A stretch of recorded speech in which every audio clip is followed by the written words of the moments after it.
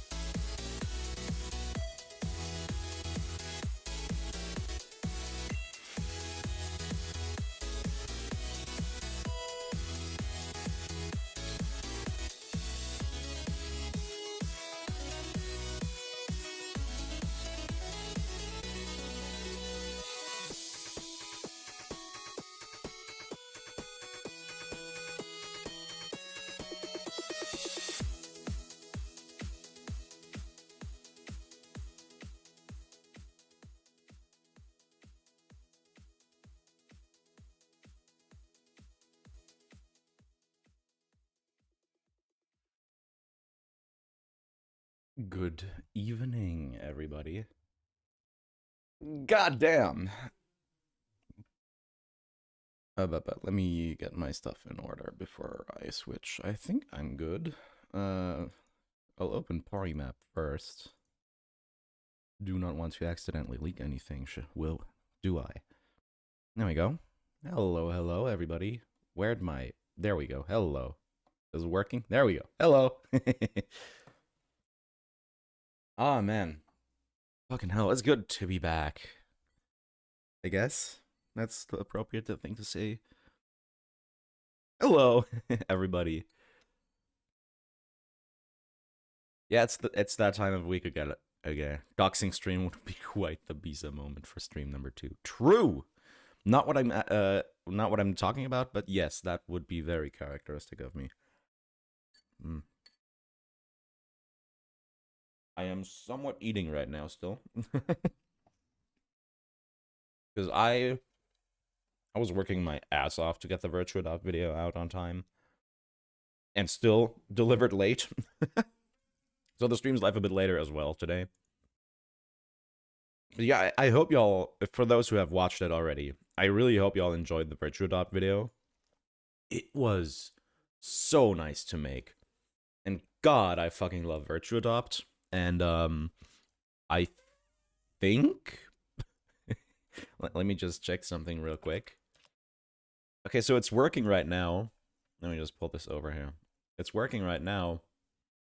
Just now I was feeding my mons. Oops, I didn't want the entire window, please. Still need to keep tabs on my stream here. How far did I go? I think here. Just just after I uploaded my video, the site started breaking for me. I was like, wait, no fucking shot. Do they have so little capacity nowadays that just a few people coming in? Oh, see? It locked up. I'm like, wait, are you did I Is the capacity so low nowadays that the handful of people checking it out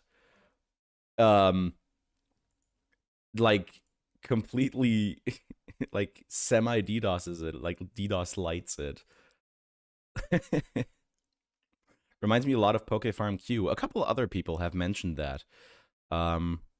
There were, like I mentioned, there were a lot of these clicker sites back in the day.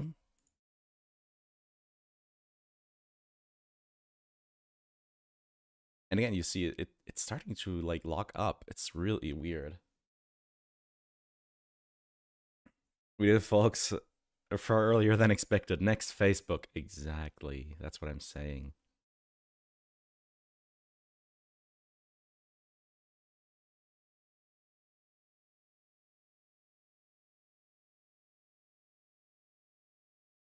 But yeah, I really enjoyed making that video. And like I said, I want to make a lot more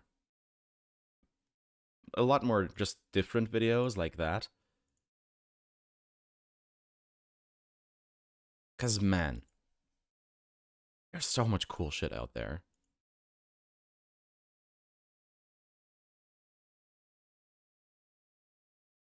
Anyways, today's agenda is, at least I want to do the... Which Emperor did I do now? I think you next. No, okay, last one, shiny one. Today's order of business is gonna be probably the western end, sorry, of Route 102 and Petalburg, and maybe Route 104, the southern part. Because I think I mentioned this last week, or definitely on Discord. I want to split these up. I want to split Route 104 up. I can show you in just a sec. In Polymap here, if you check Route 104, it's one big route from Rustborough to Petalburg, with the woods being just like a small thing in between on the map itself. So I'll be splitting these up, because the fact that they're connected like this is why this rock barrier here exists. As you can see, the border tiles are just trees, not ocean. But a big part is that I want to remove most of the rocks, so on like sea routes. So this doesn't fly. Which means I, for one, need to split these up, and second, depending on like how I want to do the size and work things out with like this part of shore right here, I might have to... I've always found it weird how they made both sides the same route. Not necessarily. I understand having one connected route with a dungeon in the middle. I think that's what they did with Viridian Forest 2, question mark? Isn't Viridian Forest in the middle of a route? I don't remember now. I should have... This is what I get for not knowing a lot about the Kanto games. But yeah, because we do have those border tiles, a few of those border tiles at least here, I might actually have to split up Route 104 and the beach as well. So this is going to be a lot of fun. Now, y'all may have seen the teaser I posted last week? Earlier this week. I think earlier this week. In the community tab.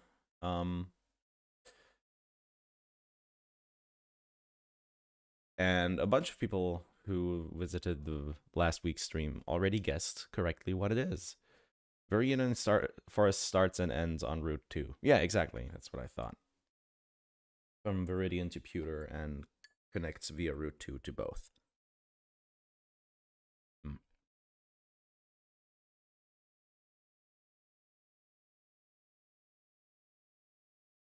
I should be putting on some music. I forgot. There we go. Let's have it come in. I hope the volume's good. It's similar to last time's. What are you going to do instead of having rocks on the sides of the water routes? Open sea. No, seriously, it's open sea. I know this is an extremely, extremely risky move in terms of game design, like a big... Oh, no, that's way too loud, actually.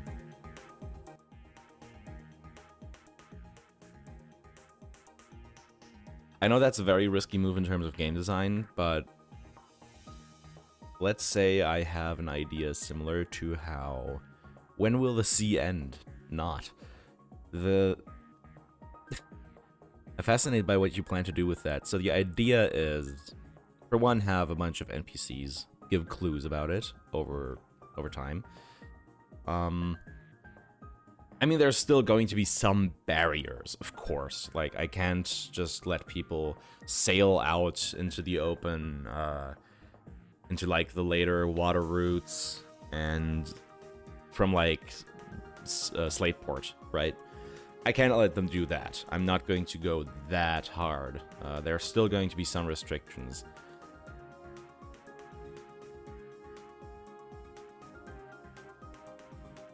Sorry, still got the coughs.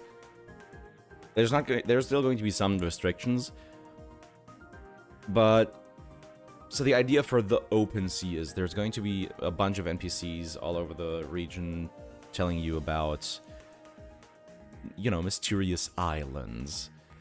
And this is kind of my version of mirage spots from Oraz, because I do like the idea in and of itself. I really didn't like that they sacrificed Mirage Island for that. So Mirage Island is staying, for those who are wondering.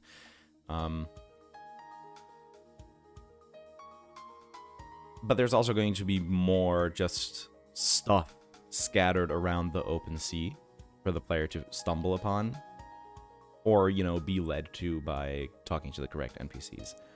That's kind of the idea. And, like, I know there's, like, a lot of worry with the whole too much water thing. That is going to be a problem, especially with the later game routes, that I do not know how to tackle quite yet. Thanks to whoever just subscribed. I genuinely don't know where those are coming from. Those alerts. So yeah, that's kind of the idea there. Let me just do a quick face check on the Virtual Adopt video, see if there's any comments.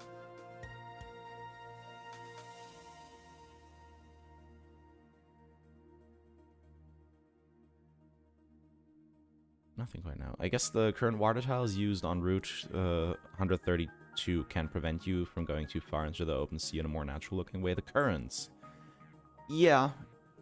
Honestly, though, I might just allow the player to surf out a not massive, but considerable distance, and then just not let them, like, continue on.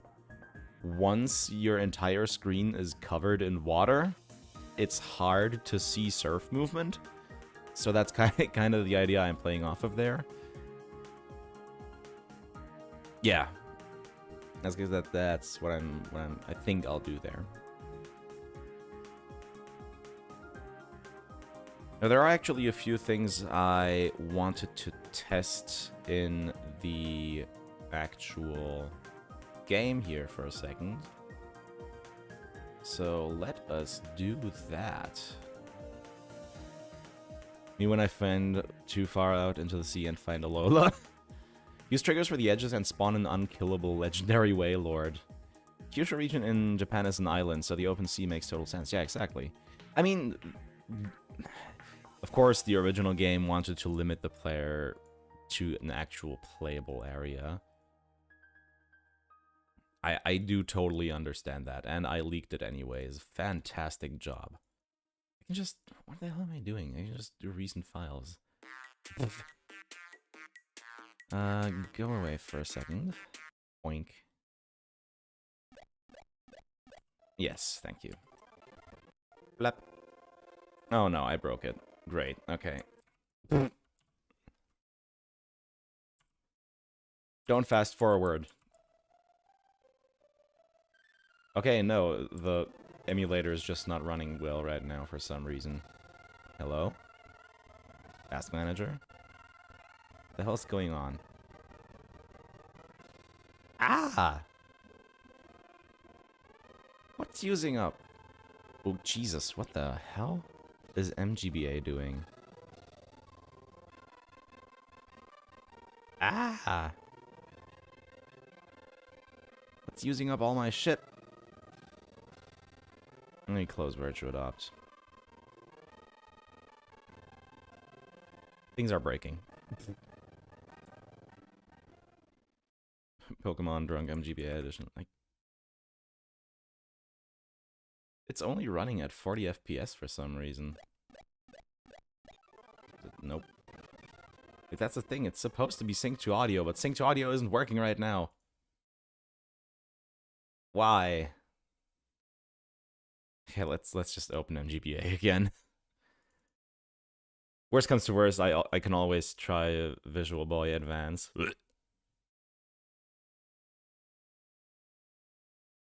Could you use something like a trigger that makes a thing come up that says your Pokemon refuses to continue further for some reason? I could do something like that too. Would have to be a lot of fucking scripts. I mean, I can just reuse the same script over and over, but yeah, you could do that. Yeah, see, now it works. It's so wacky sometimes. So I did want to check something over here. Oops, yeah, I forgot I didn't fight these guys. Okay, cool. Let's fight these guys. You're the second Bulbasaur. Yeah, you're the second Bulbasaur branded channel to make a Pokemon fan remake. Smith Plays Pokemon didn't release his too long ago. Yeah, I saw. People mentioned it last time as well. I have not yet replaced the sprite work. That is fine. I think it would technically be more efficient to make a map and use the on transition feature instead of placing all those triggers. Yeah, actually, probably.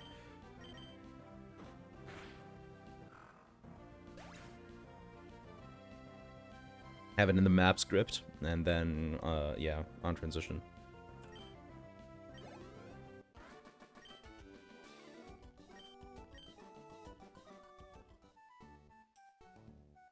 Let's weave around here because I think I still have wild Pokemon disabled. If not, okay, I don't. Fantastic. What a weird Poochyena. Yeah. That Poochie sprite looked different. Yeah, the Wurmple sprite looks different too. The Mudkip sprite looks different too. These are Gen 5 based sprites. Because, I don't know, ask the people behind Poke Emerald expansion. I don't know why.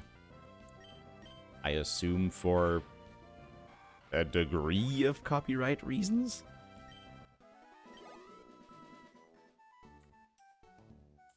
Or a variety of copyright reasons, rather. Because I want to... Oh, I already grabbed those berries? Did I already grab those berries? Yes. Well, no reason to go down here, then. God damn it. Okay, let's just speed through this. Sorry, but I had to. So what I want to check is if the berry patches over here work without needing a previously assigned... They don't. Okay, so they need a previously assigned berry to work. That's fantastic to know.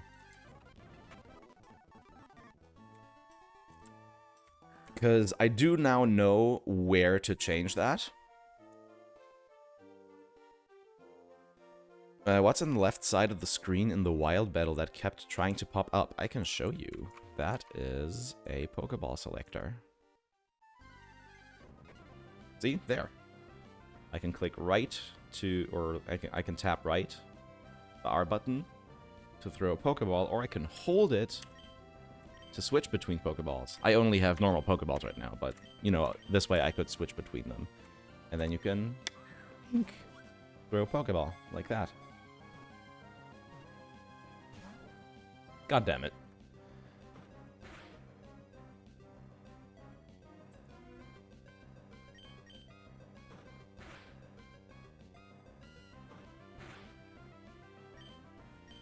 It's just a Poke Emerald expansion feature. Nothing I myself did or something.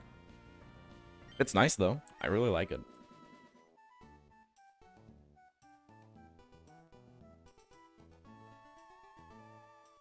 Yeah, I'm not a big fan of the Gen 5 sprites here.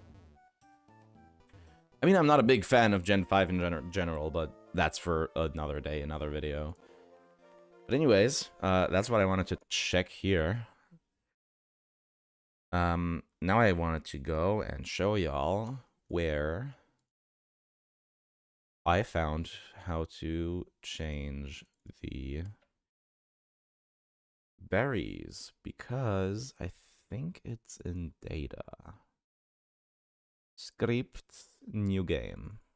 Yeah, so here you see event script, reset all berries, and then you have the map name, set berry tree as the command, and then you get to set the names,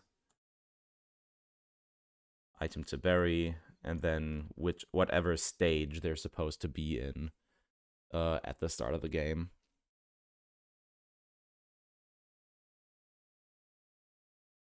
I didn't know you could cycle through by holding it down. So much time wasted in Inclement Emerald. I haven't played Inclement Emerald. Not sure if anyone has asked, but does it say Bisa on your head? Yes, it does. No, it say Asa. No, it does say Bisa. Let me just show you guys into the depths of my incredibly messy YouTube folders. Where do I have it even? Do I still have the old Bulbasaur here? The old Dirt Bisas? So these are all my Dirt Bisas. These are all the different expressions. And I could make more. I actually do want to make more, each of which, like, more in the sense of, like, with one arm lifted on each side instead of both arms. It's a lot that I would have to do, so. But this guy this is what Dirt Bisa used to look like. And wow, that's small.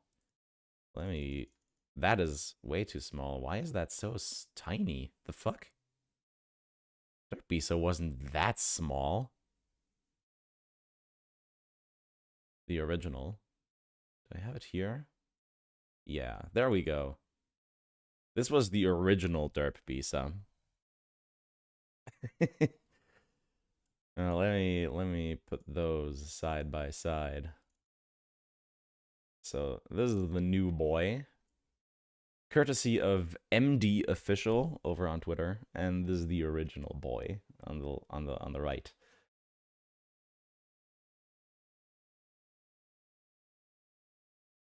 Oops, sorry about that. There we go.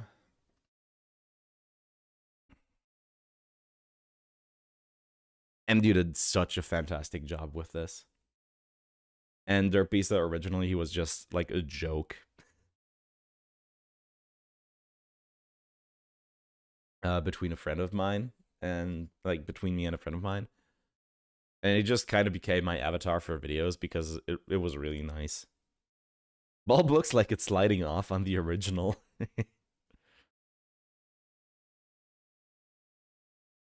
Yeah, welcome to my mess of folders. This is how I work. Damn, yeah, I live in this shit. I live like this. But hey, my video folders are somewhat orderly, right? Boonk. There's all the Virtue Adopts I used in the Virtue Adopt video. And I stitched them together into images like this to use them easily in the video. Dude, I love the keepers. They're such good designs. I wish I had them from the start. And they're really hard to get to.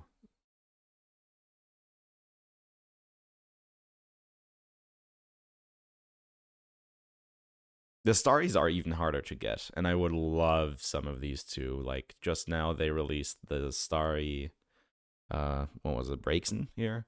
I really want them. I want to put those designs in my mouth. The Keepers?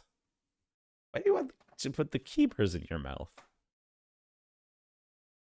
Like, for the Gem Hoenn starters here, like, I could sort of understand them, like, looking kind of like rock candy, but what? The Keepers! Why would you want to put this majestic dragon in your mouth?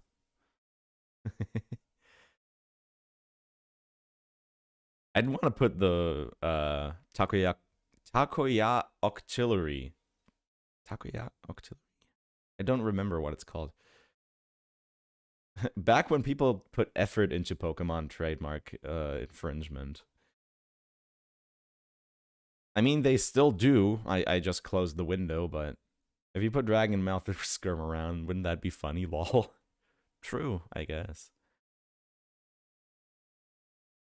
You can actually kind of see how rough the early designs were on Virtue Adopt with the Regis here. Like, specifically, the Regis are really rough. Man, I love Virtue Adopt. It is a good game. Anyways, let us stop messing around and start actually working on the ROM hack. Also, yeah, so this is something I found out. I posted about this on the Discord server. Members were able to join it early. I think I'll open it with next week's devlog, which is going to be an update on the progress we've done in these streams. But you can actually export map time-lapse images. You can actually, like, Porimap saves the entire edit history during every session. So you can make a time lapse out of all the changes you've done during a session to a map into a GIF. So that's what this is.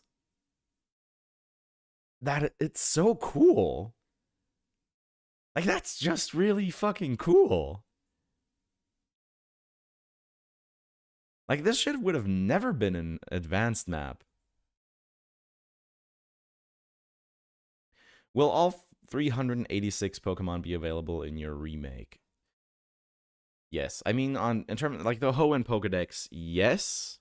I'm not sure how much of the Kanto and Johto decks, so, and, you know, future generations as well. So, TLDR, yes, but the national deck, or like all the Hoenn Pokemon are going to be available, but the national dex is going to be entirely custom.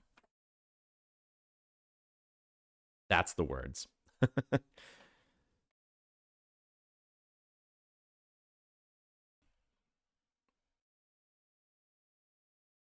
Now, what was I saying? Right, today I want to do Route 103. Which is going to be interesting. I'll just have to extend it up a bunch so it doesn't collide with Oldale here, as you can see. Guessing one thing you'll be doing near the end, changing the sprites. Yeah. Are there any Pokemon from the later gens that you want to add? Yes, I mentioned this last week already, but one in particular that comes to mind that I've mentioned last week already is Delmise. Like, we have an abandoned ship here, and we have a goddamn sunken anchor Pokemon. It would be criminal not to put Delmise into this game, right? Also, we talked about it a lot last time. Background Pokemon is what I call them. Like, in particular, Lumineon and Finneon were specific examples we brought up. Hoenn has its own background fish Pokemon in Love Disc, but I want to keep or have Lumineon and Finneon around as well. I really like them. Roserade has to be there, for example. Yeah, I mean, that's just an evolution. A later evolution of a Hoenn Mon. Those are going to be here, like, no question.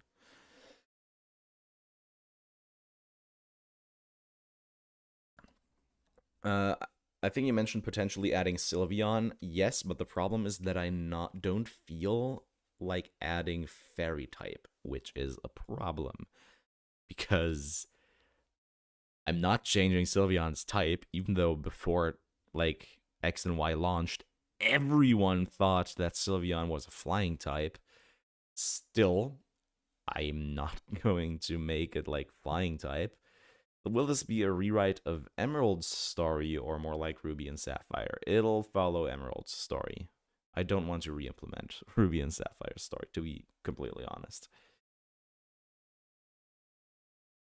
Let me finish eating here in just a sec. Let me put the music back on. I haven't had music playing for this entire, like, past, like, it's been 40 minutes, so like maybe 20 minutes. I haven't had music playing. Give me a second here.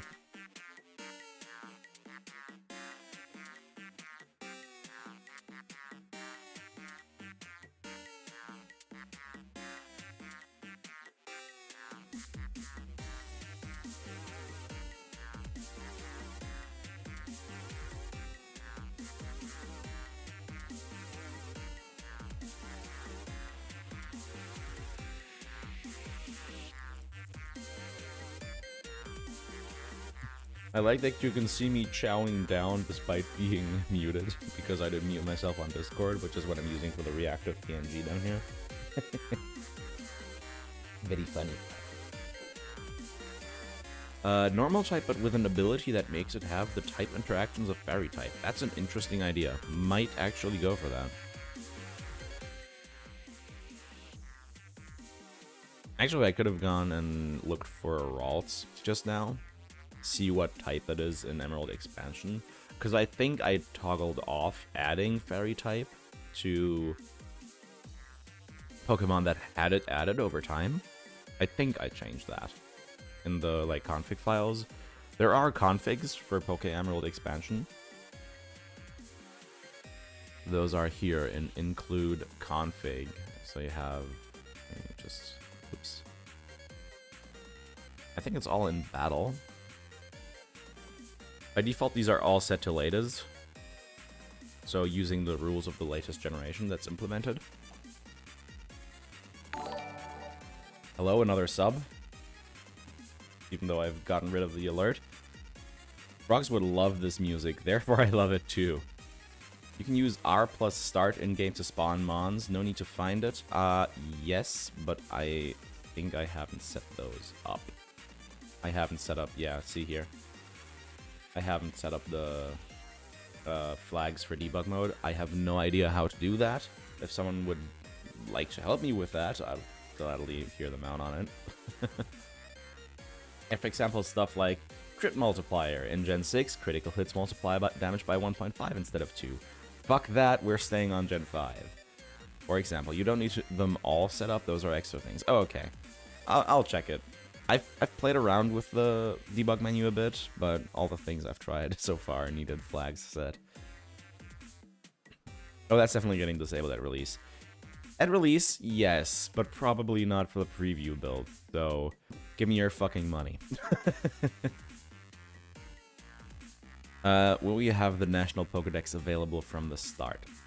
Probably not, but you... I might make it so you can find Pokemon from it before you have it. I mean, that's... Does that make sense?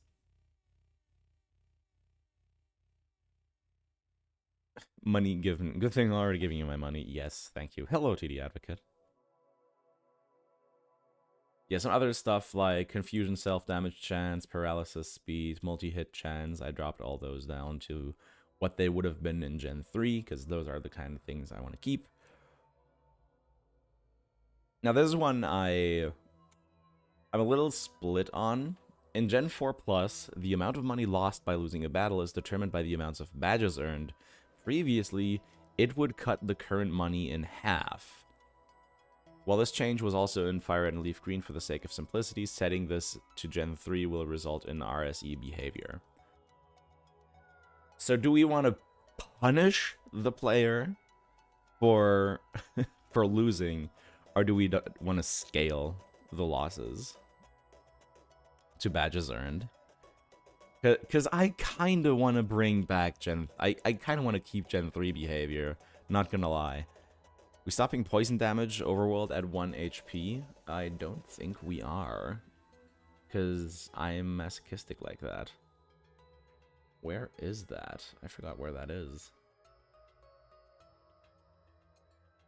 I think I remember seeing the setting, but I don't remember it.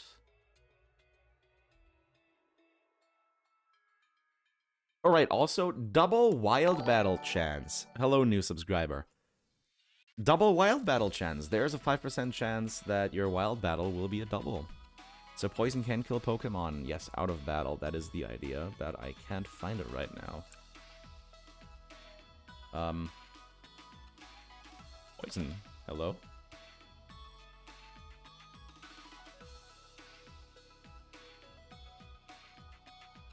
Toxic, synchronized toxic. It's probably in a different one of the files. Probably in Overworld. Yeah. Overworld poison damage. Gen 3.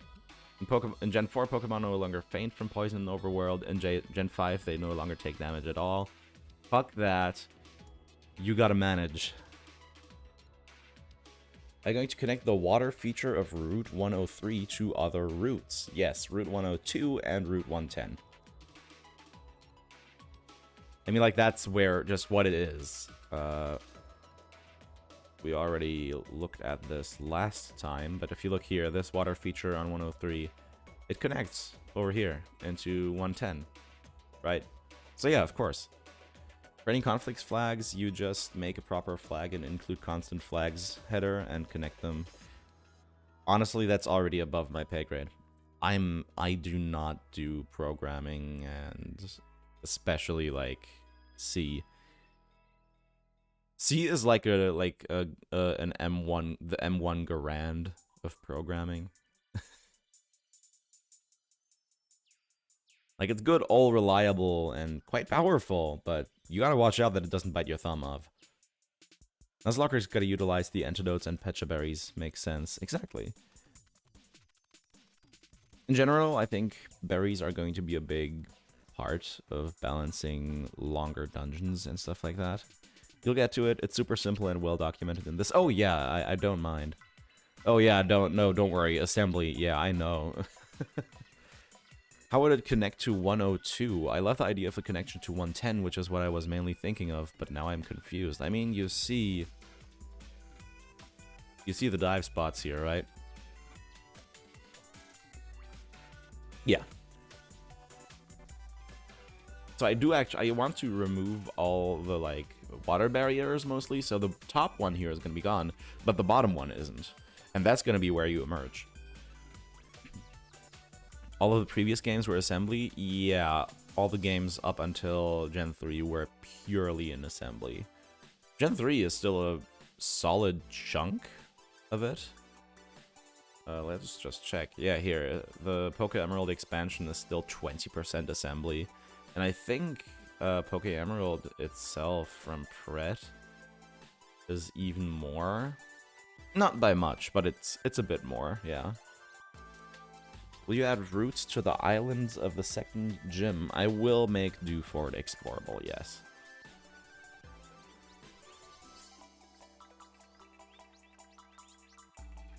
Close that. Don't need that.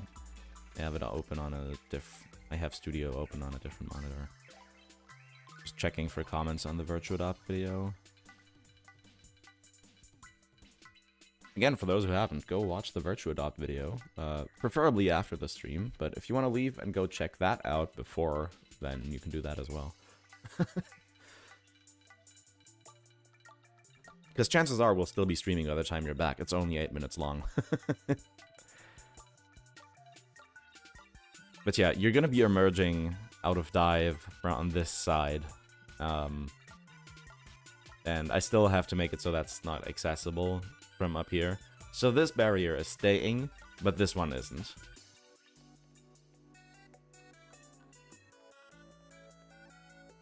That being said, let me actually get rid of these, since we're already at it. These can just go. I don't want to expand the water feature itself, because it's already quite big. And might be... I just don't want to, like, completely overload the player with water right from the get-go. I do have some ideas for this bit as well. I can show you again in a second here. This might be too much, but can you add a new river map from 103 to 110? I assume it would be a big map, so a lot of encounters would come with the risk to traverse it. Instead, I'm sure you can find more features to add to it. That is the plan. Up here is going to be like a separate river, like Mauville River or something. Not sure of the name yet, but like something like that. Yeah, you see, if you surf out into the middle of this, you already have pretty much a full screen of water. I'm not sure if you need much more here. All right.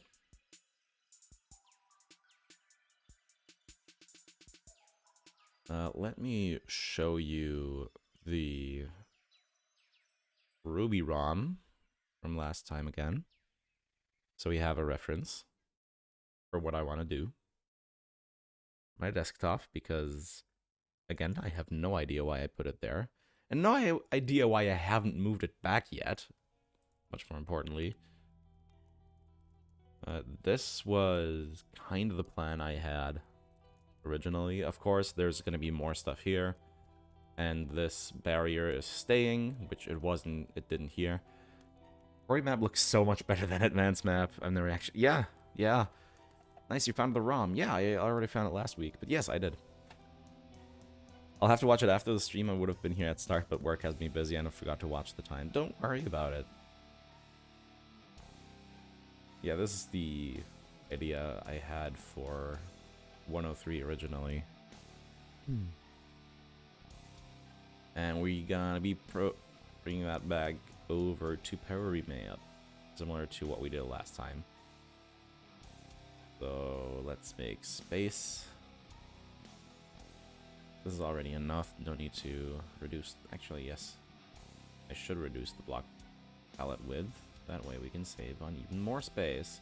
We'll be doing the eastern half, western half. God damn it! First now. The map is 95 tiles wide and 40 tiles tall, which is about, like, what, twice as large? Right around.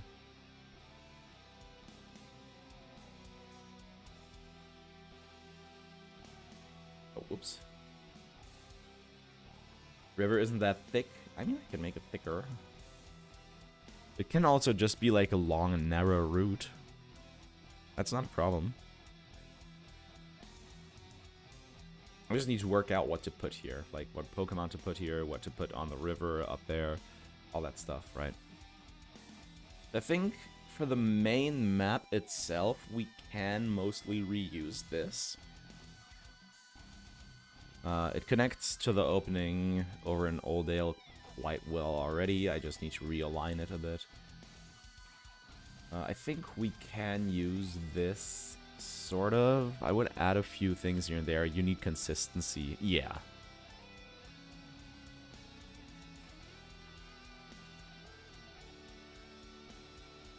You know, I added the little lake slash pond up here from the intro, similar to how Oraz did it, which is also why there is a secret base tree here. It's kind of a stand-in for the, like, the branch reaching over into it, right? I didn't want to make a custom tile for it. I think it looks cute like this. I like it. Anyways, let us just copy this for now. Hello? Hello. Thank you. And purity. Look at that. That's a lot. That's a lot of space. And the offset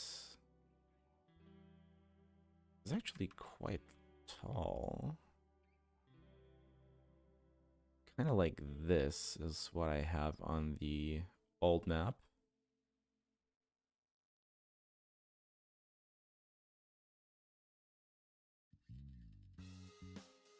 Now the problem, how long is the view range again?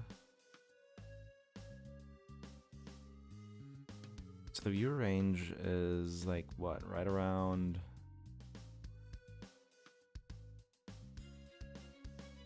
7 tiles horizontally and 4.5 tiles vertically. It shouldn't be too bad. The thing is, I have to keep the border away by 4.5 tiles at the bottom, because the border tiles are going to have to be the large trees, and I have this thicket of the small trees on this side of the route, which I'll have to work with. So I have to keep the entire vertical of that the player can see the screen clear over here, so it doesn't start. They don't start seeing all of these trees down here. You should be able to have a thick river if you place rocks in occasion throughout the map. Would show that the... Don't worry about it. Back from watching the Virtue Adopt video. Welcome back. I hope you enjoyed it. Monsieur should be the same on the new river map. Yeah, but, like, I might change the water encounters on 103 as well.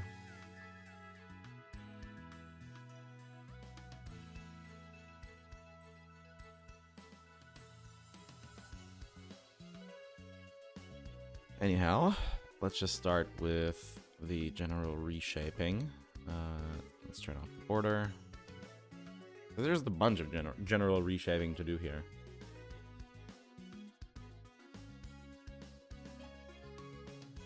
I kind of want to start with the riverbank, but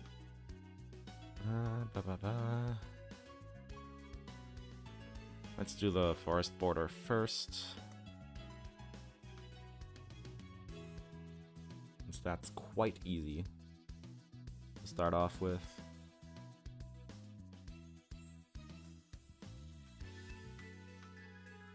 These two need to go. Then I think it's a break now.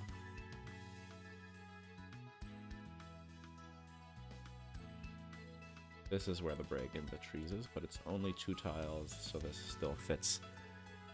The river has more rapid waters. Islands tend to be more vertical than horizontal. That will help it a lot. Yeah, I might add I might even add like a small sandbank into it or something like that. More than a river, it's an inlet. Since it's connected to the ocean, could be interesting to consider making encounters mix between saltwater-based Pokemon and freshwater-based, which is rarely a thing, but I mean for inspiration. It is an inlet, but I'm actually like changing it a bit. It is actually a river in this version. Got something to do with the Route 102 shenanigans. We've already discussed it in last week's stream, so I don't know why I'm being all secretive about it, but I just don't want to spoil shit. Because again, I'm planning to, as soon as possible, release a playable build for channel members.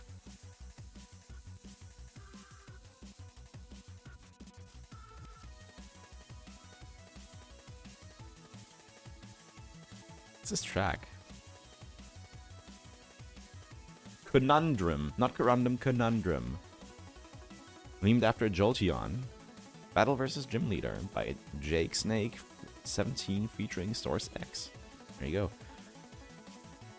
I guess I should enable YouTube app notifications so I don't miss streams like last week. Don't worry about it. Thing with inlets is that the salt freshwater is closer to the sea than inland. That would appear around Route 110, not so close to Route 103. Yeah, it would be closer to Route 110. Yeah. And it is freshwater that's coming from this spring, right? But yes, there would be mixing like around Route 110, which I think there already is. Question mark. I'll have to check that. I don't know what are the wild encounters on 110. Okay, so this part stays mostly the same. I just reshape it a bit.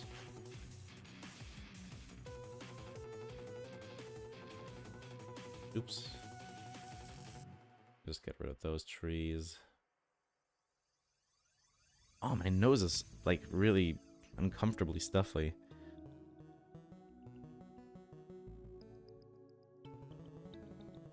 Zigzagoon, Wingull, Wurmple, and Poochyena if I'm wrong.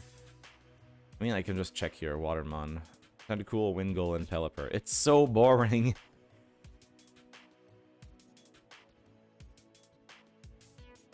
But yes, the land wild encounters are Poochyena, Wingull, and Zigzagoon. I don't know how it is the case of Kyushu, but fair enough. I would have to check what like feature in Kyushu this particularly is based on. I mean, we can We can, like, check if there's, like, an analog in Kyushu. There is around Nagasaki. I mean, it's what the shape is based on. So, I mean, let's check. Look at Wikipedia. Hello. I'm not gonna donate. Thank you. Like, what is that bay? Do we not have geography? Oh, we have to check the... Okay. Boop, boop, boop. Yeah, let's... I think it's gonna be Nagasaki Prefecture as well, right? Borders Saga on the east and is otherwise surrounded by water. Ariake Bay? That's what it is, yeah, here. The Ariake Sea is a body of salt water surrounded by Fukuoka Saga and Nagasaki and Kumamoto. Oh, okay. Just got here. Have I missed much? No, we're still, like, we're doing a bunch of design talk. Shellos in the water of 103. Thank you for reminding me that I need to put Shellos in this game. That's a Hoenn that didn't make it into Gen 3. Yes. I need... No. That's the thing. That one XLL guy. Shellos is Gen 3. Shellos was meant to be a Hoenn, but didn't make it into the game, and was then moved over into Gen 4. Which is also exactly... Again, thank you, PokeWiki. Why the Eastern form is much more blue than the Western form. Because that's how Hoenn works. You should add the beta Shellos in rather than the final one. Yeah, but the split still works really well.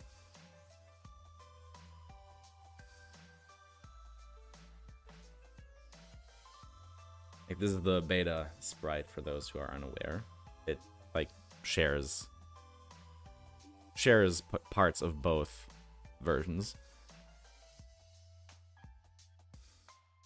But yes, Shellos were already planned for Gen 3. Will you add mons like Probopass or Gallade? Yes, later evolutions are being added. Isahaya Bay is a branch of the Oh! Oh! Hold the fucking phone!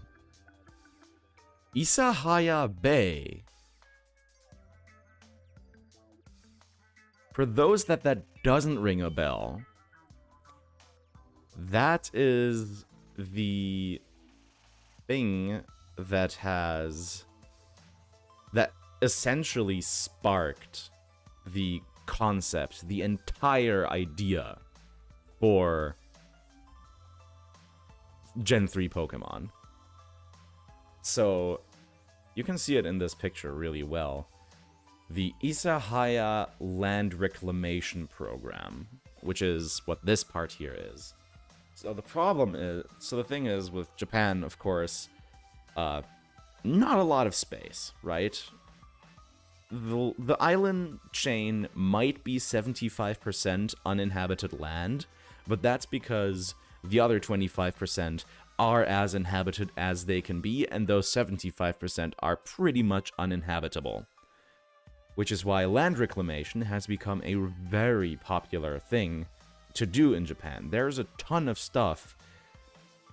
I think it's even one of the Tokyo airports is built on reclaimed land, and is actually sinking back into the ocean, like at a very slow rate of, like, I think a few millimeters or centimeters each year, and needs to be stocked up again to literally stay afloat.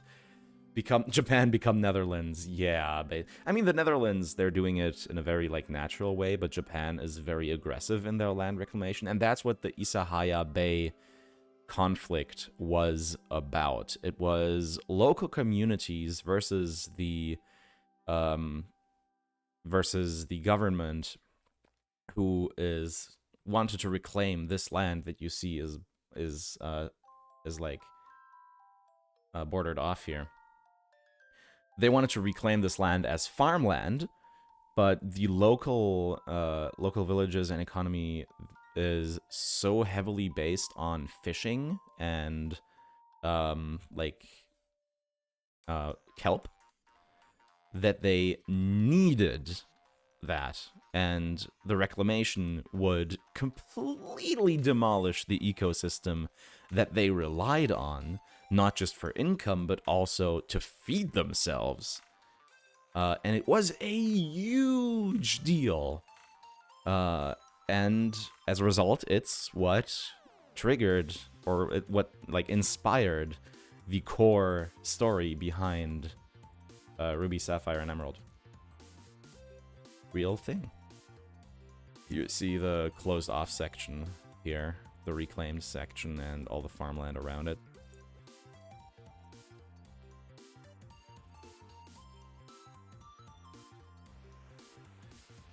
You can do those with the topic of conflict of Team Aqua and Magma, and it can also do with the development of the region. I mean, that's kind of the idea, but I don't want to, like... I don't want to, like, fill up this little area here. But, like, this basically is the Isahaya Bay area. God, that's so fucking interesting, though. I didn't know it was it was in Kyushu. I genuinely didn't.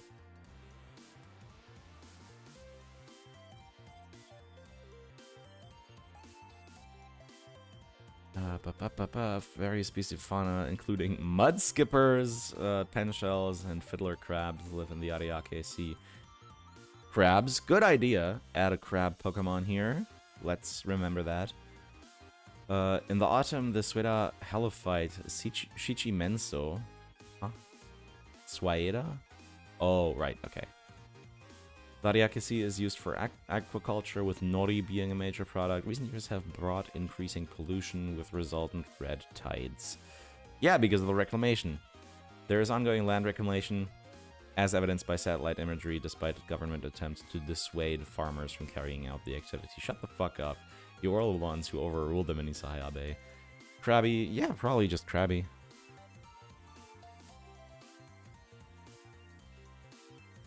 Interesting, though. I genuinely didn't know that that's where this is. But, like, if we look at the region map editor...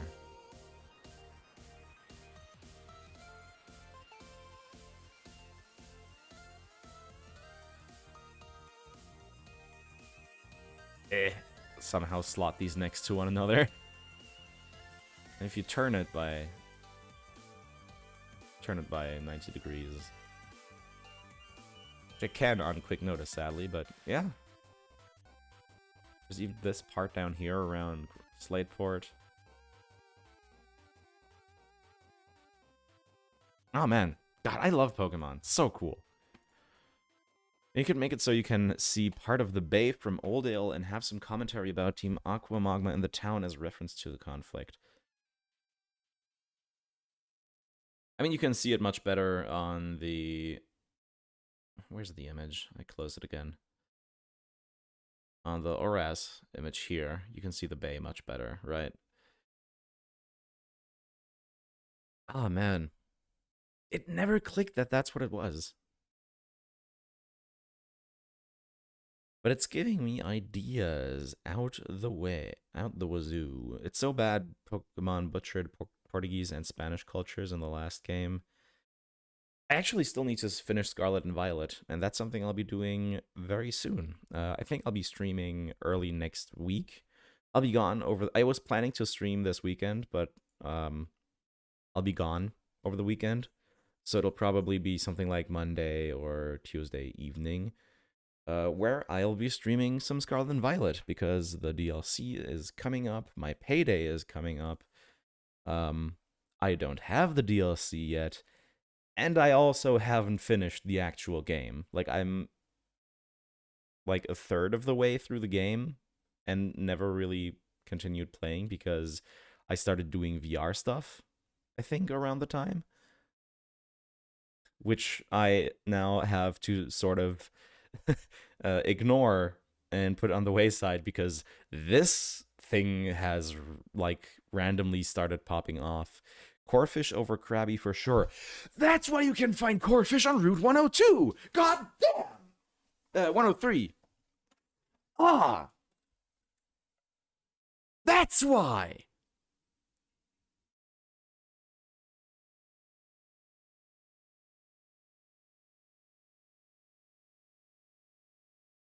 Yeah! Fuck! Ah!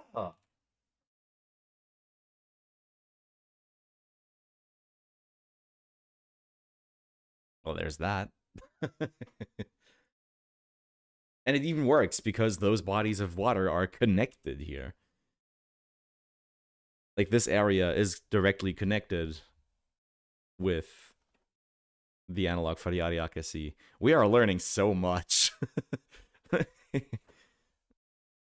I'm not getting brain blasted. I just love finding out all these connections. It's so cool. I love Pokemon. Have I mentioned that I love Pokemon yet? Because, God, I fucking love Pokemon. Anyways. Let's keep working on the map. Because that's what we're here to do.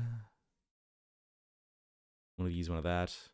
Also, by the way, like, if anyone's interested in any type of VR stuff, I might even do some VR streams here or there. I could do those on Twitch, but I kind of want to get away from Twitch in terms of streaming. I'm not a big fan of a lot of the stuff they've been doing recently, so yeah, probably not gonna be streaming on Twitch anymore. But I also don't want to put stuff on this channel that has not much to do with Pokemon. So like VR streams, I don't know. It's like, you guys keep giving me ideas. I'm glad you're giving them away for free. Yeah. I don't think I learned so much about Japanese history today. I mean, we can keep going. I do want to like do a lot more, go a lot closer to like the inspirations for these places where the game isn't already there, apparently.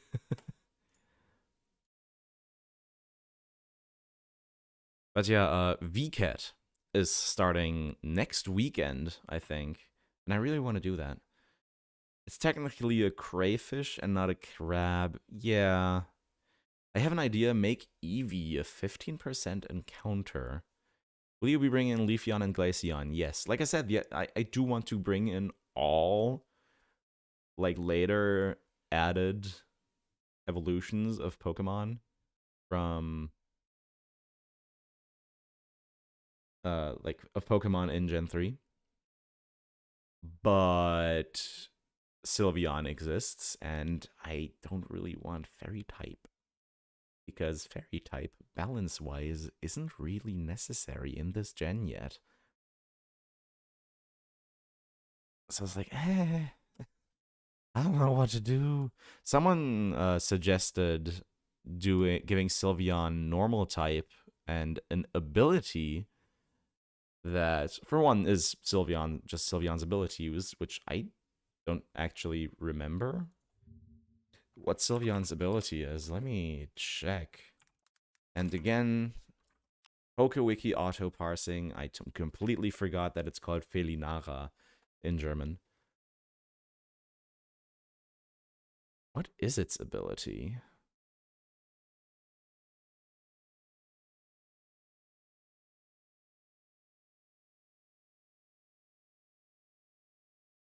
I do not remember.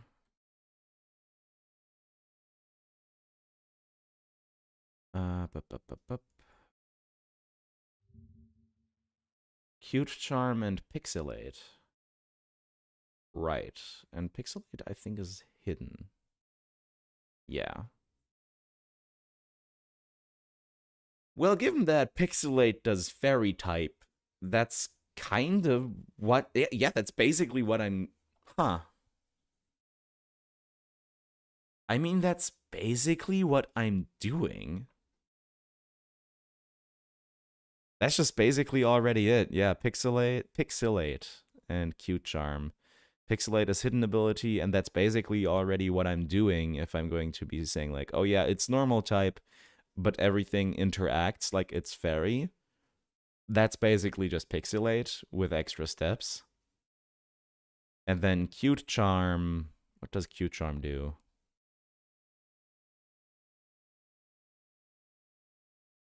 30% to charm status. Oh. Mixing that with the, like, changed version of pixelate might be a bit strong. I don't know. We'll have to see. But I like the idea. Like, but principally, I like the idea.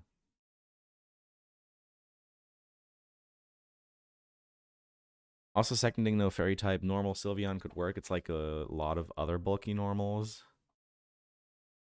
You pretty much just have the fairy type in the back end and keep pixelate the way it is, but give it 50% extra damage to emulate stab. Yeah.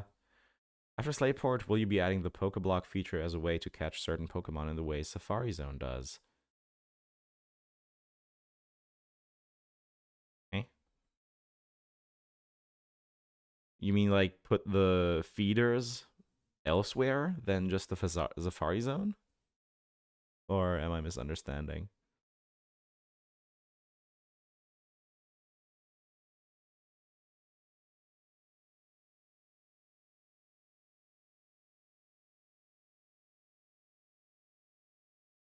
Also, I wanted to start music again. Let's start with Shazafred again. Just do the missing no tracks again.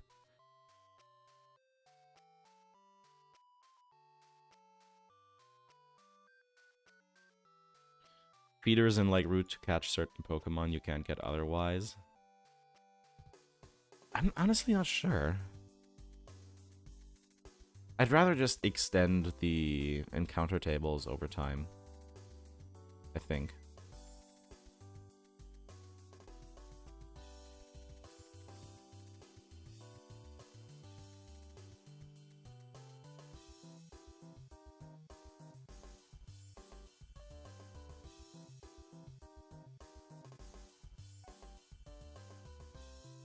Oh, like how you can put honey on trees in Gen 4.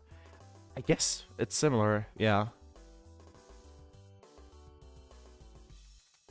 That's actually quite similar, yeah, now that I think about it. Interesting, huh.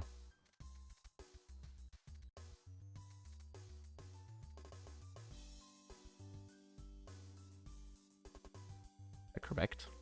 No, it's not.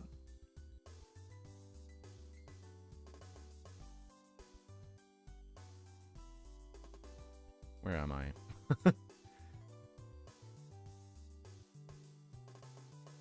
So that part's already done. There we go. I've got it.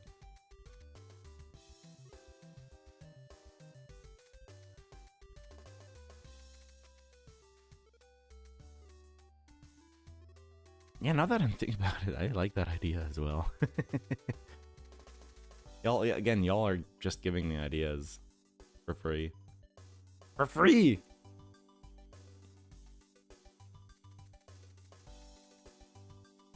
I just need to, like, pull this over a bit. I think, like, 1 by 1 tree. Right click, please. My mouse is very broken. Yeah, so that there's space for the extra cliff. Wow, free idea, what a bargain. Again, I'm not complaining.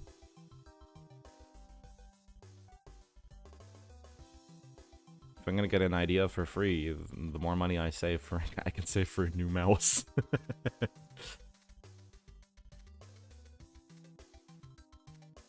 Pokeblock feeder, yeah. Could be a way how Wally gets a Ralts. Huh. Like, again, I'm not sure. I think I like the narrative idea that a Ralts walked out. Like, just wandered out of Petalburg clearing because it sensed Wally and sensed like that connection. Which like that's the entire Gardevoir lines thing, right? Or Ralt's line thing. I really like that narrative idea. Wally has them good vibes, yeah, exactly. Wally's just the chosen one. I mean, of course, on one side, it's an excuse for me to not have to rewrite the script. Yes, absolutely. I'm still gonna have to change like the path coordinates, but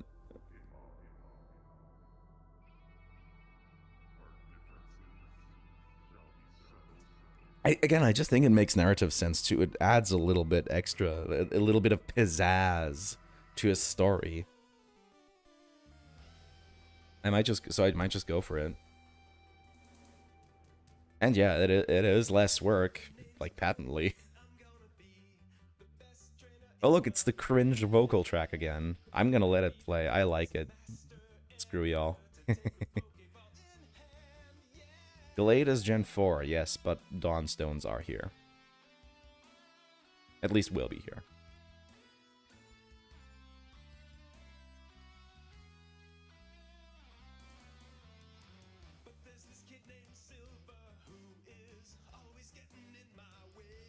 Please, I would like to remind you that this album is from 2011. It's 3. Not going to use pathing or auto pathing for this.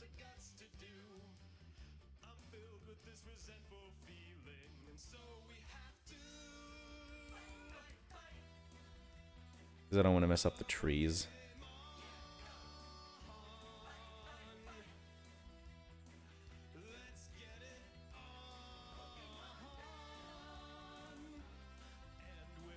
What do we got? Staircase here. I am one short. Let's put that where it's supposed to go. Like that. That's much better. And then this time actually use the shaded one. Not for both, please. There we go. Sounds very Lemon Demon. Never heard of him.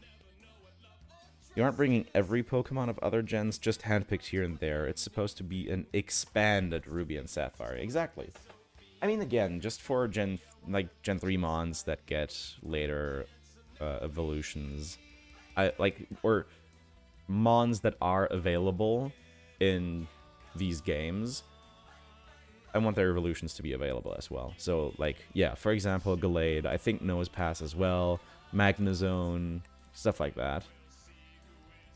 I always like the idea of Wally's Ralts being shiny. It makes the player jealous of this brand new trainer, and it's a good way to introduce shinies to people that don't know about them. I think it's really funny that Wally's encounter can actually be shiny. It won't have, like, an effect on the actual game. I just think it's really fucking funny that it can actually be shiny.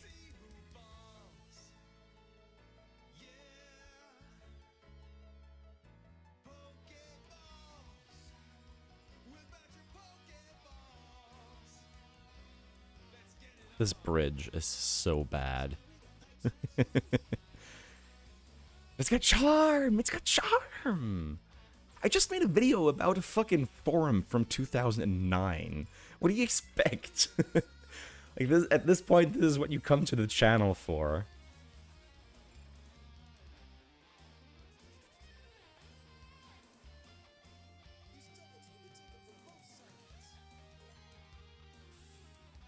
What about Lucario? I think they fit in, but maybe that's my brain feeling nostalgia for the movie. I mean, Lucario was a Gen 3 overlap mon in that sense, in the same sense that Munchlax was. And Munchlax is coming the fuck back. Because goddamn.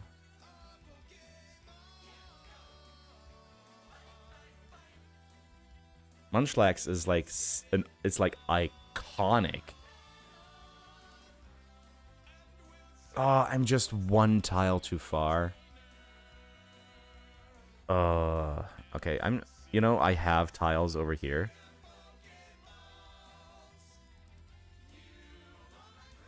So I need 2 more tiles. I can just do beep, that. I can just move it over with 2 tiles.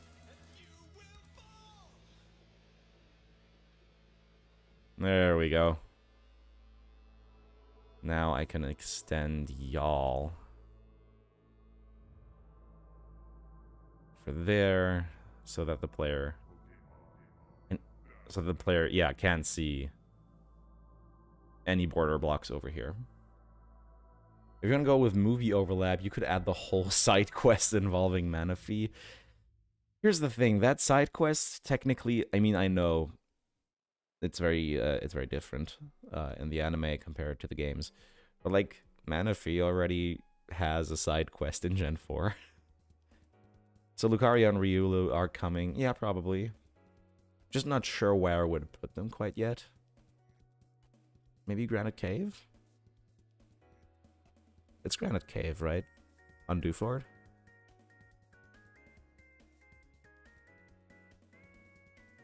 Not me blanking on trivial Pokemon knowledge again.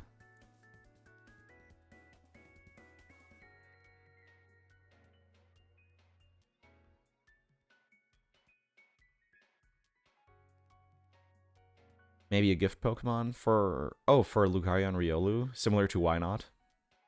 Could be an idea. I mean, that's how you get Riolu in Gen 4, right? That's how you get either of them in Gen 4. Via Riley's egg. I think. Right? That's how you get them in Gen 4, right? Sweating. Fake fan. Fake fan noises.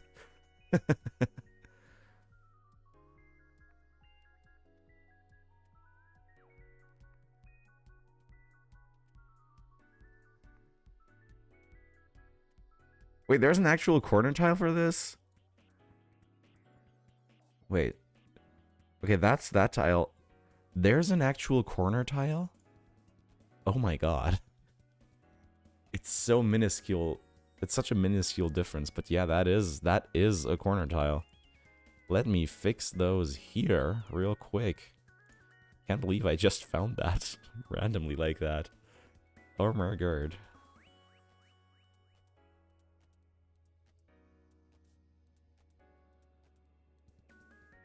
It's like 1 more brown pixel. Incredible. These are just normal though, right? Yeah, those are just the straight ones. I feel like I remember you saying that the starters will be catchable. I could be wrong. If so, where do you plan on having them located?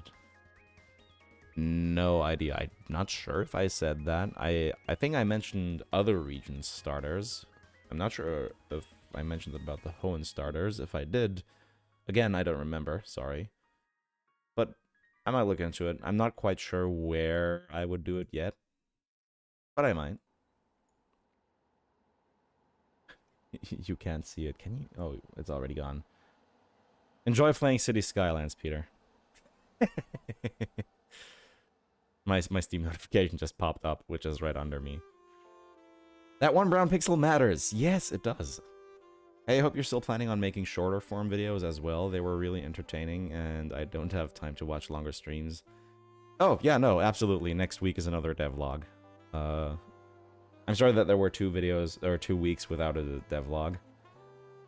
Trico 100% fits on Route 119. Oh, yeah, absolutely. I wouldn't want to put them on open routes, though. I would want to put them in the wilderness. And like maybe we already had it. It's like what was its name now again? I already forgot. Ariake, right? The Ariake Bay has mud skippers, so maybe if I have like a wilder, like a wilderness area around here, me when doxed. Bulbasaur should be a rare encounter here in Petalburg Forest.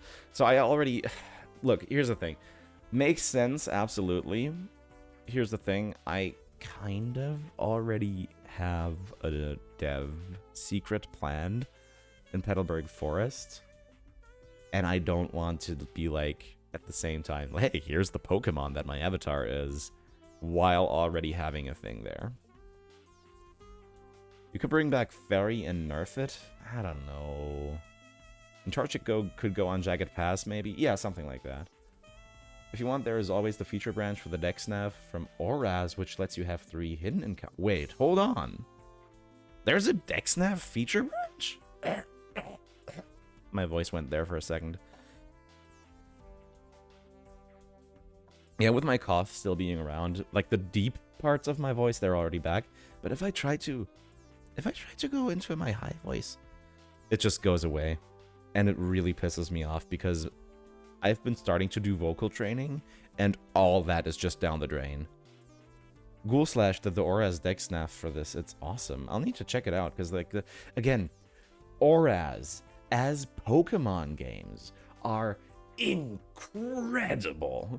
They are such good, like, fundamentally, such good Pokemon games.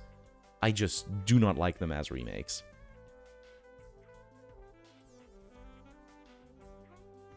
But fundamentally, as Pokemon games, they're incredible. And go do some coding work myself. Have a good one. I'm probably not going to go for another 9 hours, but hey, maybe you can join in later again. Who knows?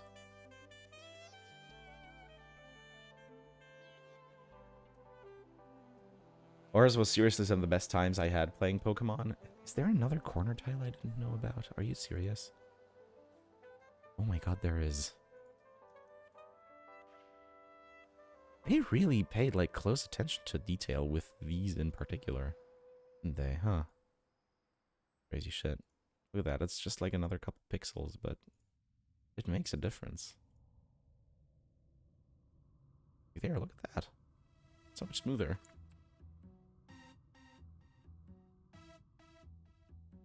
If you're not doing 9 hours, then maybe 10. Yeah, exactly. No, I do have to get up relatively early tomorrow, and it's already like 9:30 p.m. So I'll go until like maybe 3 a.m. Which would still be 6.5 hours, so... I don't want these to be completely over long, because I know people have, like, life. I love how we keep finding random corner tiles, right? And then I know for a fact that there are no corner tiles for paths. There aren't. There just are not. If you scroll in here, you can see the paths. Those are just full path tiles. But if you go into the, like, actual paths in the game, they don't have inner corners. They just don't.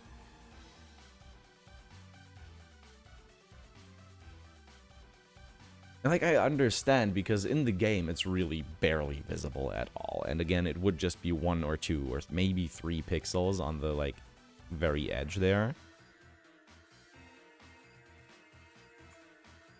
But, like, so many, basically every single, like, fan-made tile set that I've ever worked with in, like, quote-unquote artistic mapping, they've always had inners. Maybe I can actually find one of those tile sets really quick. I kicked a Dropbox off my PC, but I think I archived that stuff. I think. Yes. Oh my god. These are... Oh, like, these are nostalgic for me. God damn. Look at these. Pokemon Dawn is what this one is called. And look how much stuff there's here. Like, goddamn. With all these different paths and shit. If I were to put, like, make this into a bitmap that I can actually turn into tile sets, I would. But and this is gonna be really, like, I feel like this is gonna be really unpopular. I do not like Gen 3 hacks made with Gen 4 visuals. Like the Gen 4 visual style. I don't like them.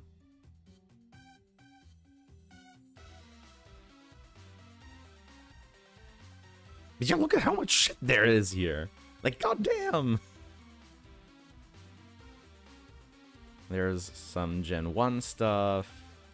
I think this is pretty much all of Gen 1 in, like, a few color variants.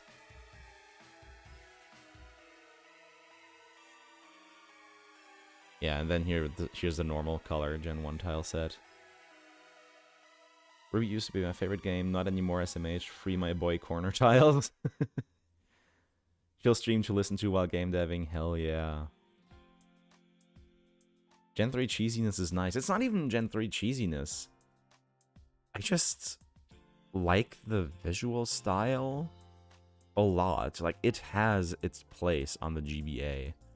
I love the Gen 4 visual style as well. Don't get me wrong. But I think it just doesn't work that well in the Gen 3 engine. But yeah, this tile set, Pokemon Dawn. I forgot who made it. I can go check really quick. I think this has half-transparent shadows as well. No, I don't need the PokeWiki. I actually need the Bisa board, which I mentioned. Which I did actually mention in the Virtua Adopt video for those who checked it out. This is my mapping thread on the Bisa board. Gen 3 to 5 are my favorite overworld sprite work. Overworld sprites I also have right here. These are all, like, a lot. Not all, but I think, again, not all. It might be all. These are a lot of the Gen 4 Heart Gold, Soul Silver, NPC overworld sprites that I also was going to use for mapping, but then just kind of didn't.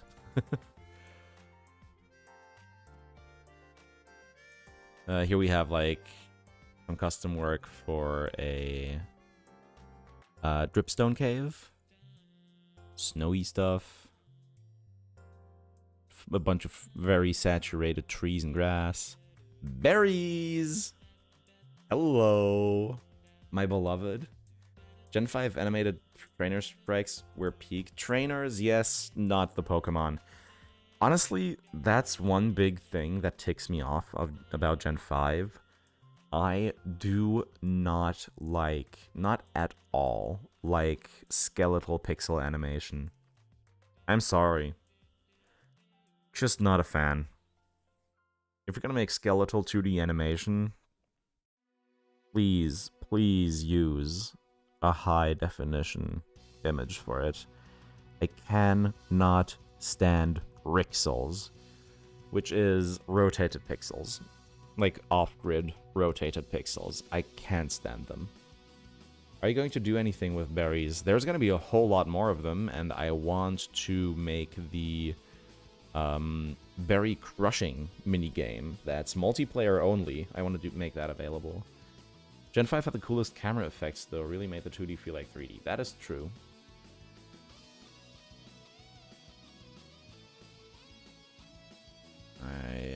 Right. Just a tree. As an object saved from the Dawn tile set over here.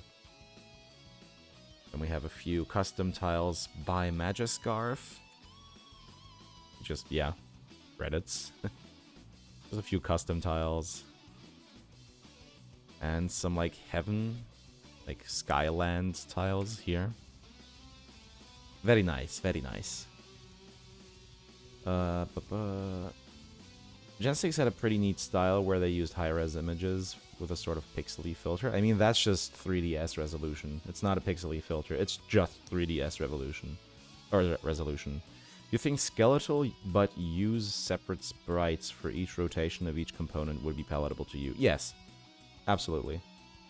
Pretty sure you can berry crush in base game, just that NPCs suck at it. No! It's actually a Union Room only, I think. Let me just check.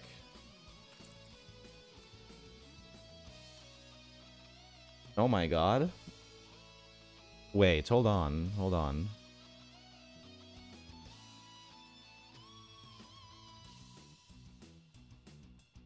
Third generation, let me just check this here with y'all.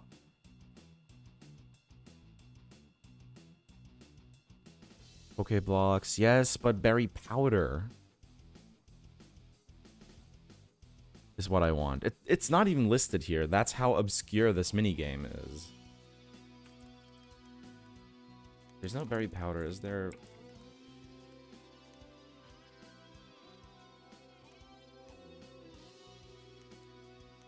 What the hell? Okay, Bulbapedia. I guess we're looking for the berry powder minigame after all. SP Berry Crush is something I want to implement. Surprisingly, nobody has done it before. Exactly!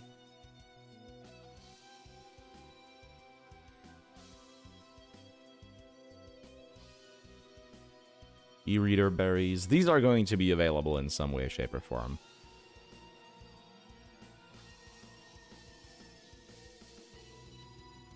Let's see.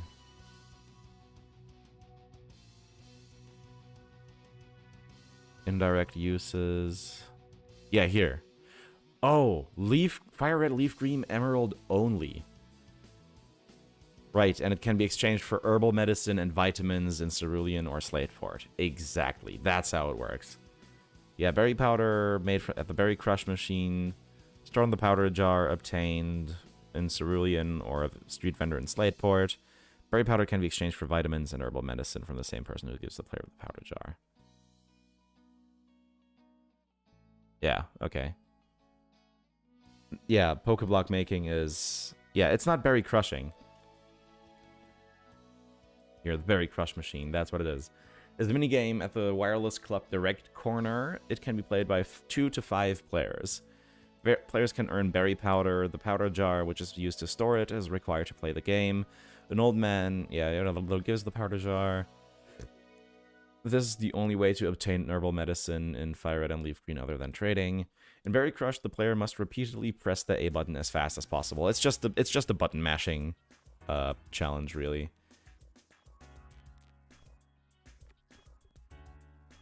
Once the top of the Berry Crush system has completely... Once the top of the system has completely descended, the minigame ends. The silkiness of the powder depends on the performance of the players in the minigame. The difficulty of the berry determines how many times the players must press A to achieve an optimal silkiness of 100%. At the end of the game, all players receive a quantity of berry powder. The amount is equal to berries... silkiness achieved, and number of players. Maximum possible yield is 18,750 units. Achieved with a 100% silkiness with 5 players using only Landsat or Starf berries. Huh. Interesting. Yeah, it's like the most don't know Pokemon skip were in the game. The fuck's a Pokemon skip?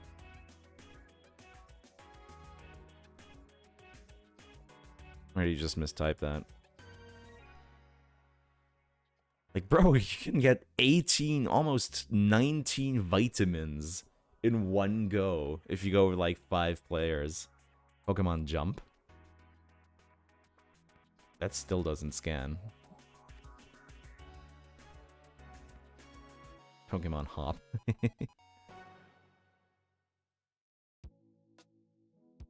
That's just Galarian How.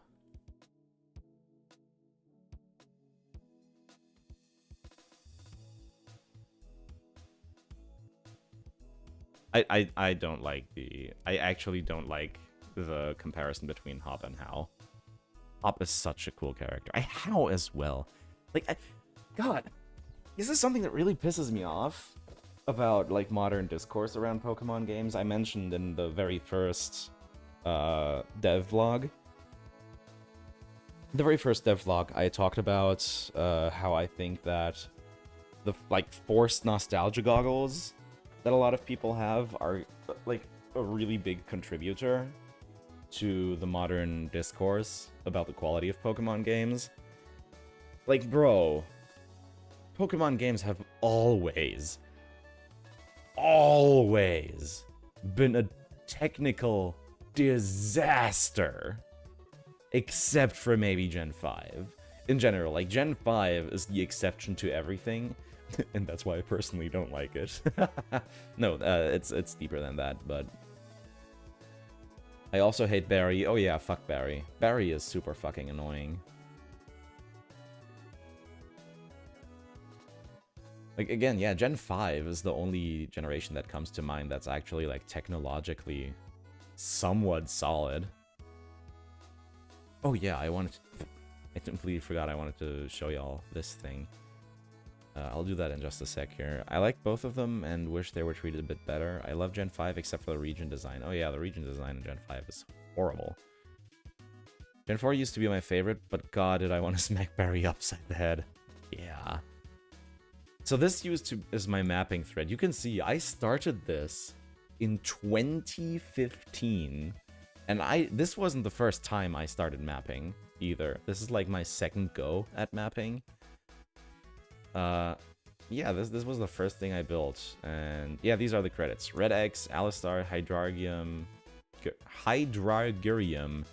Mew1993, and Lorena, who made this tile set that I used for that map, and used for most of my maps. For as many issues modern Pokemon has, I do think it's gotten much better at making characters I can actually care about. Exactly, and that's the thing. As technology has progressed, Game Freak hasn't really kept up, and they are really, like, over-challenged. Like, this isn't meant to be, like, apologism or anything. They're really, I think, over-challenged with running Pokemon as the, like, modern franchise that it is. But, god damn! They have figured out how to make a game appealing. They have somehow, like, undergone the opposite franchise evolution of Sonic, where over time they just drained the character appeal out of everything that Sonic had to offer. But, like, in Pokemon, since, like, especially Gen 7, they've been pumping it full to the brim with sheer appeal, right? There's just no reason for the stutters had they just focused on making the base game run before expanding it. Yes, again, on a technological level, I do not want to excuse the modern Pokemon games. Like, in that sense, they are trash. It's just much more apparent because, for one, billion-dollar franchise, but much more, again, it's that modern technology, you know? It's much more complex, and development itself at the same time is less hands-on nowadays. Right? So back in Gen 3, again, Gen 3 even is super fucking buggy. Gen 2 was really buggy as well. It was just really hard to encounter bugs or notice bugs as such in normal gameplay, right? But as game development itself has become more and more abstracted for the developer, and as that has become the norm for modern games, just kind of doesn't really, like, the technological side of things becomes much more apparent because designers, in particular game designers, don't engage with it anymore as much as they had to back in the day. It's lack of outsourcing, small team sizes, and time crunch. 2 to 3 years isn't enough for time for AAA games. Absolutely. Like, those things, all those things, totally valid. But I'm talking about just basic, like, design stuff here and how they're coping with the problems that modern development has compared to development back in the days of the Game Boy Advance, for example. Because there are quite a lot of differences, I think. I feel like part of the issue is them trying to stick with such a short game development time frame while trying to keep up with the hardware. And yeah, that's ultimately what it boils down to. Like, nowadays, Pokemon games run on Unreal Engine. I don't remember what I think they run on Unreal, at least, since Sword and Shield. Which, for one, the fuck? Unreal? Okay. But much more importantly, again, it abstracts game development a lot away from going down to the metal, which is what they had to do for these games, for Gen 3, Gen 4, all the way up to Gen 6, 7 even, right? BDSP was Unity at least. I think, again, that Sword and Shield and Scarlet and Violet are in Unreal, but don't quote me on that. Game Theory doesn't seem experienced enough with 3D and open world games for the ambitious level of content they want. That too, yes. And it's made worse by the tight timelines and demands for basically annual games. Yeah, but what I'm trying to get at, ultimately, is that I think a lot of the focus in this course is purely on, like, technical stuff, without really considering the basics that much, or like the actual, not the basics, without considering stuff like the actual appeal of the game, right? And I think that the appeal does. Scarlet and Violet at least aren't Unreal. Okay, then I don't remember. I thought I read that since Sword and Shield, the mainline games have been done in Unreal. I'm kind of sad when I look behind the curtain of modern games and they see so much unutilized space because they just threw stuff in an engine because they had space. Yeah, like, exactly, that's kind of what I'm saying. Is that a lot of that type of stuff is just because, again, designers don't have to be nearly as hands-on anymore. Hello, new sub. I still don't know why that keeps happening. The alert's just broken. I think Game Freak used their own engine. I know they do. Oh yeah, the 3DS games. I mean everything until the 3DS games at the very least was on their own engine. But I don't know what it's been since then. I was checking out a simple mobile game in Unity and they just render an entire 3D world for a 2D plane. Oh no, that's just how Unity works. That's literally just how Unity works. Unity only does 3D. Even 2D is just a camera pointed at a 2D plane in a 3D space. That's just how Unity works. Personally, I liked X and Y. They were goofy but cute and made nice use of 3D effect in a select few places rather than trying to be go as big as possible, and I think that worked for them. Yeah, again, I think... Oops, sorry, knocked my mic. I think X and Y were where that, like, appeal era of Pokemon started. But... I didn't like Gen 6.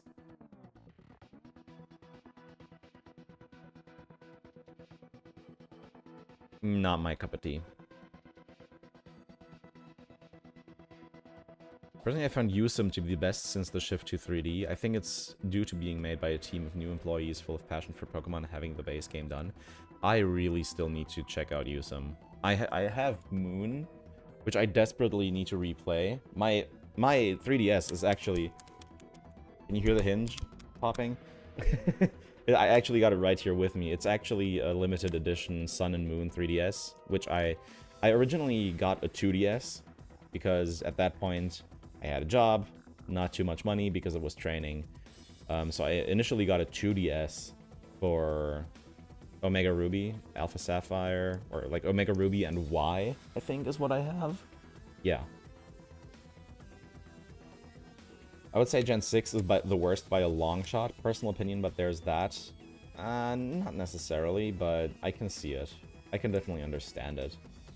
Gen 6 is also when they started adding... Yeah, exactly, that's why I'm saying it's kind of the appeal era where it started. And this is something that I think is like a big part of the whole era concept that I also mentioned in my first video, right? Technically, I think that was Gen 5 with the triple battles. Triple and rotation battles were also in Gen 6, and thus do not count as a generational gimmick. I think they were in Gen 7 as well. At least triple battles. I think. Don't quote me on that. But yeah, triple and rotation battles were not a generational exclusive. I don't like Gen 7 much because I found Lily really annoying. That's just you being wrong, but okay. No, it's fine, don't worry. I mean, everyone's entitled to their own opinions. Like, as much as, like... I can't talk shit about people when I'm the guy saying, hey, fuck Gen 5, right? Lily was so fucking cool. I loved Lily as a character. Love Gen 6 because it almost clawed its way back from the stupidity of Gen 5 and the sequels that were practically the same game. I don't know how a sequel held a large portion of the game's story. I would call Black and White 2 basically the same game. In the same sense that Yusum aren't the same games as Sun and Moon. Even though that is much more close to the, like, classic extended version than what we got with Gen 6. We're both entitled to our wrong opinions. Everyone's got some wrong opinions, that's fine. When they started Gen 6, that was the first time they started doing a single global release date. That was a major deal, yeah. Yeah. I'm not sure if it's about cut content to meet the deadline, but it definitely was a big thing. I mean, it was a big, I remember the incredible hype in the run-up to Gen 6. Also, it's just...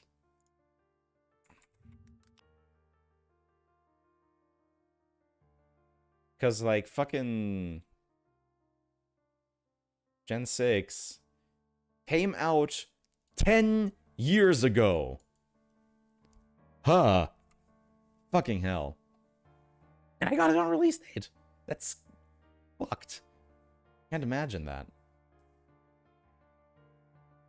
Gen 5 was good but boring. I feel old. Oh man. There's so much shit swirling around my head now because we keep going off on tangents. But I love this like kind of conversation type streaming. I love doing this, man. There's a reason I've been here for 11 years. Which actually has now been 11 years since Tuesday. Tuesday was my 20th anniversary on YouTube. Bring back Mega Evolution. I am. Don't worry. Personally, I've always had a problem with how the Pokemon games always felt slow. Well, goddamn, is this hack not gonna be for you? X and Y go downhill without stop the moment you get the second badge. Basically, yeah.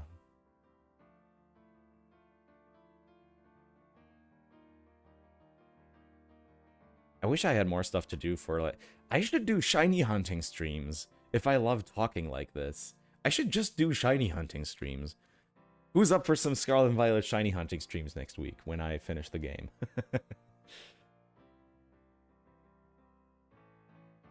That's some hella diversification right there as well.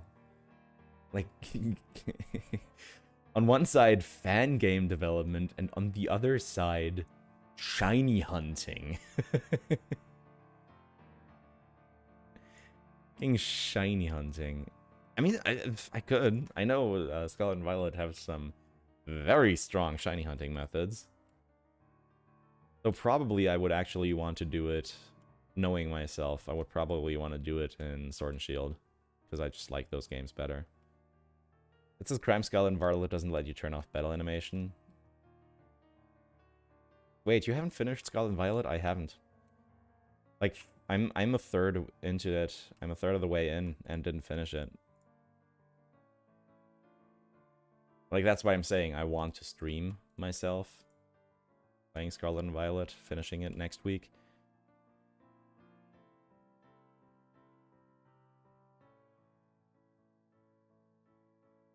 I've beaten Scarlet and Violet more times than I want to admit. Will you add shining hunting methods? I really want to. Because Gen 3 is like the only generation that just doesn't have a shiny hunting method. But I don't know what it would be. How I would do it. I mean, if there's a DexNav fork, I can just use that, right? The DexNav works for shiny hunting, right? Will you change any of the bad shinies to look better like Gengar? I mean, for one, I'm already using, currently, at least, I'm using, the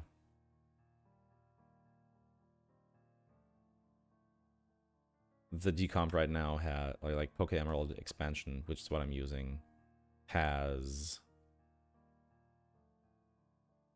the Gen 5 sprites, right? Or Gen 5 based sprites. Where's the tree with shore? Oh, you exist. I like Gen 9 despite the 12 FPS and the textureless rocks. There's a chain fishing branch too. Huh, okay. Skull and Violet's performance is though bad though. Yeah, but I don't really care about performance that much. That's the thing. Like, that's the real thing that I meant to say earlier. Due to the way that game development has been abstracted away from, like, down to the metal programming for designers in particular, that has kind of led to the technical problems of the Pokemon franchise to move from wacky shit like memory allocation and loading stuff, which is what has plagued Pokemon from Generation 1 to Generation 4, and again, Gen 5 is the only one that's somewhat solid in that regard. It has shifted away from that, and most of those issues just slid into being dogshit performance.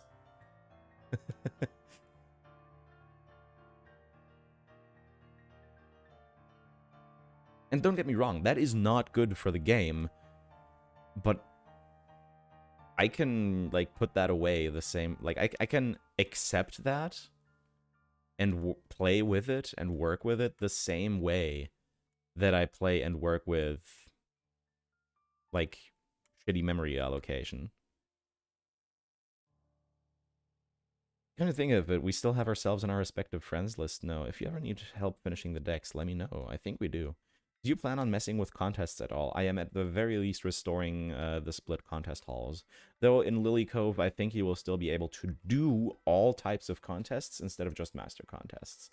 So I'll keep both the quality of life that Emerald gave by giving you all contests in one location, but I also want to let the player be able to do some of the lower ranks in other places. And maybe I'll do it so that you just unlock higher ranks over time, so you can do those everywhere instead of just all of them in Lily Cove and then everything up until that point everywhere else, if you get what I'm putting down. Makes sense on one hand, but it's the least sensible decision. I don't know why that became a standard for AAA companies. Indies make sense for it, but not these massive corps. Yeah, that's true. Again, for me, it's just... There's always worse out there, man. And it's not like I'm like some big Game Freak or Pokemon in general, like, sycophant or anything. Like, yeah, I love the franchise. And of course I want it to do, like, better where it can. Let me see what these blocks here are. I'm trying to multi-track drift here right now, so excuse me if I'm...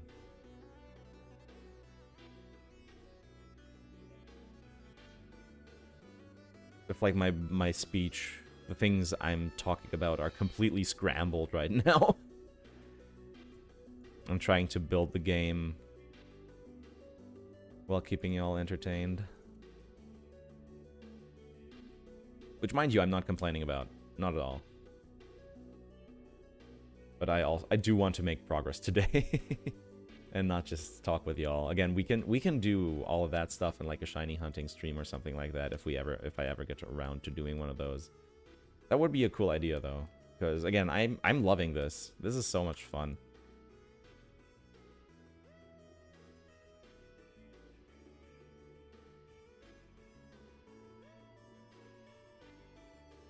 Like, again, there's a reason I've been doing this whole thing for 10 years, or 11 years now.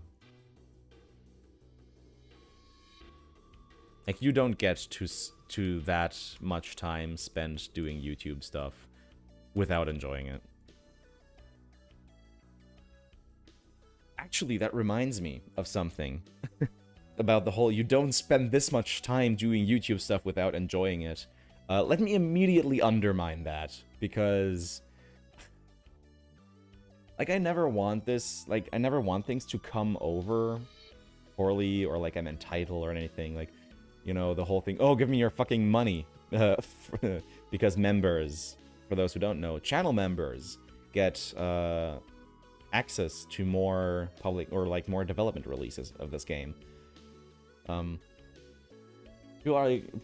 have already had a few people come in and be like, oh, why are you being such a shill? You're just doing this for the money. And on one side, no, I'm not. I wouldn't have been doing this for 11 years if I had been doing this for the money. Like, without seeing anything for it. But at the same time, after 11 years, I feel like I'm somewhat, sort of, justified in being like, how about it? Right? You don't spend 11 years doing YouTube and don't start building the idea. Fine, take my money. Thank you very much. Let's celebrate their first super on a live stream. Your first super, not the first ever super. But thank you very much. You already gave me your money, but hey, I'm So, this is the thing I've been...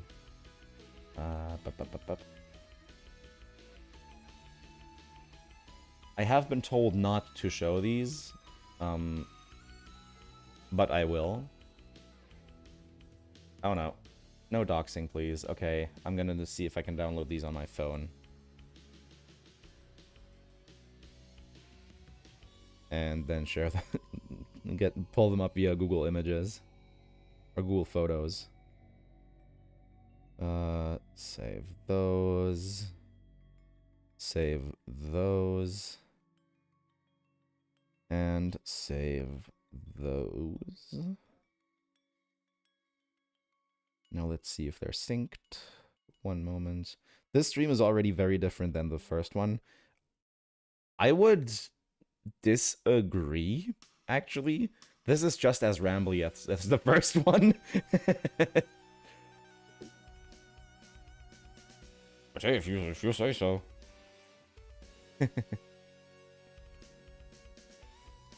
Alright, there they are. So... Under the Hope. Oh, hello, new sub. That was very loud. Hopefully not 9 hours long again. First stream was 9 hours of rambling. Last time I was only here for like the last... We've only been going for 2 hours. Goddamn. Feels like much longer already. But yeah, we're all... Again, I have to hope my dad isn't in chat right now. Because this, I'm working on this with my dad. He's, he does, like gem wholesale. So I have ways of doing something like this quite easily, so... Here we go. So this is what I have for now. Let me just set that up in a separate window. I want to pull my YouTube dashboard away. One sec. I am messing with Windows. As you might be able to hear, like the weird sound effects that I had from Opera GX that I still haven't turned off. I disagreed too. We have gotten far less done today. To be fair, I think at this point in the last stream I hadn't even started mapping, so we've already got that down for us. But anyways, how are we feeling about something like this?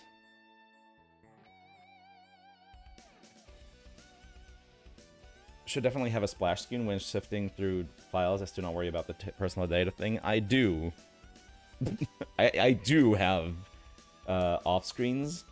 These are all, I've taken these all from Twitter, or not Twitter, but Twitch. So you can see, for example, there, I've got white text on white background right now, because for Twitch I was using a different type of chat display, so this wouldn't be a problem. Makes me think of Pikachu. Exactly, that's the idea. Has other screens, doesn't use them. I have 2 screens. But OBS and the YouTube dashboard is already taking that up. Oh, you mean for the actual thing, right? Yeah, let me go back over here. So yeah, it looks kind of like Pikachu. That's exactly the idea, and it looks even more like Pikachu if you squeeze it together. A little, at least. It resembles it, right? And that's kind of the idea for these. Right? Can you see it? I really like this idea. What would this be for? Pokemon bead bracelets. Yeah, exactly. I was unable to join your Discord because I only saw the post when I woke up. Diogo, you're not a member. That post was meant to be members only. It wasn't, but I deleted it because it was supposed to be members only, and then I reposted it as actually members only. I'm sorry. Those who did join and weren't members, I did let them stay on the Discord because I didn't want people to, like, I didn't want to kick people for not paying me to make a mistake. But yes, the Discord will be open to non-members later, next week when the devlog comes out. I was gonna ask if I could help on the project TBH. I think you were here last week already.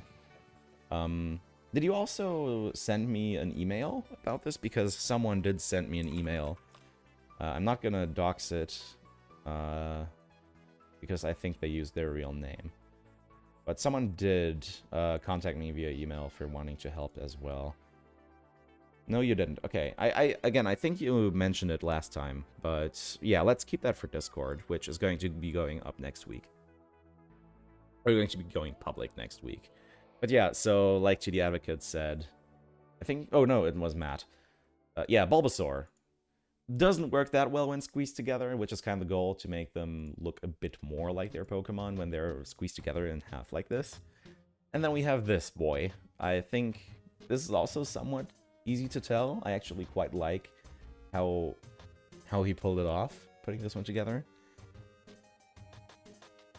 I have useful stuff for the project, namely move pool-wise, but it's best when Discord comes up. Yeah.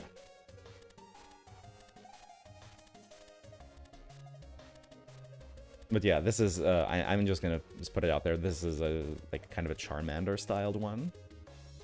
Doesn't come through as well when it's squeezed together either. But I really like it. I really like how they look. And it's the type of, like, I'm just gonna say it out of the gate. Like, these are just, these are just, like, first concepts, right? Look forward to the Discord coming out. You can also probably get a lot of volunteers to help with stuff like custom sprites. Oh, yeah. I think the colors aren't vibrant enough. The thing is, these are real gems. Like, these are real gem, like, beads. So the colors are kind of limited. We can get some of them dyed, but I would personally try to prefer to sticking to real stuff. But yeah, these are still very early concepts, but what gems? Depends. A lot of these are jade, actually, because jade comes in tons of colors.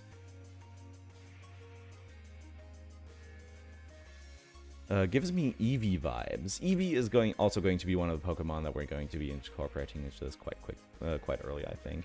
But yeah, the idea, this, like, I'm just gonna say it outright. The idea, see, with Charmander, I was thinking it was Diglett or something. I can see it as well. I can kind of see it. But, like, the idea is, you know, you've got the eyes, the hand, belly, and then the flame on the tail, right?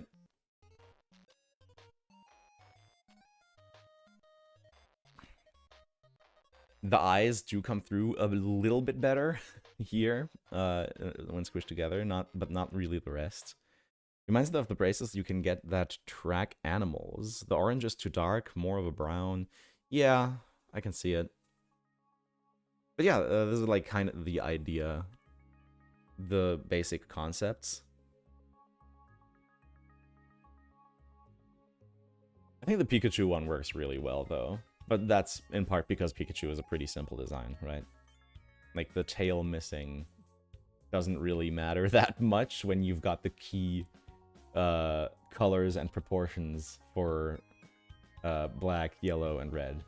Hello, Zatsu. Thank you very much for becoming a member. I hope you enjoy your time. There's going to be Discord stuff.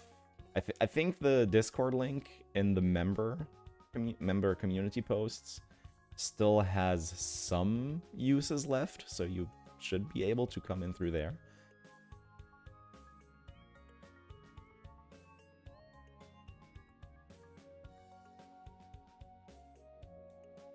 But anyways, let's close these and start working on the game again.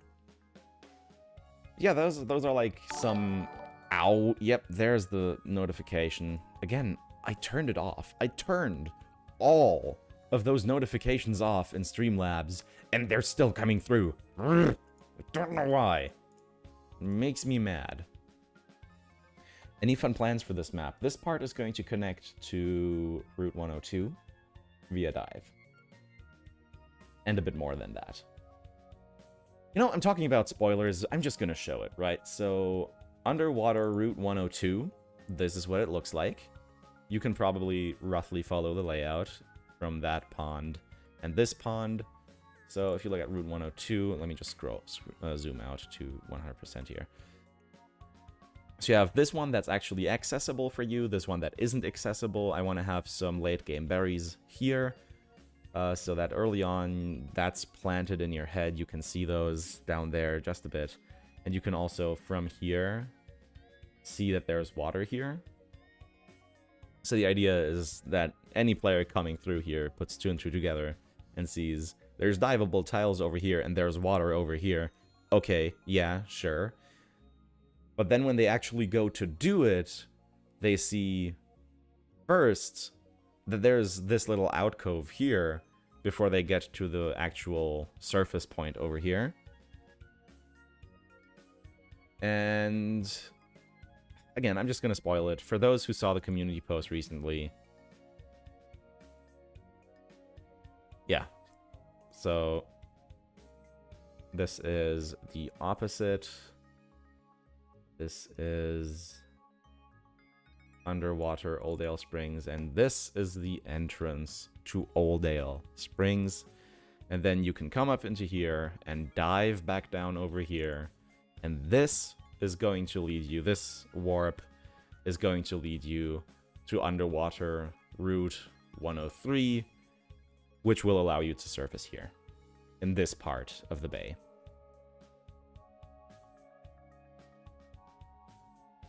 So that one dive spot has 2 parts that you can only reach through there. And that's my idea, to add stuff like this all over the map, right? Not just for general underwater or underground adventures, just more stuff everywhere. And I mean, in particular for dive, of course, there's going to be a lot of use for that. Because dive is hilariously underused in game. Let me put all those back.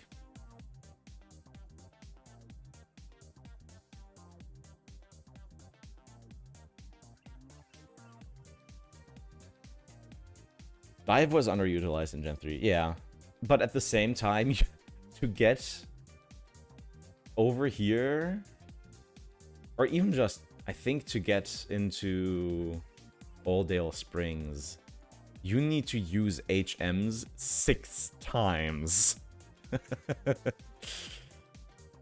Which is a little rough, I will admit. You have to surf, dive, move over here. Okay, it's to get to Route 103, I think. Surf, dive, 2, get over here. Into the underwater. Dive to surface, number 3. Surf over here. Hope you don't nick the shallow water here. Surf over here. Dive again, number 4. move out into 103 underwater, and then surface again to end up over here. Same with Waterfall. Yeah, Waterfall has like 2 spots in the entire game. There's going to be more of that as well. Yeah, surf and 4 dives.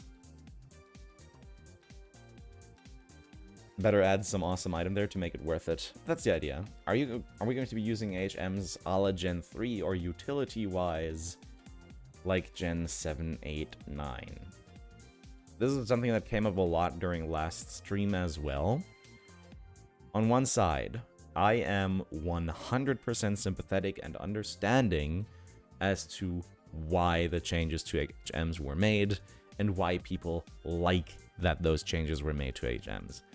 But at the same time, what I think should have been done alternatively, what I at least want to play around with before I make a concrete decision on how HMs are going to work, is using HMs as a balancing tool. In the sense that you can use it to sort of limit how many quote-unquote useful Pokemon a player can take into a region. Particularly Rock Smash and Cut being really bad moves play into that. Right? Because they're shit moves, they definitely take up at least 1 move slot on either a fighting Pokemon, or you have an HM slave. Those are just balancing decisions.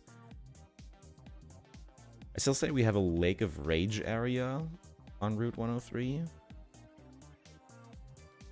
Are you talking about that? I don't remember talking about that.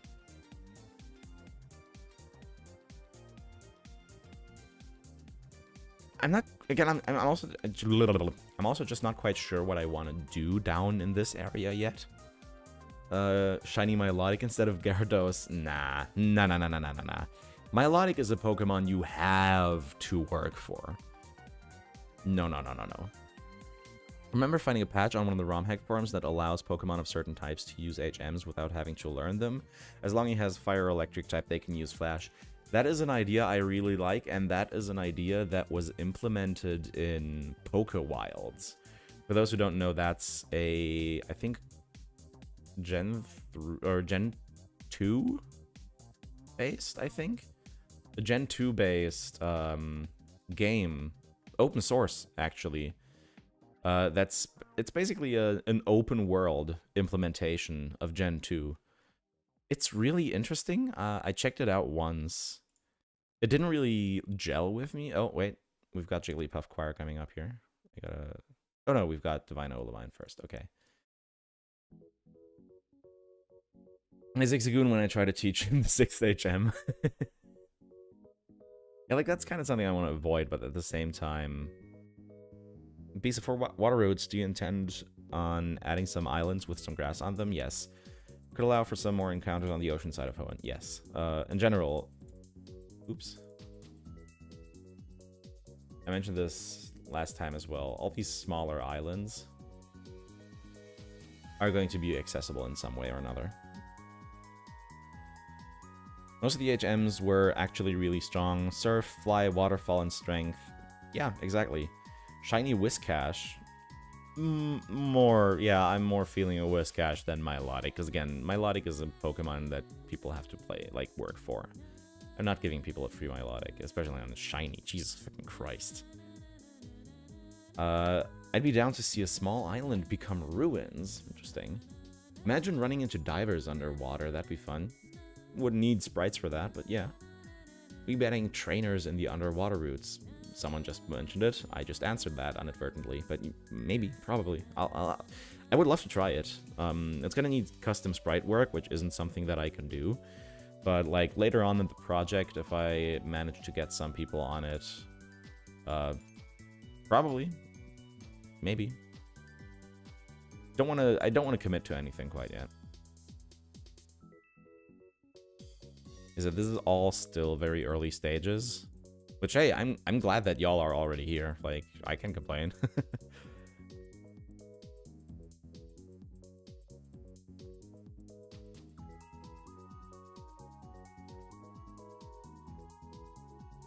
I'll just 2. No, not quite.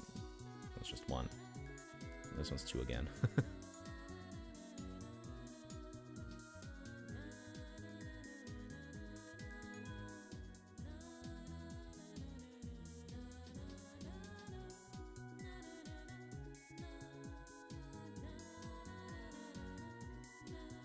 You'll probably have plenty of volunteers willing to help with sprites. We'll see about it. I mean, I don't want to, like, overestimate the reach that I can build with this. Like, YouTube gave me that one... Like, I'm just gonna pull up my analytics, fuck it. You're not supposed to share your earnings, but fuck it. Like, I had this one huge spike when I put out the Oldale video, which was insane, right?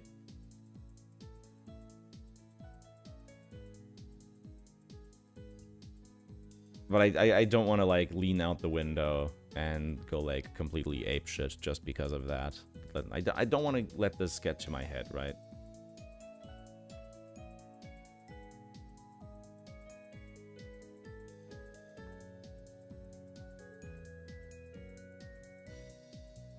Just imagining the divers getting the exclamation point and swimming over, and then the text box full of silence and gloving because they can't talk with the diving gear. That's a really fun idea. Oraz did add them. Okay, interesting. I guess inverse Lake of Rage would be Desert of Serendipity. We could just call the desert that. The desert doesn't have a name, I think? Let's check.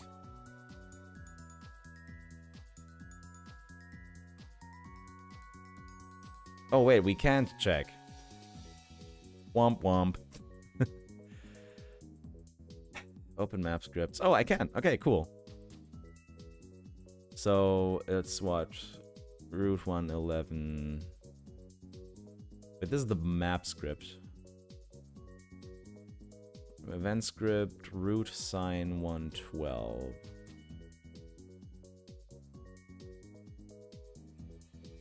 Where is it? I can just look for it. What am I doing? Route. Now there's Jigglypuff Choir. Oh my god, I have so many windows open. Route sing. No, sign. Marville, find next, 112. That's what I want. Right, I need to find the next best.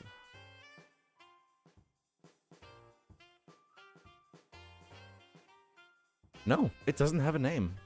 It just says Route 111. This is Route 111. Route 112 is to the left. I don't think the desert has a name.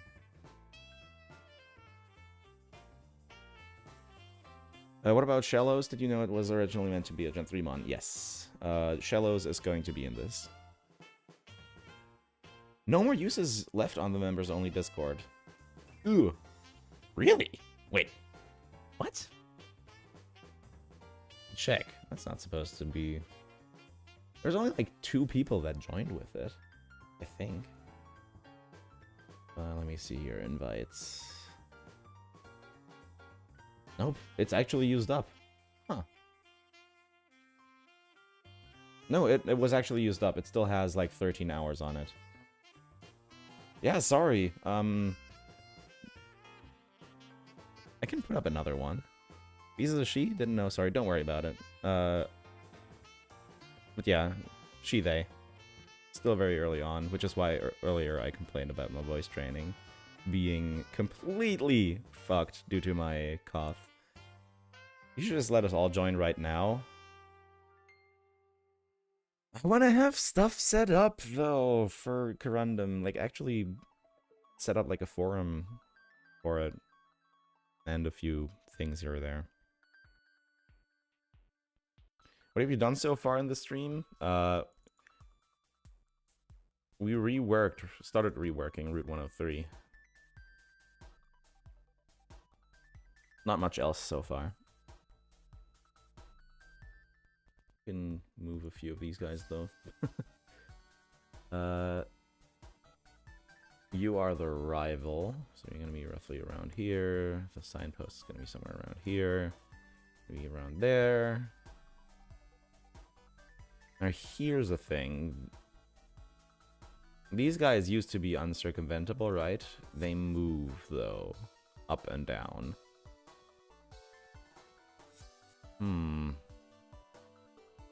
So how about we put them here, where the player can see them? Question mark? What have you done so far in the stream? Oh, I already had that one. Voice training is so much work. I've started trying on my own recently, and it's a pain to do it the right way. It is. Professor Birch embracing his name. Stuck in the trees. You should have someone delegated to the Corundum forum for Discord. Oh no, again, I just have to set a few things up first. Oh god, all this stuff is misaligned now because I shifted the map over by 2 tiles. This Pokeball is just unreachable now.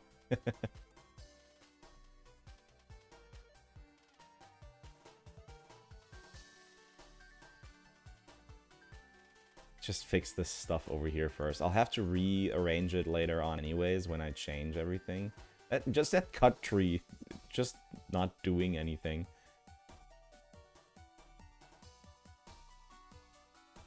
Pokeball. What does it have? Guard spec. I mean... I tried to do voice training, but gave up when it just made my voice sound annoying.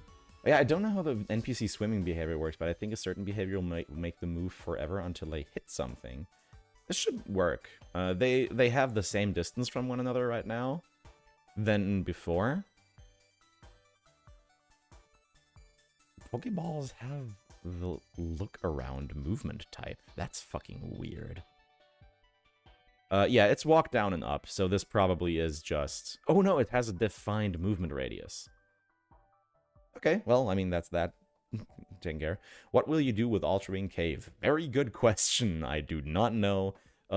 We had a few ideas, I think, last stream, but didn't really go anywhere with it. So weird to see you move the twins individually. I know they're separate sprites, but I'm used to thinking of them as a single unit, right? Ignore the look around on the wall there. All that just that mushroom thing. Sus. So no, charging water encounters is a pain since all routes in Hoenn share the same surfing encounters. Wait, what?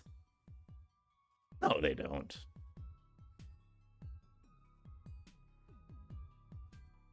Yeah, group. Route 103. If I add one here. No, not group. And no, new encounter group. Can I not add another one? I forgot how to add mons to the list, because I think you can. I just haven't messed around with story map enough. Let's see here. Got water. Yeah, you can't add any more. Huh. Yeah, so you gotta work with just a very small encounter table. But I think you can change them as much as you want.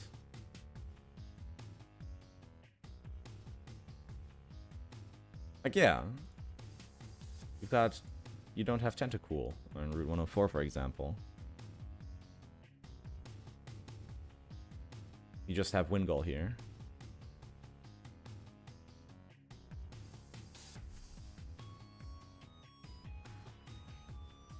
So they all only have 5 slots, which is actually very limiting. Thank you for pointing that out, after all. Will you be taking volunteers to help with beta testing? I volunteer as tribute. I mean, you're already a member, so you're essentially automatically entered into that with the preview builds. But I might raffle away preview build slots as well. Wonder if Oraz was originally going to be in Gen 5, but they decided to make a new generation instead. I don't think so. I don't think Oraz was meant to be Gen 5 initially. That doesn't really scan. Did I close advanced map?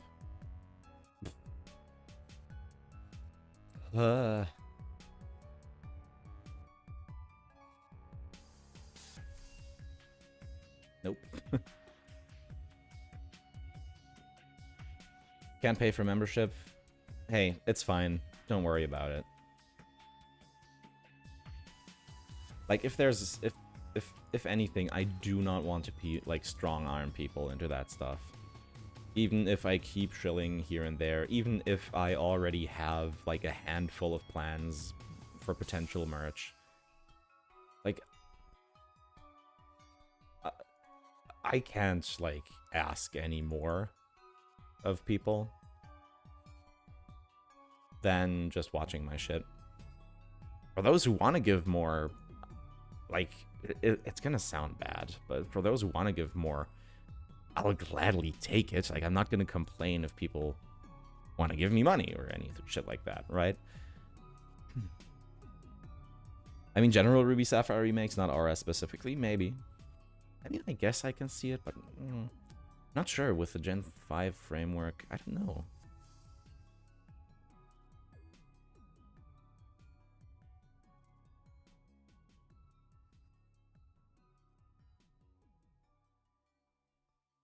I will think less of people.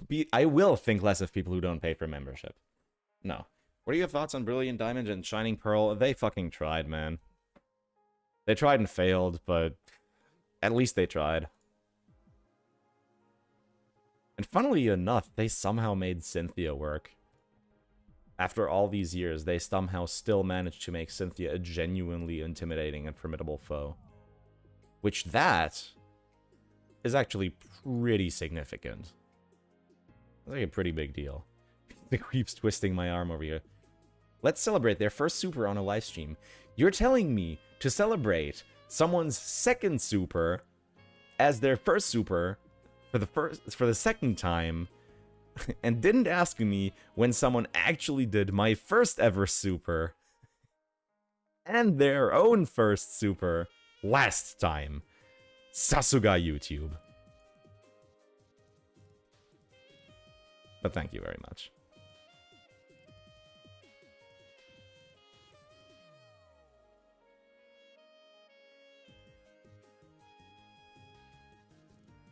Cynthia's just badass. So here's the funny thing. I think I mentioned this last time as well.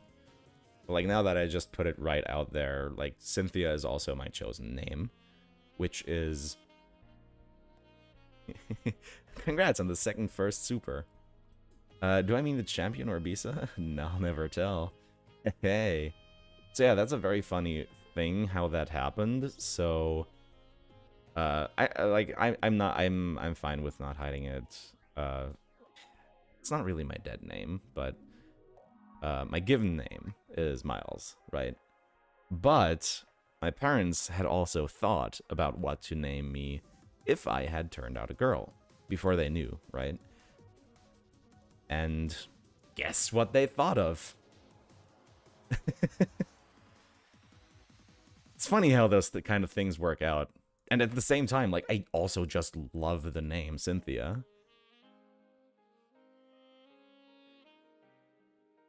And as serendipity would have it, I also just turned out to be a lifelong Pokemon fan.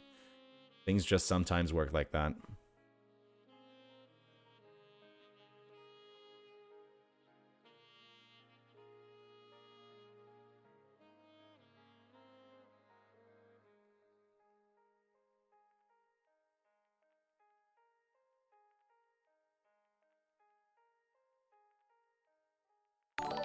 Ow! Hello. Stars really aligned with that one. Yeah. Thankfully, my name is androgynous, so I didn't have to think hard. Fair. Alright, let's not mess around. Let's catch up on questions here. They made the champion competitive and I was slightly afraid, right? Oh yeah, what's your take on Linnea, Arun, and Zinnia? I'll actually have to double check on Arun. I think she was in the original games as well, right? Oh no, Arun is the secret base guy, okay. I kind of like Arun. He's fun. But the problem is, I do want to do a secret base expansion. Johnson is his name in German. The problem is, where's secret bases? Special area? No. Forgot where secret bases were. Isn't it just secret bases? No? F4 Indoor dynamic. That's it. The secret base tile set is pretty small. I don't...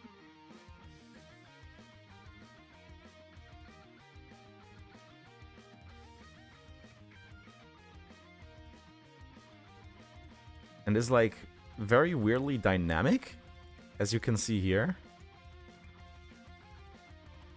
I'm not sure if the main secret base one is just empty. Yeah, it's like a weird override. I mean, I can sort of imagine how it works, but it's gonna be something I'll have to mess around with later on, definitely. I would love to expand secret bases to be more in line with what there was in Oraz, because super secret bases were great. Like I said again, Oraz has so much good shit, but it loses Hoenn's character. And that is a deal breaker for me.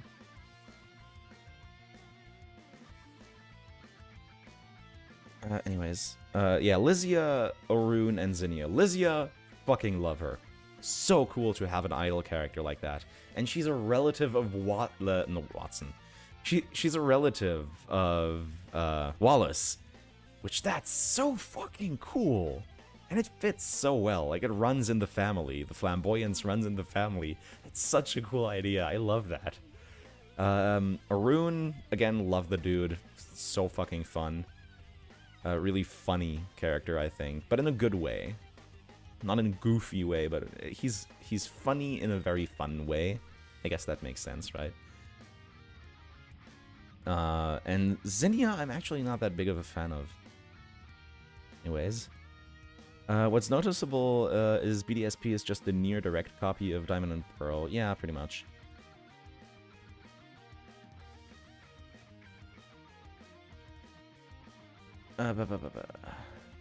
Now let's catch up with chat. Losing chat because I catch up with them. Should have chosen my name to be a video game character I like, but I granted my favorites tend to have names like Kevin. I went with an object for my chosen name because NB, very based. Lysia could be used to expand on contests. I mean, that's kind of the idea. Are you going to make the rival fights, like, actually good? Maybe, maybe. For me, given that my name was so masculine that it was horrid, I ended up going with the name of a character from a series I loved. Secret bases are a pain to work with. Ugh, thanks. I can imagine. Given some plot importance, maybe he tags along in Magma Hideout, thinking it is a secret base. That would be hilarious. Even in decomp, I can imagine. Yeah, even in decomp, it's a pain. Because you kind of have... It's dynamic, right? That's the big problem. Secret bases are fun. I wish more games had them, right? It'd be cool to give... Oh, yeah. That is something... We were talking about BDSP just now. Holy fucking shit. I will never forgive Ilka for killing not just secret bases, or like, not, well, I guess, yeah, just secret bases, but not just the underground in that sense, but also just secret bases. They just took them out of the game for no discernible reason.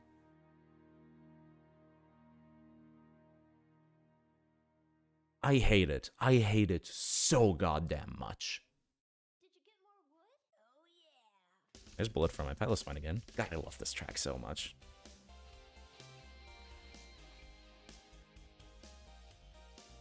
Are we guessing they were cut from time constraints? Yeah, probably.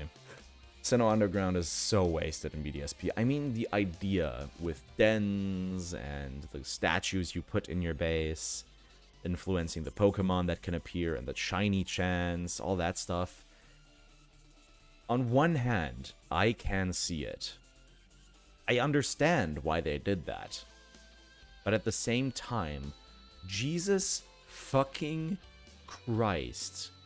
Why did you have to kill secret bases? Oh my god.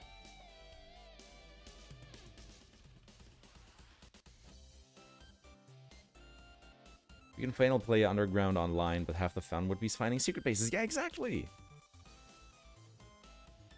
And secret bases are just gone!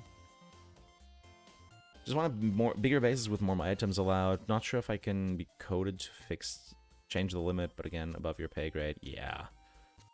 It was a murder in cold blood, honestly, yeah.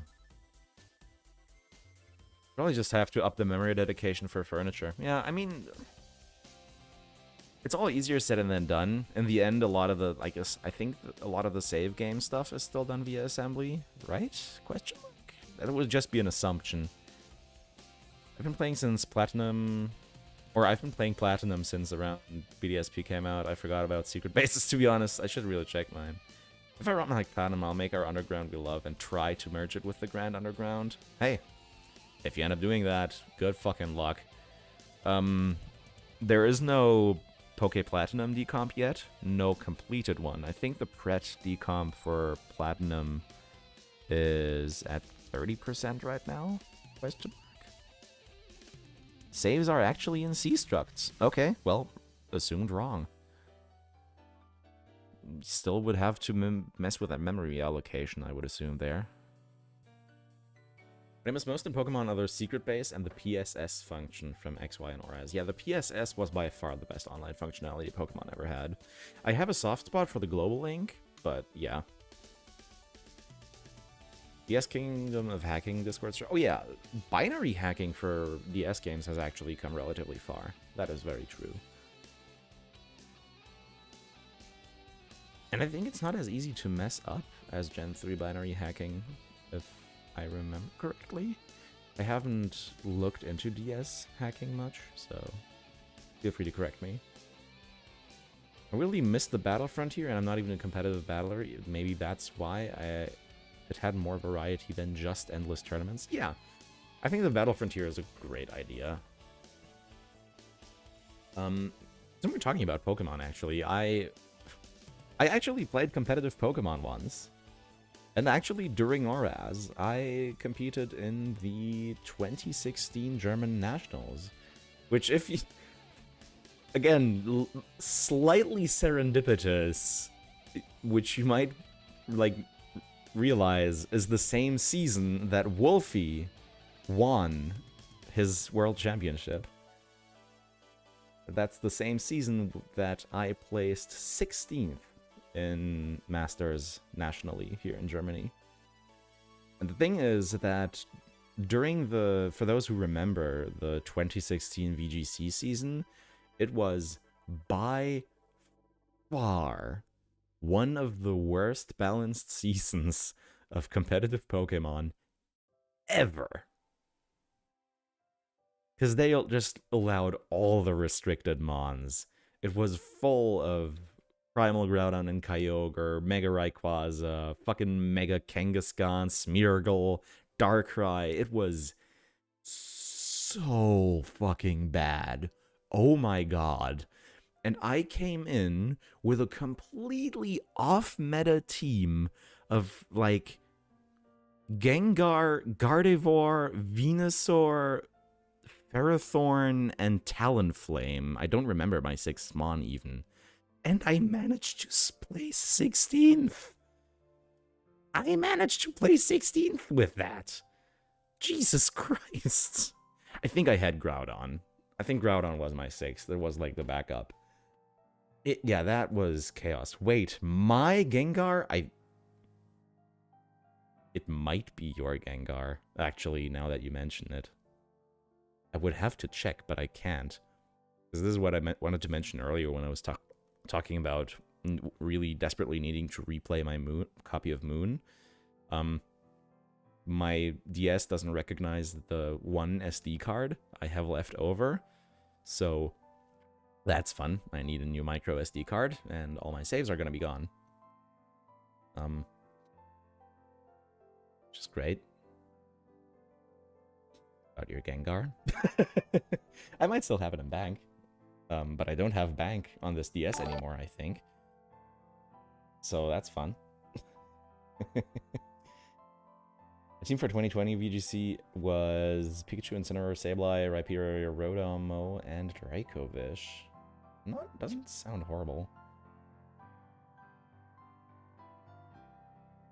You surely do? I mean, let me check. I don't think there's Pokemon Bank on this thing. God, where's the fucking power button? There it is. I couldn't find it for a second. Let me see here. Saves on Switch, another mistake made. Yeah, there's nothing on this 3DS. There is absolutely nothing on this. The core was Sableye with Prankster using Quash to suppress Draco versus targets. Is the frontier in this decomp? Yes. Did you switch to the decomp? We're using Porimap. Guys, it says Poke Emerald expansion right up here. Yes, we're on decomp. That's what the entire stream last week was about. Don't worry, I'm not mad. I know. I'm sounding a bit like an ass right now. I have Omega Ruby in my 3DS right now, actually. But again, it doesn't read the SD card. And I do not... I think we might be on decomp. I like how we constantly distract Bisa from work, or else she distracts herself and we jump on the tangent to make it worse. That's just how... like, again, that's why I think I would make... I don't want to sound narcissistic again, god damn it. Again, I think I would make a banger shiny hunting streamer, which is exactly why I think I'll be doing that once I finish Scarlet and Violet next week. I was on a race to find a way to put funds into my 3DS account to pay for Pokemon Bank when get Poke Transporter before the eShop shut down. Those were stressful months. I mean, since the eShop shut down, Pokemon Bank is free. So that was a very expensive race for absolutely no reason. You played yourself. I mean, I'm not sure if we knew that ahead of time, so I can't blame you for it ultimately. Still, I think it's very funny. And the music ended. Yes, I'll rewind the tape in just a second here. I'm already doing tree detailing just to distract, like to have something I can do while I'm distracted. Which, if we learned anything from last time, is like the worst thing to do while distracted, but oh well. I think I'm going to single-handedly pay for Bisa's mouse now that I think about it. Maybe. Actually, I do still have to do, like, I have to take care of a lot of businessy stuff. Like, our, like, what's the English word for it? God damn it.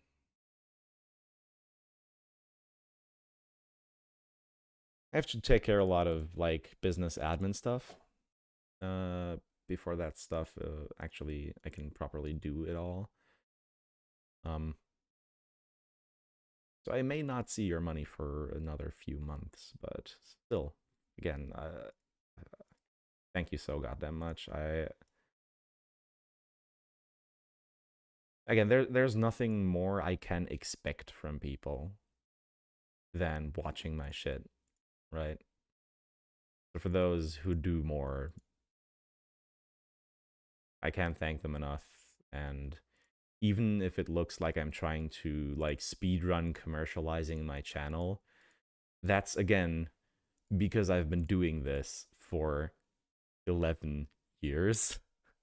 And without wanting to sound entitled, I do think it's valid to just, at that point, start something whenever you can, right? Am I alone in that?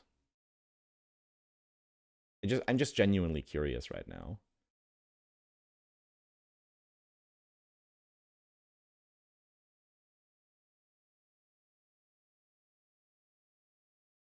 Gotta bounce. Have a good one, Diogo, if you're still here to hear me mention you. You couldn't get Poke Transporter without paying for Pokemon Bank. Oh yeah, that much I know. I was worried I wouldn't be able to download Poke Transporter, though, from Bank since I used the eShop to download it. Yeah, don't think they announced that before it closed. Yeah. You'd also need to download it before it shut down, so there was... Yeah, absolutely. Stop, like, doing things right and stuff. Once you have your regional decks decided on, will be very fun to see the custom battle arena.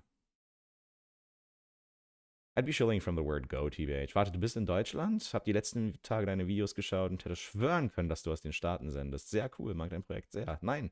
I mean, I'm just gonna switch back to English so everyone else can understand. But yeah, no, I'm German. That's where the name comes from. Just CFW your 3DS and sideload them. Yeah. Nothing wrong with trying to earn something from the work you do. Yeah, especially because I don't actually work. I'm jobless. I'm on unemployment. You should remain humble, but yes, seize any opportunity that you can. Exactly. That's what I'm saying, right? Again, I don't want to like lean too far out the window, overestimate where I'm going with this. I don't want to let things get to my head, but at the same time, after 11 years, man, can't I just do a victory lap? At least, like, even just calling it a victory lap feels wrong, right? Actually, if you watched my 1000 sub video, you could see, I interviewed Loxton for that. Yes, the Loxton. Sounds like I'm putting him up into this, like praising him to the sky. I do actually really like Loxton's stuff, though. A lot of people are like really weird and upset about him, which I can't really understand. I can kind of see people not really liking him, because his stuff is a little more like,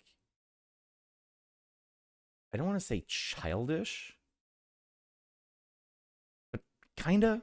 If you catch my drift, it's a little bit more on the immature side.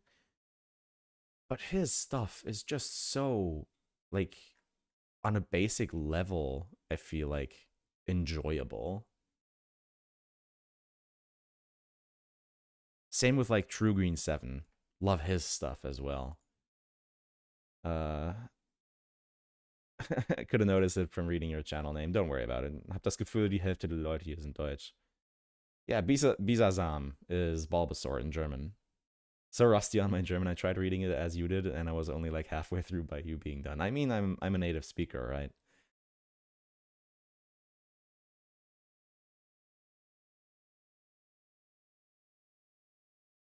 Now, is this the correct tiles? Let me just double check. Yes, okay.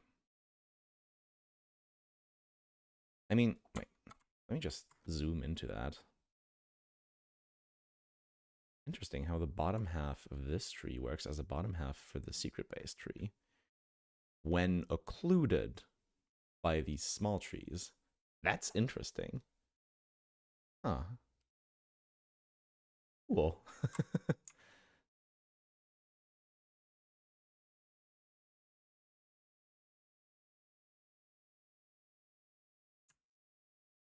No.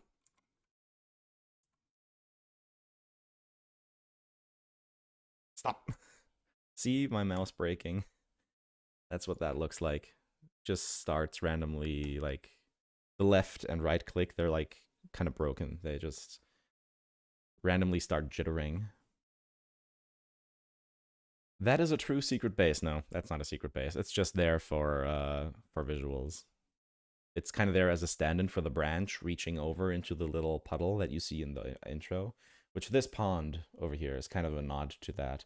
I like how they implemented that in ORAS, but I also didn't like how it was just like a thing that you couldn't really interact with. I think there was a way to like look at it in a 3D perspective. I think. But that was about it. I would have much more preferred if they made an actual thing out of it. Which is why I'm doing that, just that.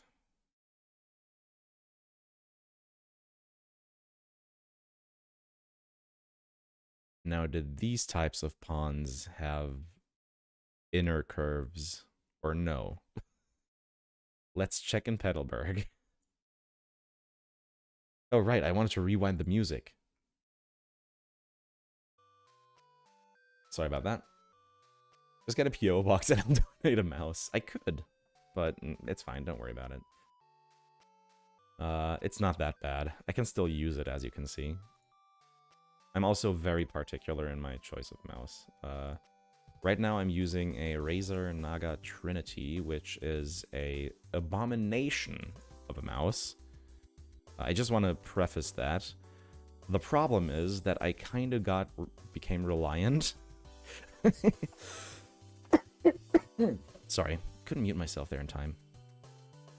I kind of became reliant on Razer mice because there's no one here in Germany who sells mice or a mouse like the Naga. There just isn't. And it really ticks me off. Because there's nothing quite like the ergonomics of the Naga that also has the 12-button thumb pad, which I know a lot of people are like, why would you do that? But I love it. It's so useful. It's so nice to have a numpad and then some on my thumb. I know there's a Logitech out there that has like the same layout and very similar ergonomics. I think it's the G502. Don't quote me on that. Something like that is what it was. But it's not being sold here anymore. What the fuck do you want me to do? I'm not gonna import a mouse and pay like 5 times more for it. And no, I'm not gonna have you send me one either, TD. But I appreciate the sentiment.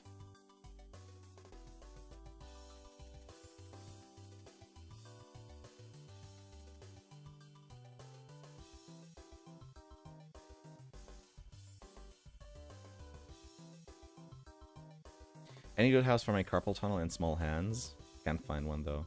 That's fair.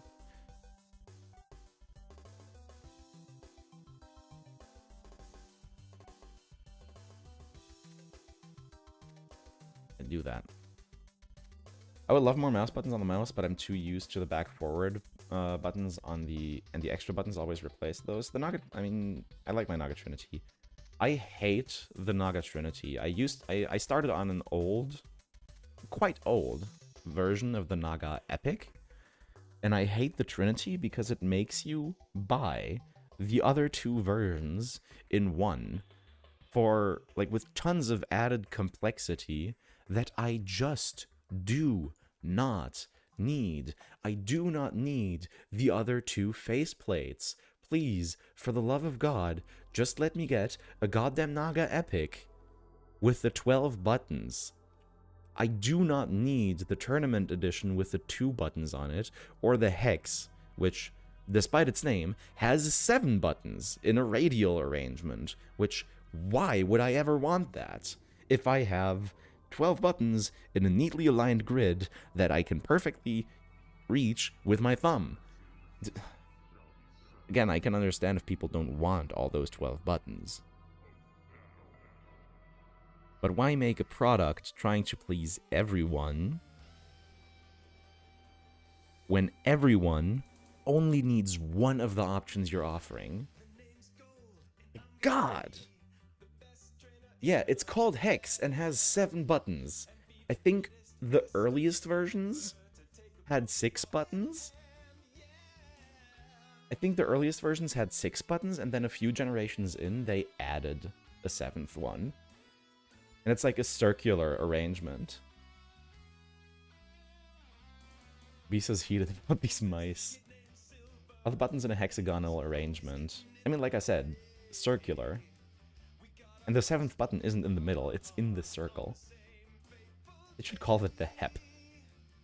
Yeah, that's not gamery, though. That's not gamery enough, though. They need to keep that gamer... They need to keep the gamer... like, vibe. Right? We're doing movement for tiles, or that's happening after Petalburg? We should be doing movement. And we have mostly finished, actually, this side of the route, which is what we were going for, so I might be switching to Petalburg in just a sec here after we do a bit of detailing. And yes, we're doing movement first. Pokeballs. You are my great. I cannot sing right now. My voice is still too broken. Fight, fight.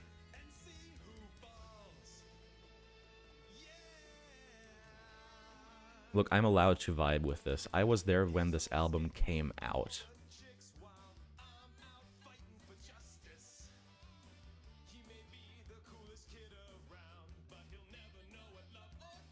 I'm gonna need to add these as well in the new save script.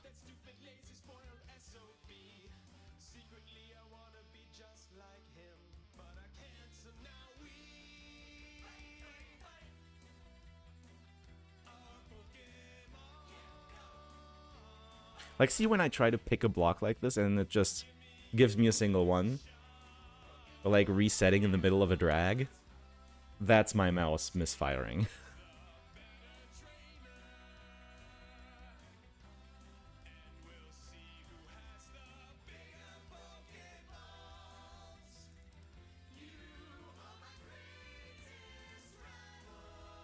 I wonder why hex is a synonym for curse.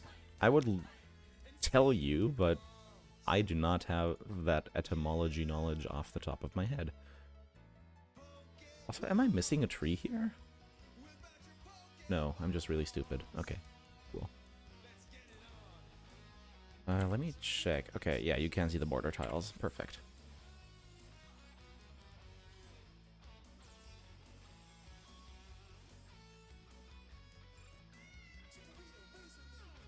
I want one of you here.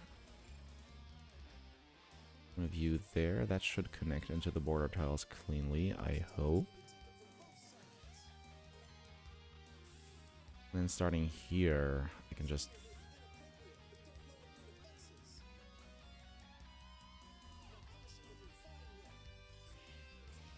like that. I'm just gonna start at least tracing the outlines that I started here a little. Just like this far in. Before later on I'll decide what I'm gonna put here, which I still have no goddamn idea. If y'all have any ideas on what to put here, shoot, please. Goddamn.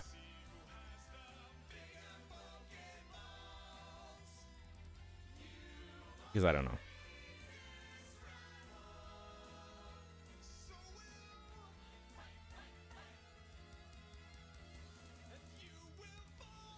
Oops.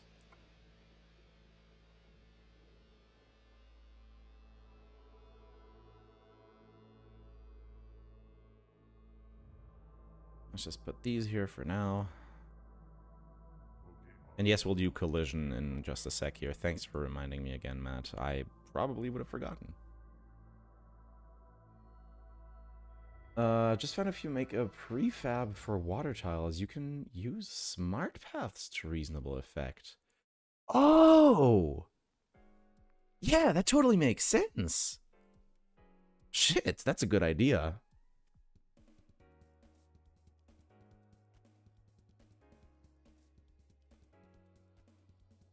Don't even want to try to imagine the conversation they had around the name when they added the 7th button, right? Rebuilding Petalburg spends the first 3 hours rambling and working on 103. Yeah, that's, I mean, at this point, you should expect that when coming here. After the 7th button, rebrand to be spooky and the ghost themed. It's so lame how beyond Hex, only Oct has popularity. Hept or Nona or Deca don't have enough love. Deca has love in the metric system, at least. Or, well, it's Desi in the metric system, but yeah.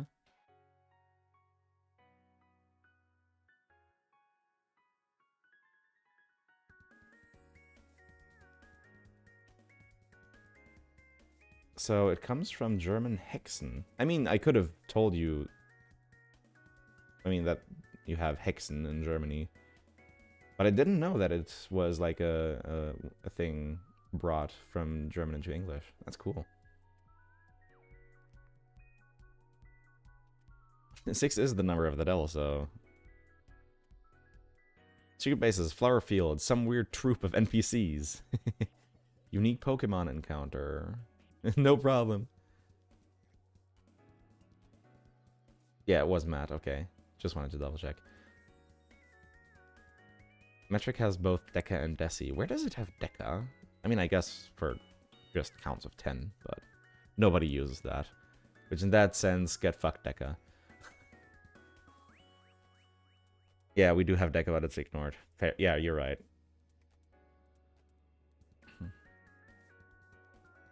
I think Poke Emerald actually uses the weird decameter measurement for Pokemon heights. Really? Yeah, decameter is 10 meters. Yeah, so it's for 10, like 10 of. Yeah, it's usually unused because you have hect or hecto, which is usually for 100, right?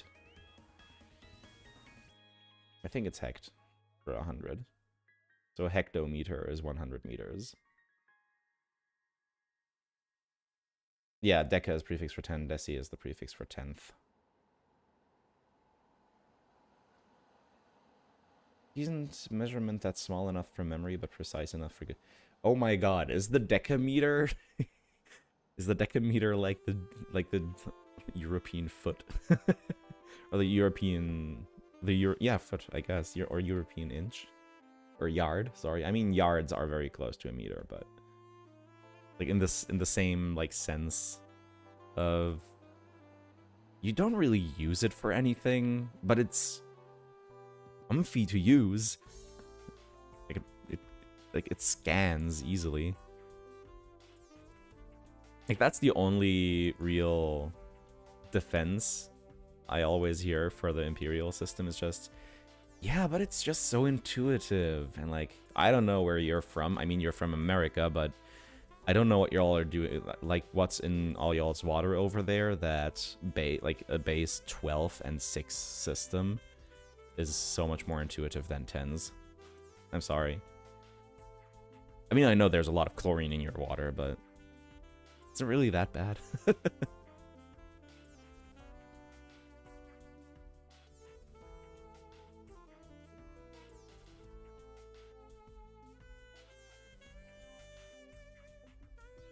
This track just makes me want to play Atelier. Y'all know about Atelier? The series? Not just Ryza? Which I don't blame you if you only know about it from Ryza, because goddamn. And I'm really glad that Ryza is as successful as it is. But that's because I like all of Atelier. Americans will use anything but the metric system. Yeah. Talking about ignored in the metric system, we should use the mega more often. Megameters, yeah. It'd be cool to use 1 megameter instead of saying 1,000 kilometers. I tend to do that, actually, personally. Whatever else the Americans use is so dumb. I've always hated it. Yeah, I know it's based on how they used to count. It's so intuitive, yet you're the only country in the world to use it. You can count up to 12 on one hand and use the other to count groups of 12 up to 16. I mean, you can also count in binary on one hand and go up to what? Technically 32, I think, right? I'm not about the conversation. For me, it's about useful scaling in day-to-day. I mean, yeah, but even there, like, what the fuck? A pound in American... Like, in Imperial units, a pound is like something super wacky, like 400 something, like super weird grams. Like, bro, why? Just make it 500 grams. 31 with binary on one hand. You can count to 32 at 0 index, so... Programmer thinking, let's go.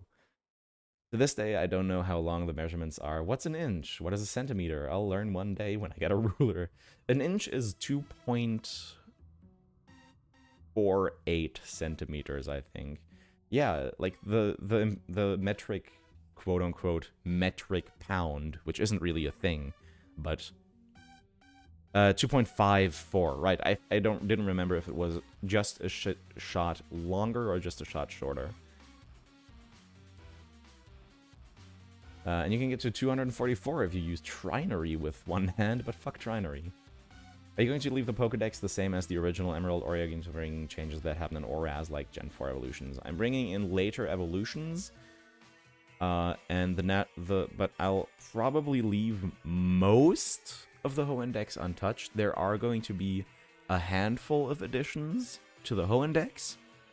Like, again, I keep mentioning it as an example because I really like it. Delmise.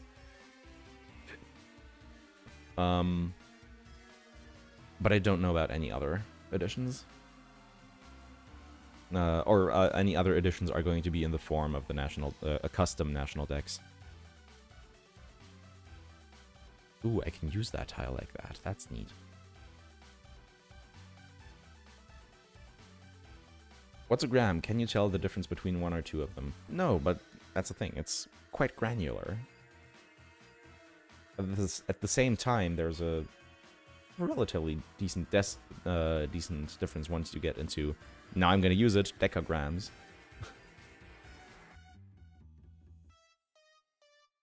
Like, you can't tell 1 gram from 2 gram, but you can tell 10 grams from 20 grams. And maybe even 25 from 20.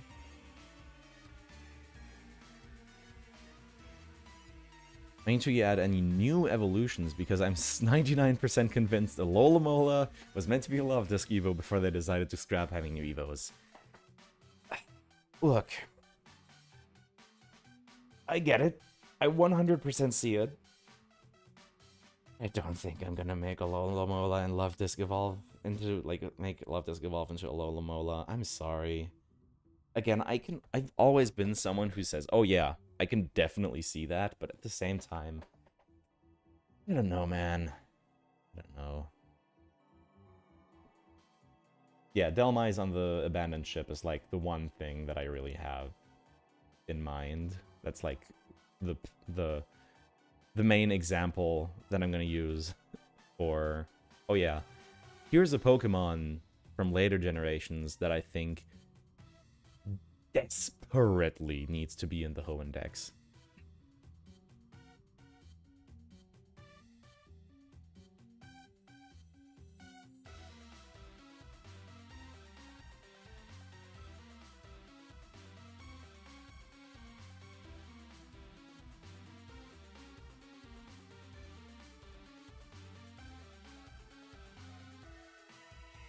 Oh no.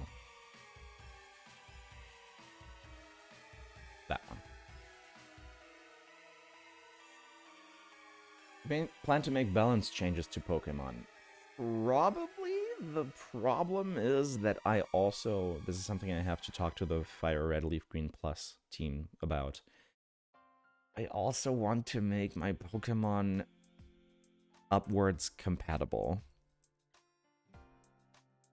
So making stuff like base stat changes, which some Pokemon like Tropius desperately need, are sort of off the table. But I really want to do them. But I really want to conserve upwards compatibility. It's a big, big conundrum. Like I said, I'm gonna have to talk to the Fire Red Leaf Green Plus team about that because the Mad Lats somehow managed to do that. I don't know if they made any changes like I'm suggesting.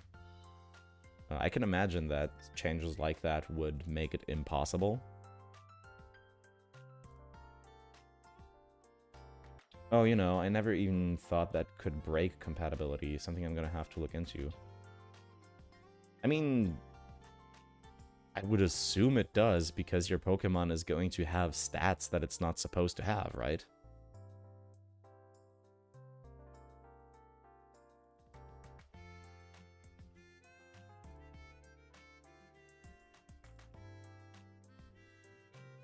Like, if I'm wrong, feel free to correct me. Again, I'm probably the worst person to talk about this kind of stuff, too, still.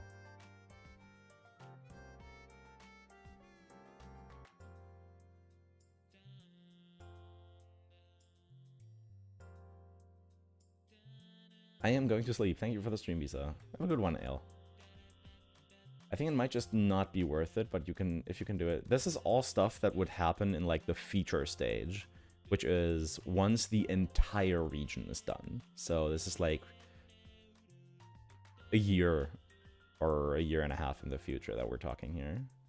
Will the Regis of Gen 4 and 8 be included in this hack? Very good question that I cannot answer yet. You mentioned adding a path to the forest last week. Yes, that is going to be something that we'll be doing whenever we get to Petalburg Forest. Or Woods, sorry.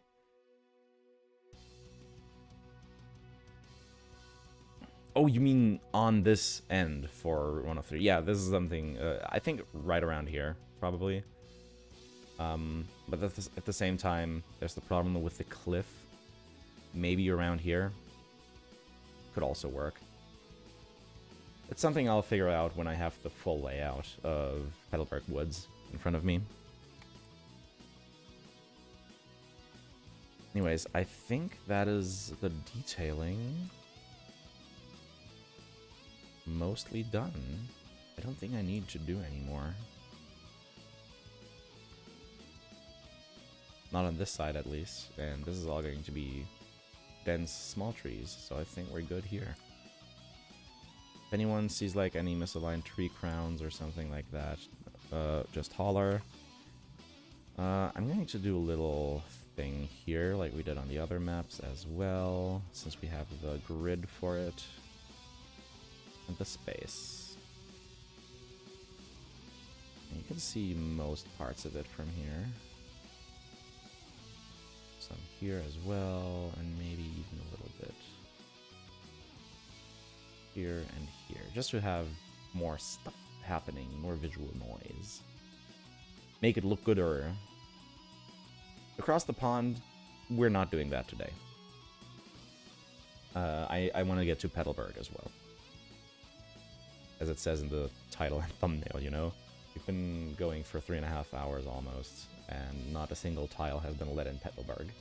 And I don't actually quite know what I want to do with Petalburg.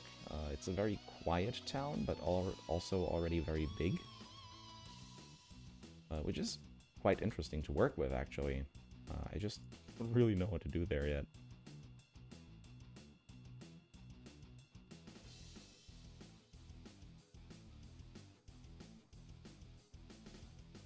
On a scale of 1 to 10, how many Easter eggs and things of that nature are you going to add? Ooh, that's a very hard question. Ooh, I'll say... I don't want to overpromise or underpromise on anything, depending on how you want to look at this. Like, from what direction you're coming at this. But I do want to add a fair amount of stuff. Just stuff for the player to do.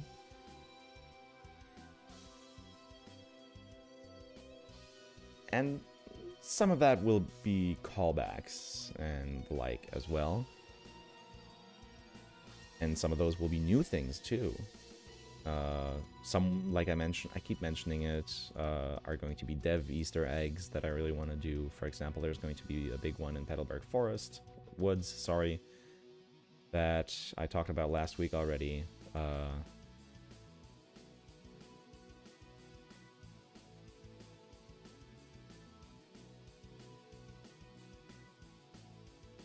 But all that is still just a touch. That's going to be stuff that we'll figure out as we go, kind of thing. Which a lot of this is. But that's why I'm sharing it all on YouTube, right? Because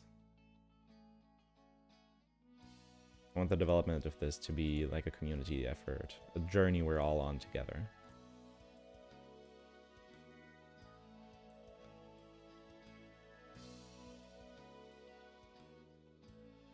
Like I think it was last stream someone mentioned the Cynthia fight in black and white, and my head immediately, my brain immediately kicked into high drive. Like that was a neuron activation moment.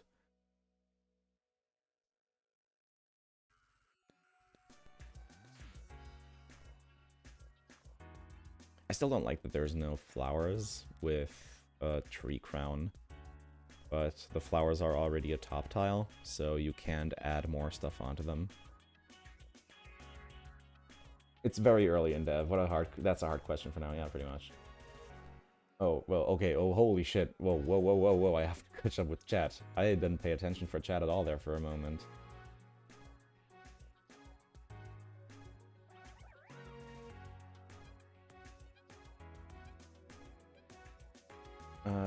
Could have the roly-coly line appear in Magma Hideout. That's a really good idea. I love the roly-coly line, too. Like, those are some of my favorite Pokemon in Gen 8.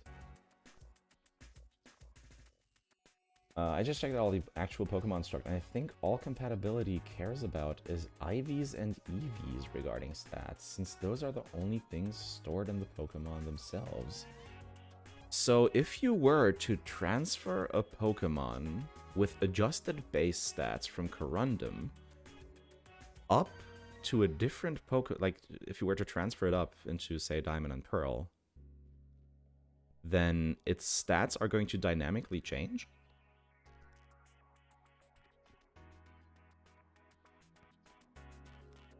Because in that case, yeah, sure. I guess we're doing stuff like that. You could change the trade Evo Pokemons to use items they hold during the exchange to evolve, or by leveling like Alakazam. Oh yeah, that's the idea. Trade evolutions are going to be held item plus level. And for no item trade evolutions, they're just going to be level ups.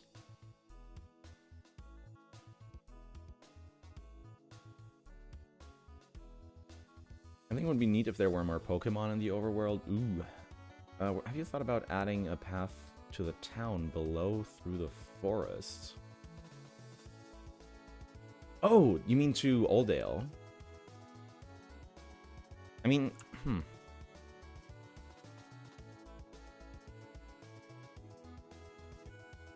Oldale's right here. I still need to realign the map because I shifted it around. Let me do that real quick.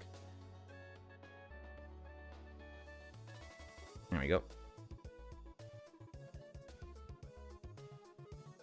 Oh no, it's misaligned. God damn it. That just means I have to change the crowns. That's fine. I can do that. I actually had them correct in Ruby. If you look over here, the crowns are between the trees, if you can see that. Oops. See, this is why this border tile feature in Map that's so useful. God. Now if only I were to properly use it. Ah! Need to pick the correct tile.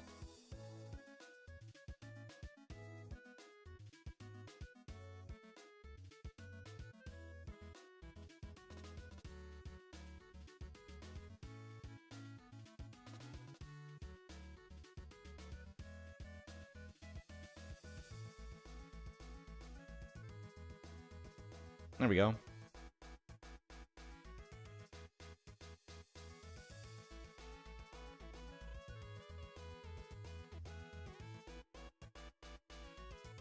You get that. No, you don't. You get the shadow. Completely hidden Oldale path. Add unique mons. I could add, like, an area back here that's like Oldale Wilderness or something like that.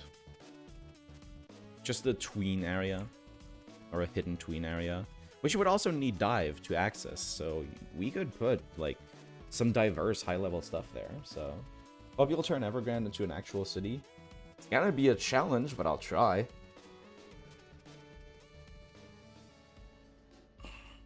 The path looks weird? Yeah, I haven't connected it properly yet. It's just auto path shenanigans. Smart path shenanigans down here.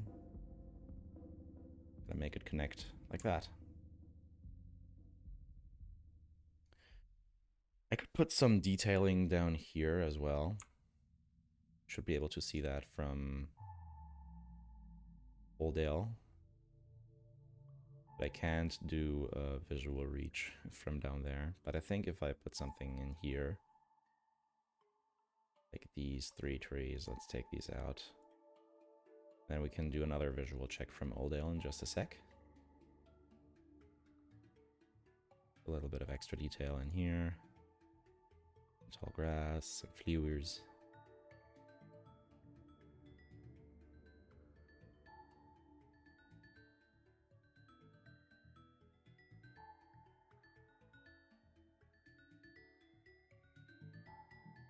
Here's the thing, this tile actually has grass under it.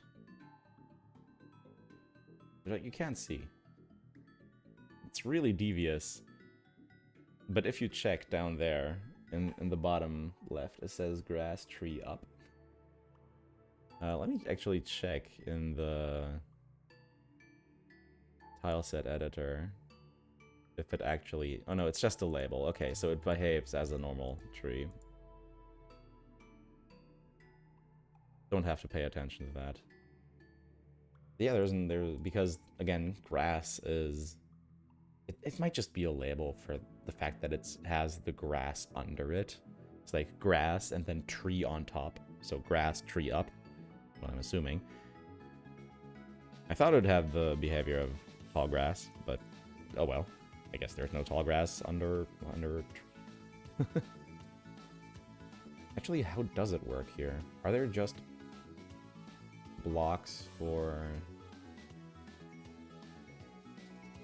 Wait, no, there is just the plain tall grass. Wait, then you could have small trees over tall grass.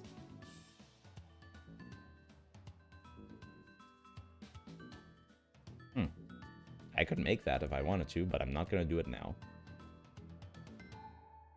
Some of their big trees don't have... Oh yeah, I'm getting around to that, don't worry. I was still kind of working on these and I got distracted again.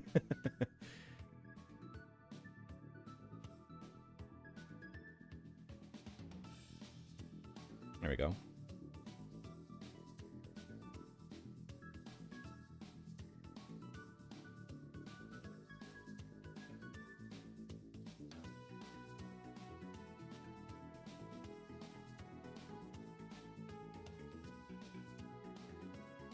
Hold on. I know it's very early in development, but I would love to see a Pokemon like Abomasnow in your hack, as Hail is the only weather that doesn't have Summoner in Gen 3.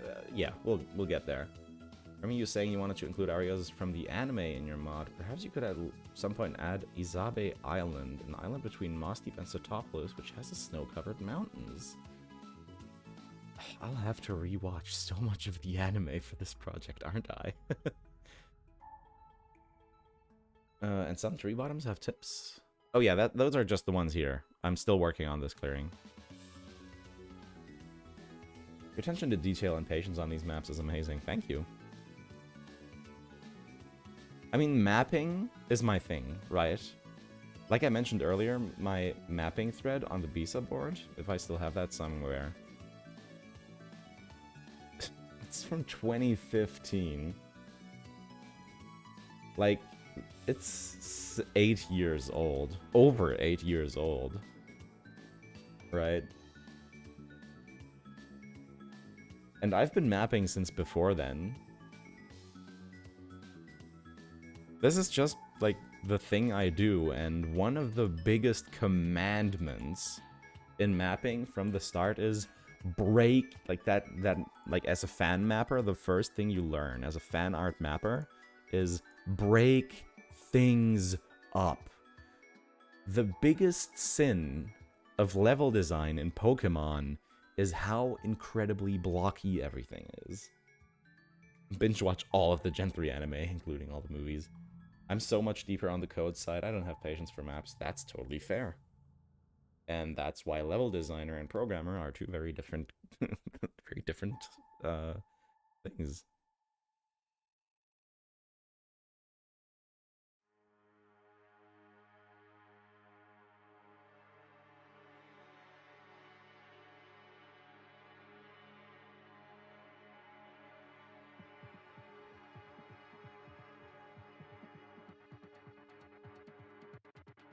That's the thing. That's why I think the original maps were so blocky, because I can imagine that they were handwritten. That I can imagine that there were no tools to do this stuff, like visually. I can imagine that the original maps had to be handwritten in hex or something like that, so that they could properly implement them. So they went with something that was relatively easy to visualize when reading it, right?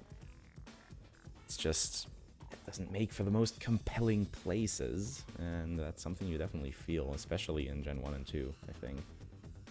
Map design something, sometimes be like, all these squares make a circle, exactly.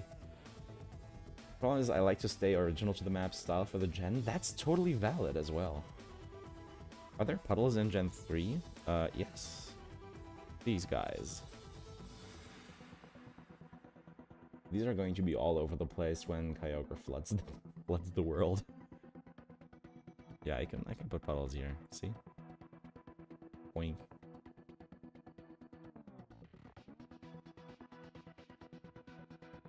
And those would just work as puddles. You can see in the bottom right now as well. Behavior. MB puddle. Space World 97 G2 was much nicer than what we got as final G2. Oh, Gen 2.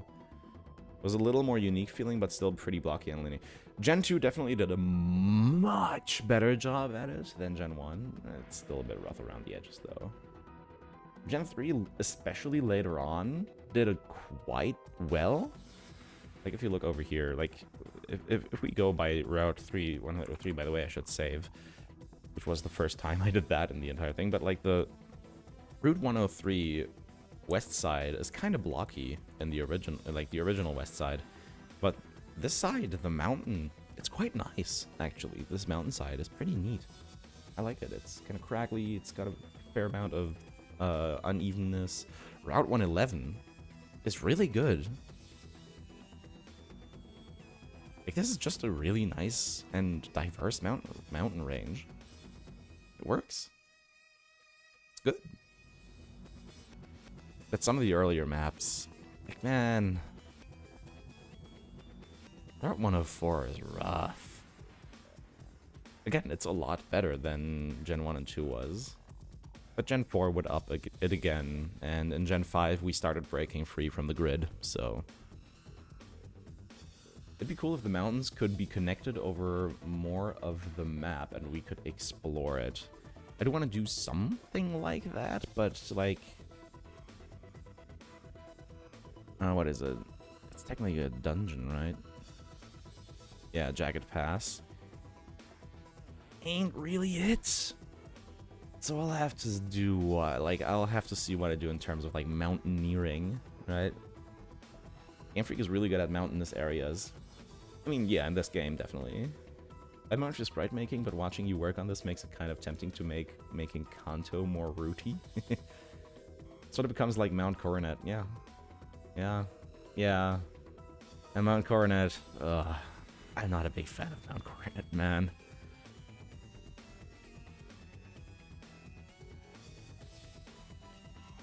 Anyways, Route 102, no, 103. I think the detail's fine from this side. You can actually see the entire thing from here. Oh, wow.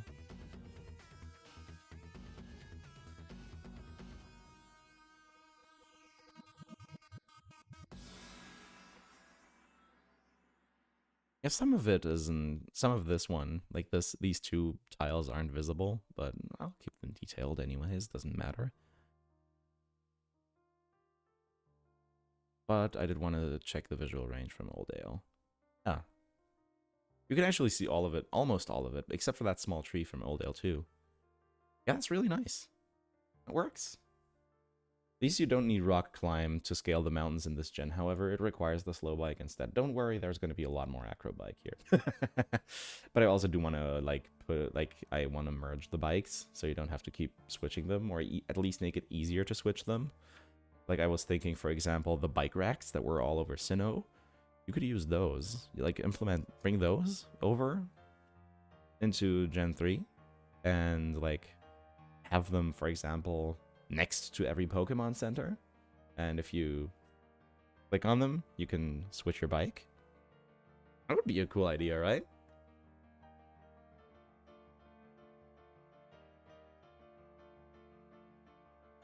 Oh. Knock my elbow on my desk. I really like how the path, like, trails off. That's really neat. Damn. I'm gonna give my gotta give myself a pat on the shoulder for that one. But I am going to do NPCs now. Birch is good up there. And everything else is aligned as well. Okay, cool.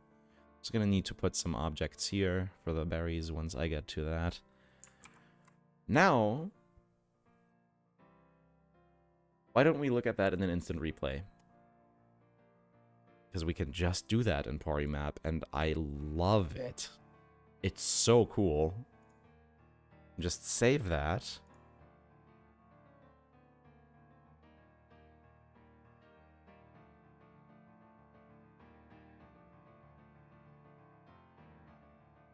Oh, it's not saved yet. Okay, it's gonna need a moment for this one.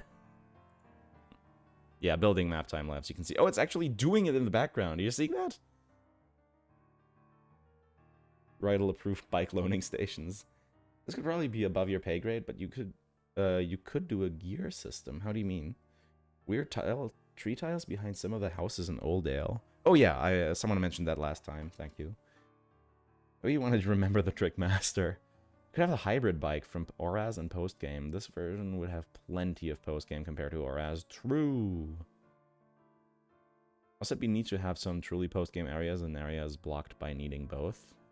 Yeah, I mean, I guess. Movement on tiles will need to be done once the tile is exported, yeah. So here you can see everything we've been doing over the past almost 4 hours.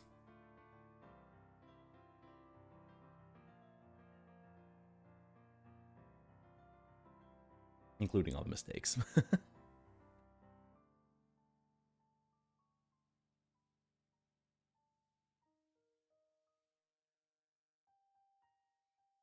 Ta-da!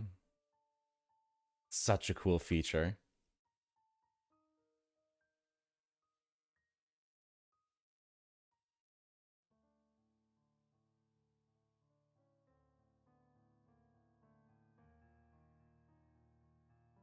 I think that what Nature Comics means is that, like in Gen 4, if you press B on a bike, it changes gear. In Gen 4, it was speed related, but for this, it could be switched between Mach and Acro.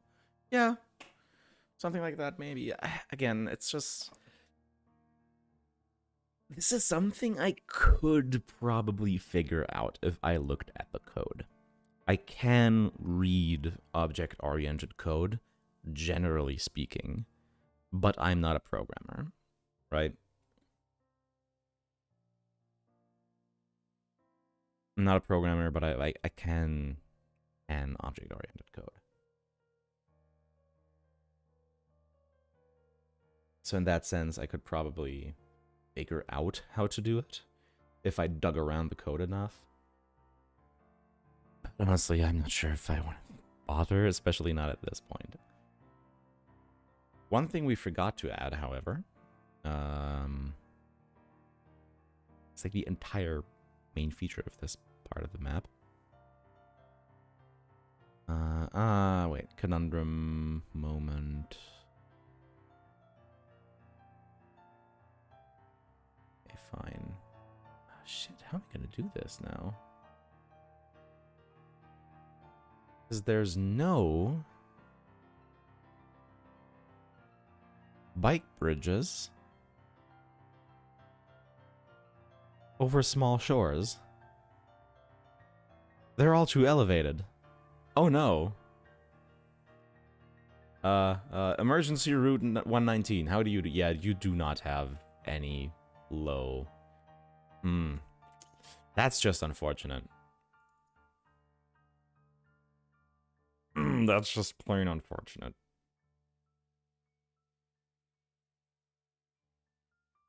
How are we gonna do these then?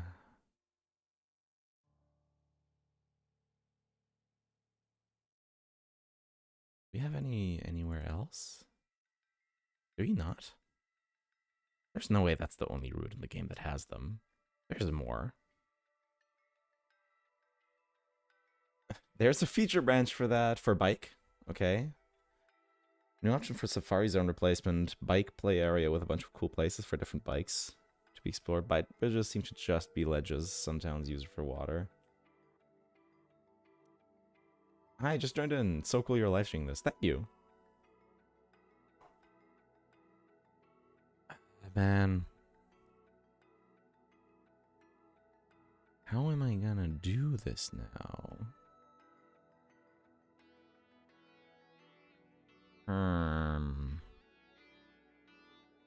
Hope the map making is going well. I just ran into a roadblock, but thanks.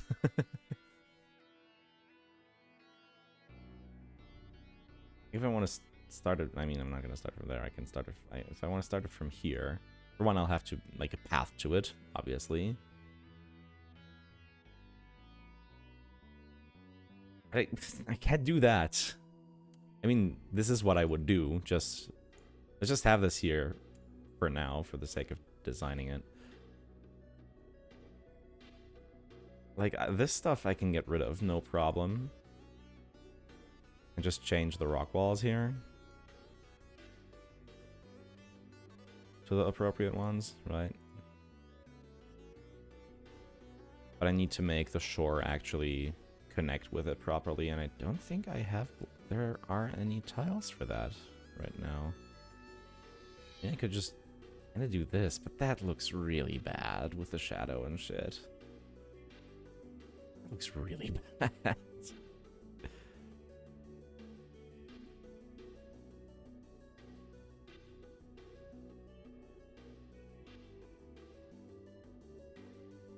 Right? Bike bridges are in the Safari Zone, maybe. They are on a different elevation there. Random neuron activation, but Corundum is such an interesting class of minerals because they're around most 9. Yeah. But are composed of aluminum oxide, and aluminum is something people... I mean, it's just trace amounts, right? They're not composed of aluminum oxide. Not really. Aluminum oxide trace amounts are what cause sapphires to be blue. I think that's what it is. Let me just check that.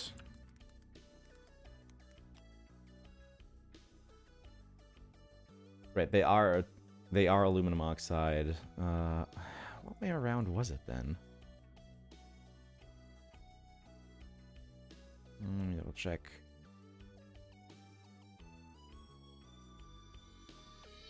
Small brain. I mean, still though, like crystallized minerals are very different. Rubies are red due to chromium. That I got correct last week. Sapphires exhibit a range of colors depending on what transition material is present. What transition metal is present. That doesn't help. Not at all.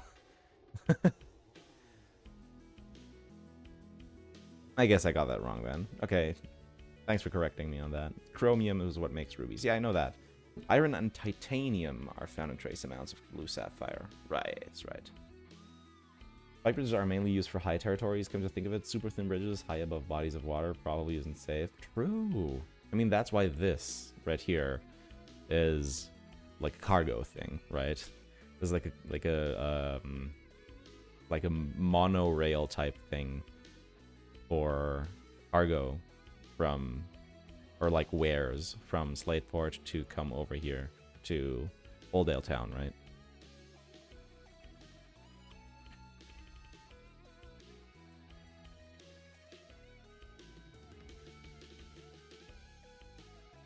Oh, they have these pylons under every single element. Damn. Put it on like every second one, maybe. It's way too expensive. You're building very wastefully there. Yeah, like that looks totally fine. And you can still pass through it, which is important. Which I believe, yeah, you can't. You can't here.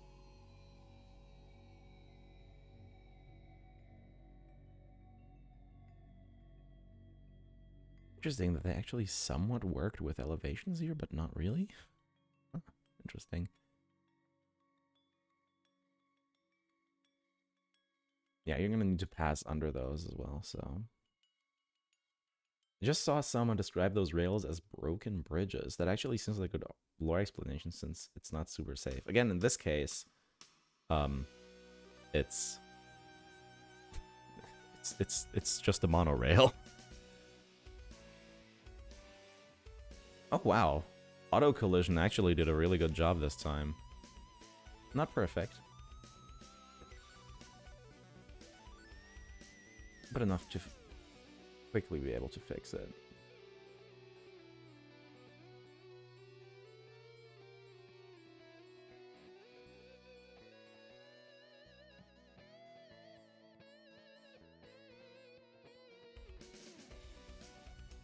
I can make all of these 4, why not? Actually, since you can surf under them, I think they have to be multi-level, right?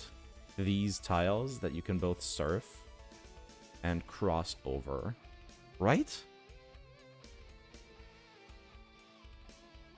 I think your sprite will float over them.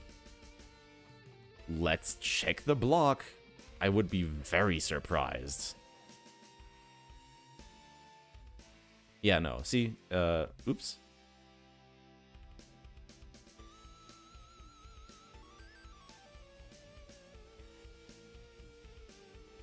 You see here, bottom and top and layer type. Ah, I see what you mean now. It's the layer type that's really important here, so...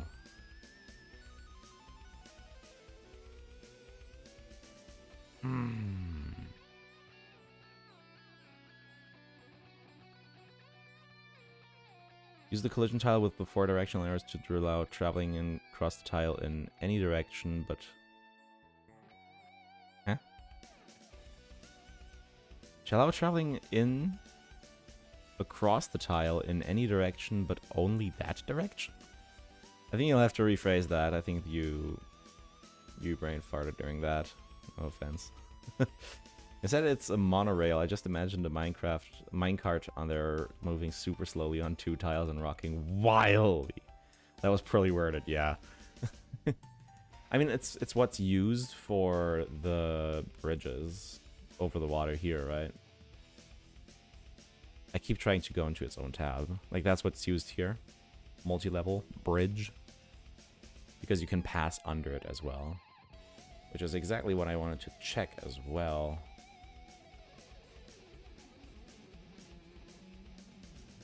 What the hell is the behavior here? Normal. Middle, top. Metatile behavior, bridge over ocean. It's a behavior thing, isn't it? Am I gonna have to give the goddamn rail custom behavior so it can act as both a bridge and a rail?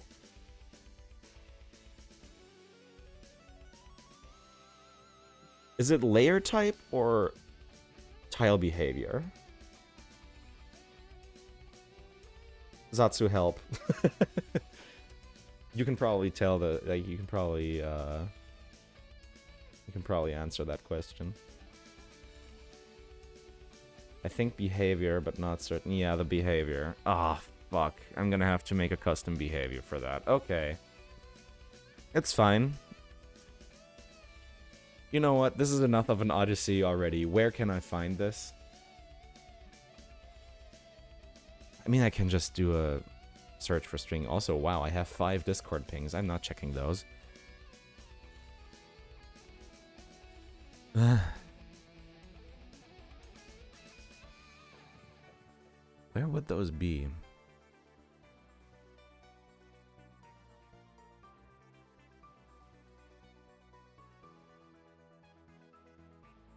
Let's go looking.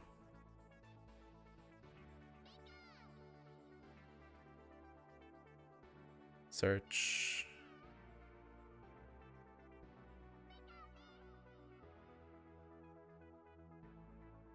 Hello? In files?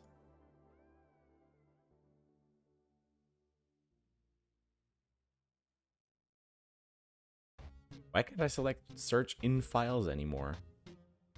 Oh no, file contents, yeah, it's got that. I'm stupid. Move for restricted movement. We need to rebuild Petalburg. The people are in need of housing. There's a deep housing crisis in Pelberg City. While I'm waiting for the search to complete, let me finish my food. I still have like a few forkfuls of rice. It's gonna be ice cold now, but I don't care.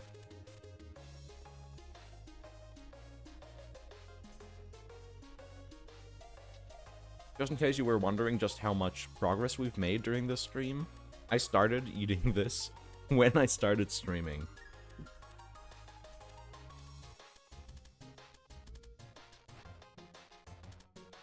Petalburg can wait. Bike bridge is important. I'm so sorry for doing this to my PC. My PC is such a mess.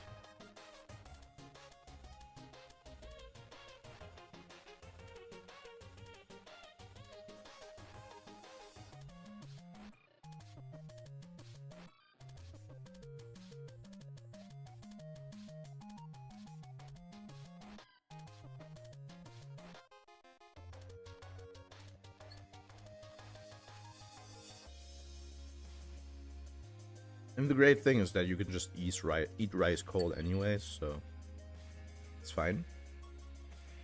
I made a big boar back roast, like back ribs, from a boar, a wild boar, which is super cool that I can just get that shit here. I live in a very rural region myself, so I can get that shit for so cheap. It's hilarious, and it's the best meat you'll ever eat. So, even though we don't celebrate Thanksgiving, I was like, yeah, I have this right now. It's like a really big rack of back ribs. So I made those with a honey mustard glaze as sort of a Thanksgiving roast. And we just made some rice from the leftovers today.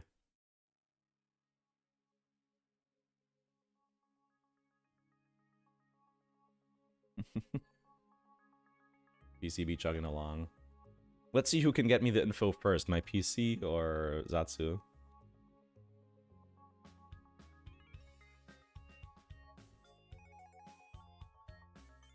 But yeah, there was more than enough fond that came out of it to... Oh wow, hello chat, suddenly catching up. There was more than enough fond to make a banger gravy from it too.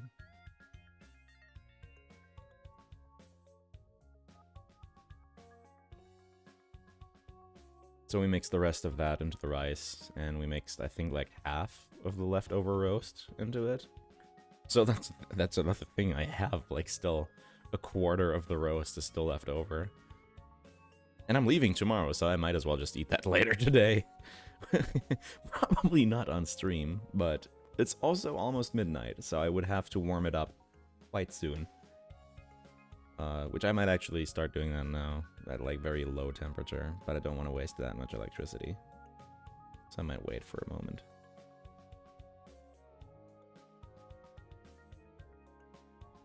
And hey, at least the soundscape fits right now. Honestly, I'm just gonna let this run in the background while I keep mapping. I still need to do the rest of the collision first. Why is that an impassable surf, but all of these are just plain impassable? Brother, it doesn't matter.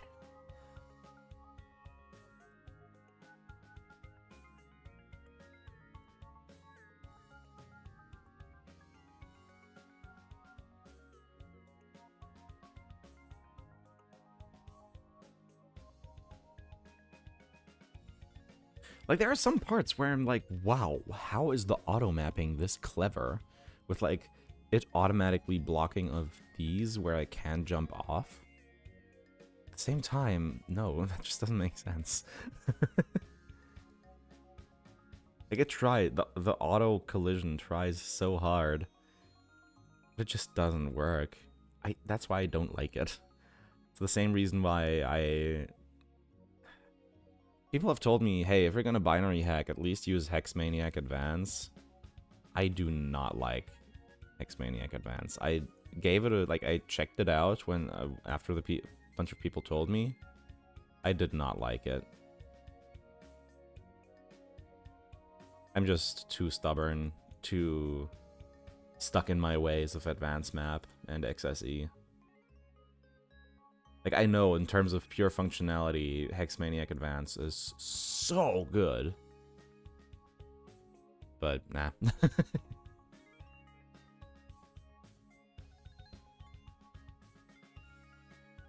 The meta-tile behavior of the rail prevents all movement through the tile unless you're a bike, no matter what collision you have. It's always interesting when they made separate collision data for stuff like that. You see the collision data options for the Space World 97. It's so gross. So yeah, I'm gonna have to do a custom meta-tile behavior for that. Delightful. Still hasn't found anything. Can you tell me what file that's in?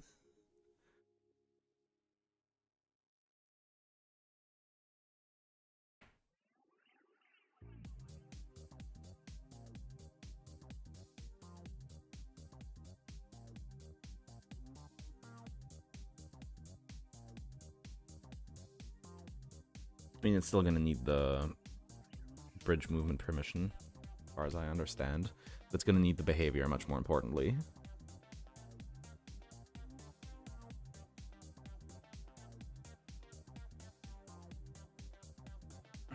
Anyways, Petalburg. Source metatile behavior C. Let's just give it a quick look.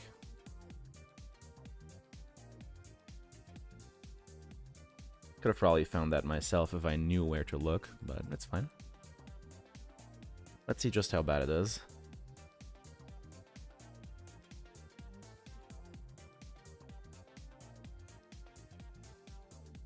Okay, so it's horizontal and vertical rail, right?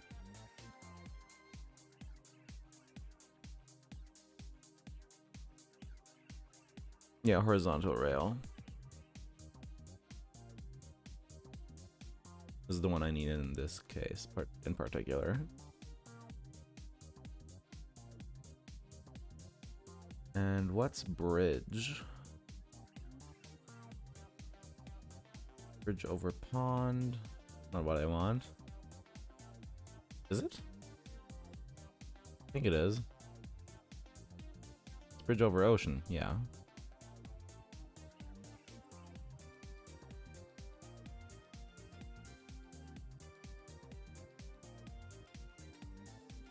I'm too stubborn to use the search feature. Function itself seems like a true or false check for your movement elsewhere. We ever get an answer as to why the bulb is so large? It's just a mutation. It's just a mutation. I can see why they'd have it only passable on bike. Oh yeah, of course.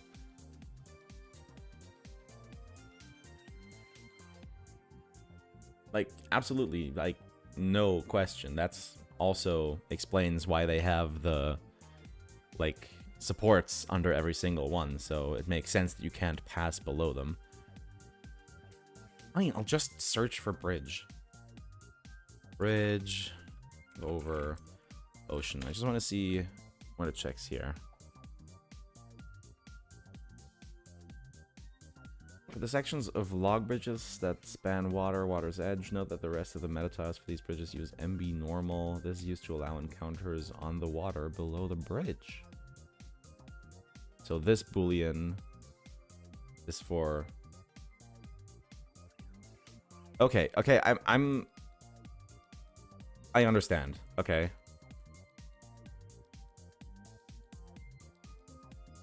Ooh, I'm gonna have to read my way through the bridge, and yeah, I'm gonna have to read my way through this. Like, document what the bridges do, what the rails do, and then just see where I can enter them so that it works. You should consider Visual Studio sometime in the future instead of... Oh yeah, absolutely. Absolutely. The problem is that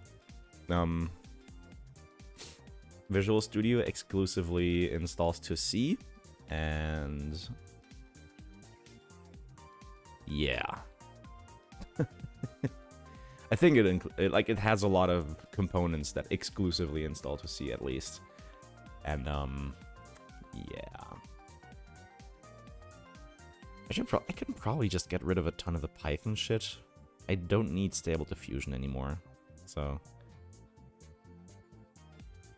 yeah.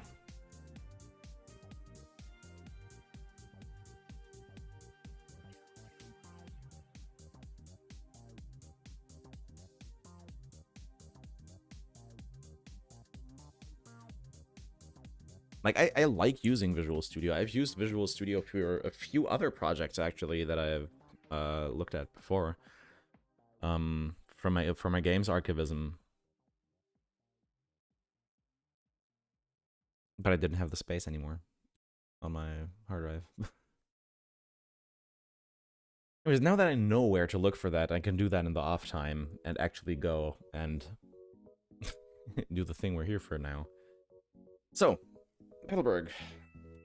For one, yes, let's solve the housing crisis. But at the same time, the fuck are we doing here? Petalburg, yeah. And from Notepad to ++ to Sublime Text to VSC, yeah. Now, Petalburg.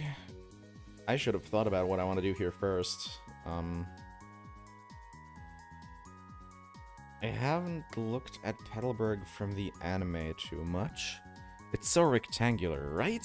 Right? I mean, again, I can totally believe that these maps had to be written in actual just binary / hexadecimal. So it would be really hard to do, like, properly map in a very fluid way. That's not boxy without a visual aid. Pelberg City, yeah, should be a small city. It has the name, add some flowers, could be a good start, could have a mini neighborhood too. Give Norman a house. Bro! Norman's my dad! He lived with us in Little Root, what the hell?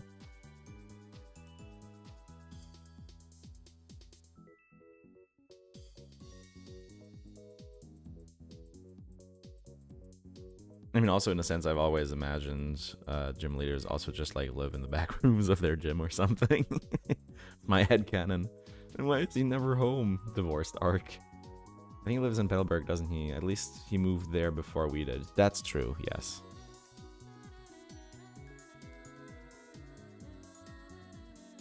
Divorced arc, best arc. Oh my god. And let's just check. Stuff in the anime.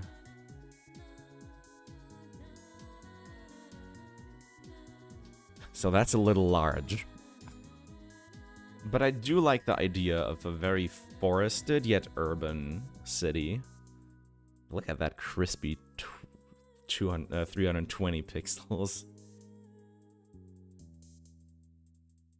Could try to think of some unique gimmick for it that gives you a reason to come back besides the gym. I mean, that's the idea for everywhere. But damn, what? Maybe at a house that gives you some context for information on the ROM hack. I mean, that's pretty much every house.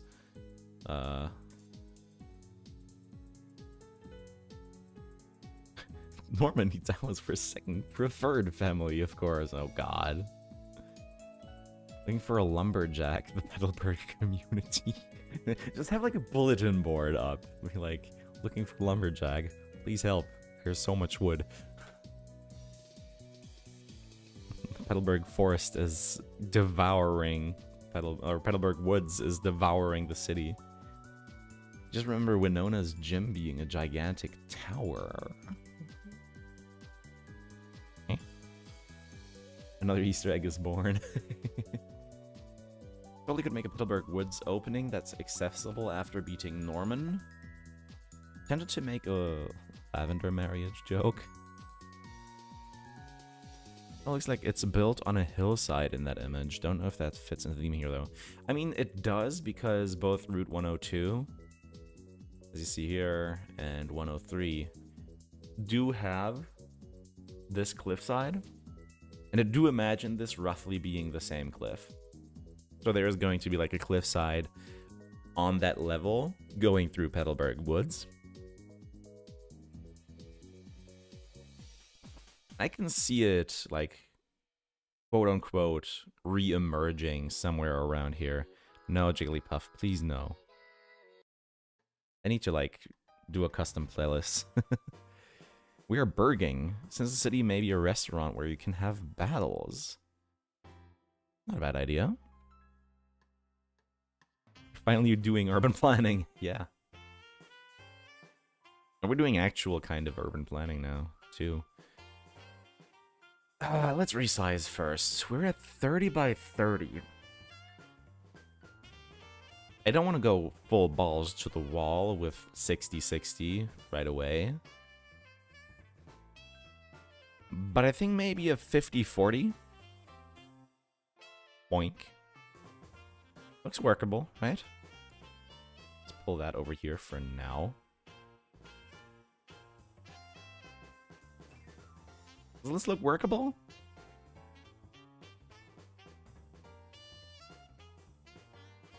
Yeah. Battle Cafe, definitely a Gen 6 idea.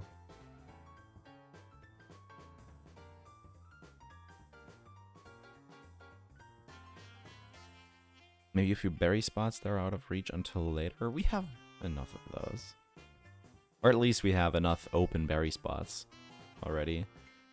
Seem to be a bit of a fan of widescreen. What do you mean? And I just think it makes sense for it to be longer than it is for it to be taller. Especially given that, I think... on the region... oh no, it's a single chunk one. Okay, well, still. Do you have anything planned for Moss Deep? No, actually. You can give Wally's house an actual garden. True. Yeah, I can do that when you get to it. I do like these small, quaint gardens like this. It kind of reminds me of Stardew Valley Expanded. Like it's obviously not as detailed, but it works. I feel like a lot of the maps so far have been widened. True. I mean, they all have been widened in one way. But that's because all of them so far have been either square in its origin. Like these three, or already are very wide. Like these two. Bird and Turf is going to be so much fun. In general, I'm really looking forward to Central Hoenn. I have so many ideas for that. And again, for Petalburg, it just feels... I mean, it's a, like, you run through wide and width-wise, right? In its width. And on top, you have Petalburg Woods. At the bottom, you're getting close to the shore. Also, unrelated update, I am now the person with the most Wormadams on Virtue Adopt. Hold on, what? Hold the fuck up, what? I mean, first and foremost, how do you know that? Second of all, goddamn, grats? Question mark?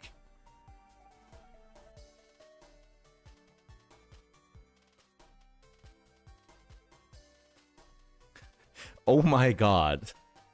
I just checked my Discord pings. Hey, if you're still watching, I want to quote here. I can't believe I've learned your name by watching your stream after seeing you in real life and eating with your whole family. Love how that happened. Fantastic.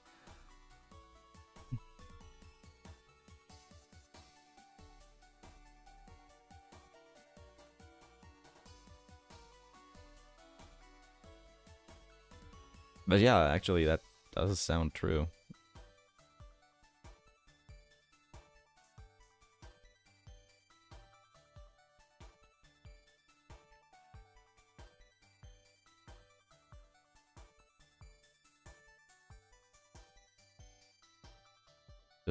Just doing a quick face check on the Virtue Adopt Discord.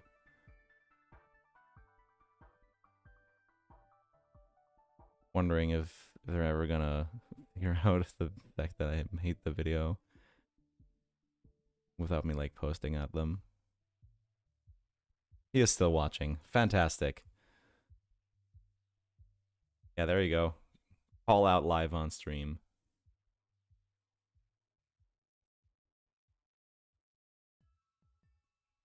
Let me just connect this pier first. Do my basic stuff. Fill out the area. Alright. How do I want to do the layout? I'm feeling... Maybe I can bring back the original idea I had for Oldale here. With the much more actually cul-de-sac type thing I had going on here. With like having a couple houses on an arm, like an outlying arm back here. Got the route numbers, but the routes before and after Rustboro are so quintessentially Hoenn. That is Route 104 and Route 116, I believe. So Route 104 north, absolutely. This bridge, this pond, even though I don't think these tiles are used anywhere else. Hello. My dad just pinged me online. Even though these tiles I do not think are used anywhere else, they are very iconic, along with the bridge, because this is where you fight your first double battle in the entire franchise. Let's save Petalburg real quick. And then 116 over here. It's just because it's somewhere you play or you go through every time early on in a playthrough. It's like your first quest. Also, I didn't think Verdant Turf would be quote-unquote mapped here. That's actually kind of interesting. I think that's just like connection. Yeah, that's the border tiles messing up. Waves at Bisa's dad through line. The path under Cycling Road is the Hoenn route for me. 1010 is a very good contender for a Hoenn route, a quintessential Hoenn route. Since this is the normal gym town, I wonder would Regigigas theming be a cool idea? Not sure about it. You could have a Regigigas statue the locals worship at a cave nearby, requiring that. Nah, that's a bit too much. Any plans for Fortree? I thought it was such a cool design, but I felt it could have been executed a little better. The reaction button covers up a bunch of chat sometimes. One thing in Fortree that I'm very disturbed by not having been used. There are vertical bridges. Why were these never used? What the hell? The quintessential Hoenn road for me is the one just above Rustboro. It has everything and is where I put my secret base. That's fair. I never realized how many G's are in Regigigas. Yeah, it's 3. Fortree definitely needed more of the longer trees. For one, that. And again...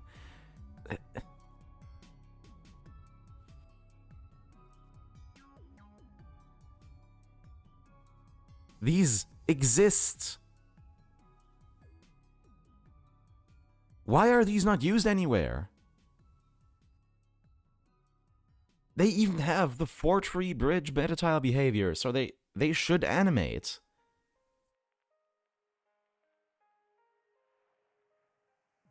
If I'm not mistaken, of course. Like, they don't have a version that's over clear ground. You could add that, that's not a problem. It's just so weird.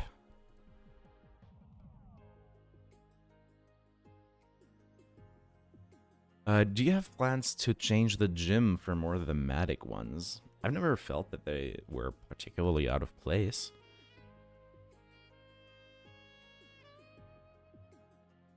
Yeah, Regigigas feels wrong to type. The most Hoenn of routes has to be either 113 or 119. You see, I mean, this loops back into what I was saying last week about how I never, on my childhood game, I never managed to cross Route 118. I was just too stupid a little child for that.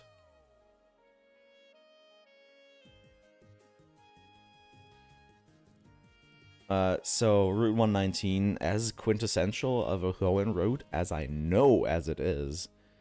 Route 122, let's be honest. I honestly never bonded with it much, so for me it doesn't vibe that much, but I can see it definitely. Like, it's totally a thing I can imagine. Like imprinting on the game over. And 113, I mean, yeah, fucking duh.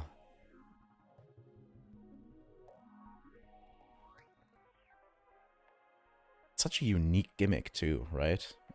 I don't think it's ever used again. But except for Auras, of course. But yeah, like 120 and 119, even though I didn't really imprint on them. I think that's a better word than bond, actually. Yeah, imprint. Even though I never imprinted on them, they are kind of, in a way, the whole inspiration for this project. Because yeah, they are absolutely quintessential Hoenn routes, and they really emphasize that largeness, that exploration, the tropical feeling, absolutely. The puddles on Route 120, yeah. What gimmick? On 113, the Ash.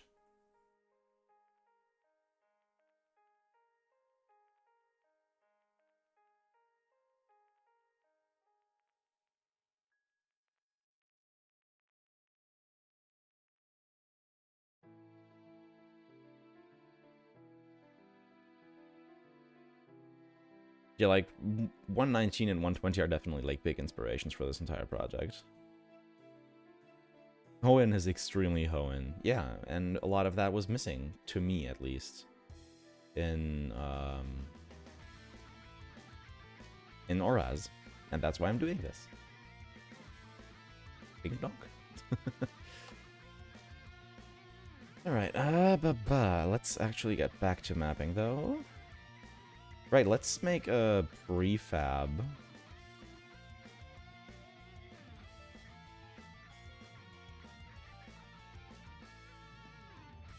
How do we make a prefab? Oh, create from selection. Okay, so I wanna do...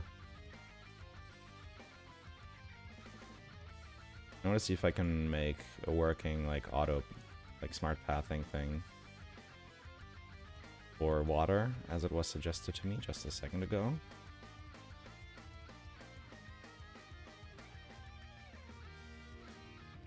I guess it won't quite be there.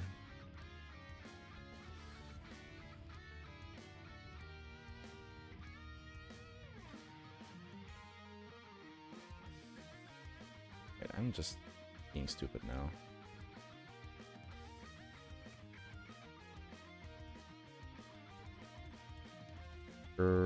This was the one.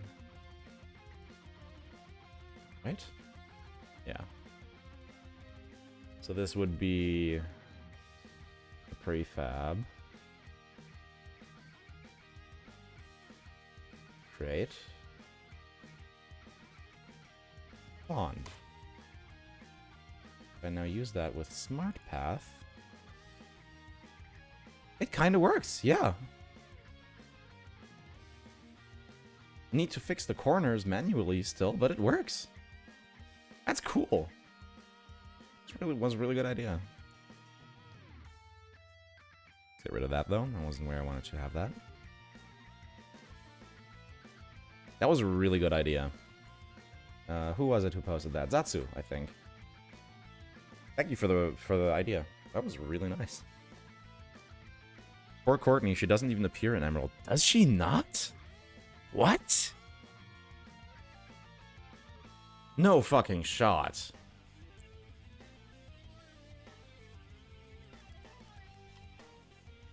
Wrong Courtney.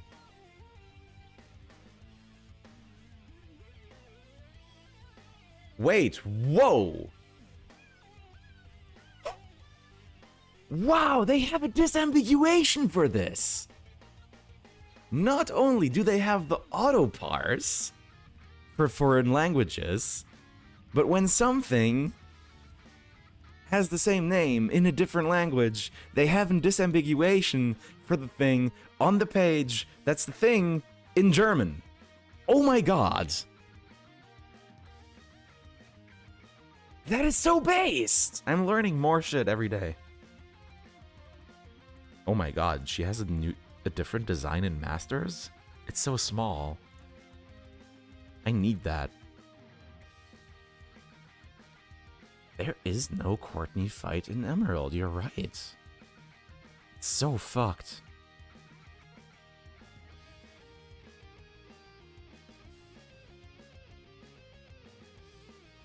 I gotta change that. But I also need a sprite that's certain redesign, because Jesus Christ. This just ain't it, man. This just ain't it. She's in Masters? I mean, yeah, of course she's in Masters.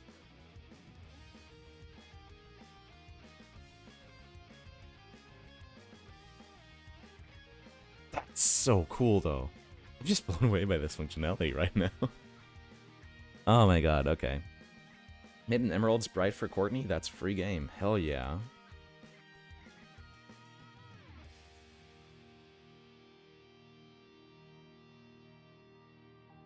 So I'm gonna have the pond still down here, I think. It's still gonna look like Petalburg, right? Be a little bit more stretched out and natural looking. Don't go that far. A little bit like this, maybe.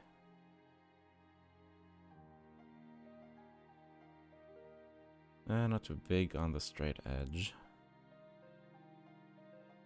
Like that.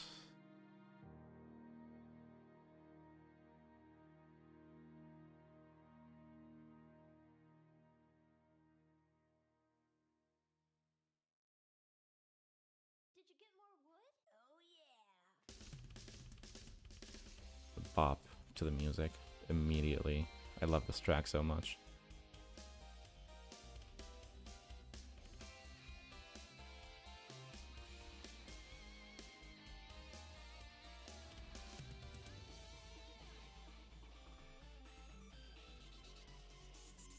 How are we vibing with this?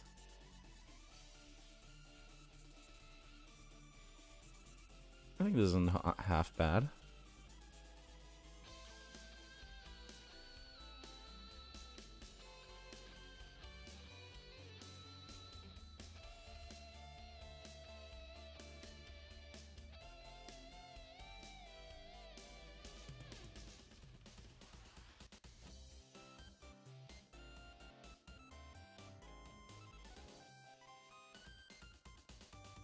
Just this pond, but bigger.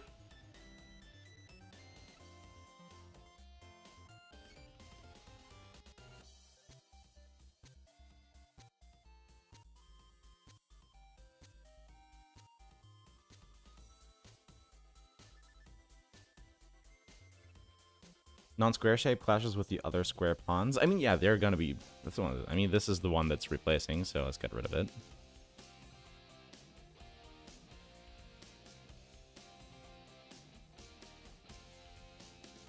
Bleh.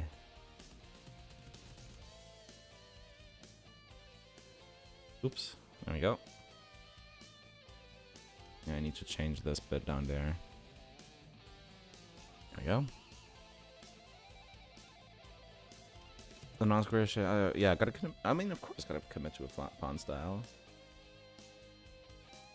But I'm not gonna have square ponds. That's the idea. Bottom edge looks too flat. Yeah, I can see that. I can do...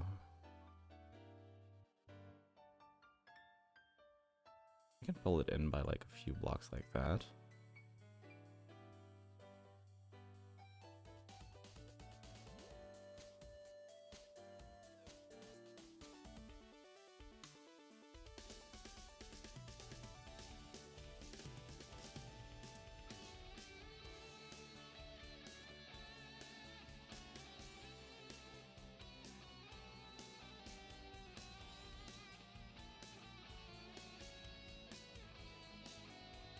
It's a bit better. Yeah.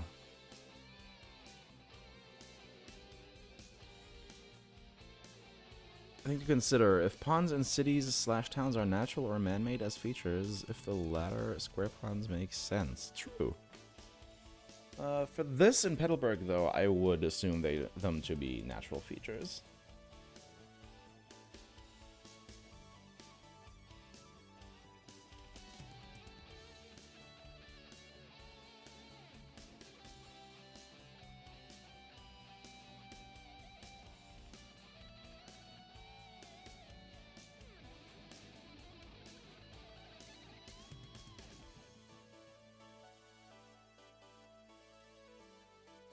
Right.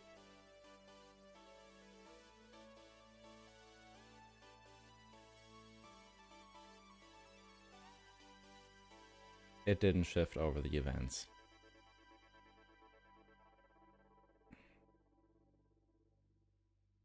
Can you select multiple events at once? Oh, thank God you can. Okay. Can I just select all? No. Okay.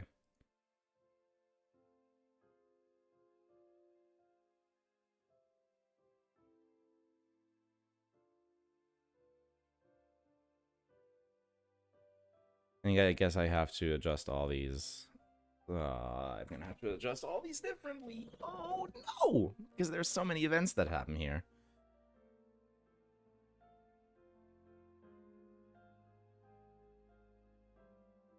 Most of this stuff can at least move all at once for now.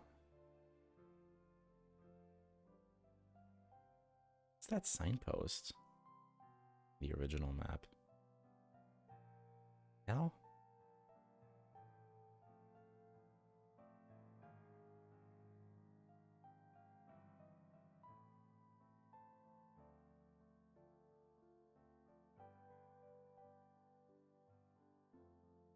Oh, it's a hidden rare candy. Oh.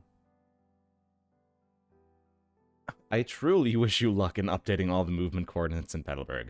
Thank you. It's gonna be a fucking hell of work. You could make a hedge maze. Ooh. Takes up too much space.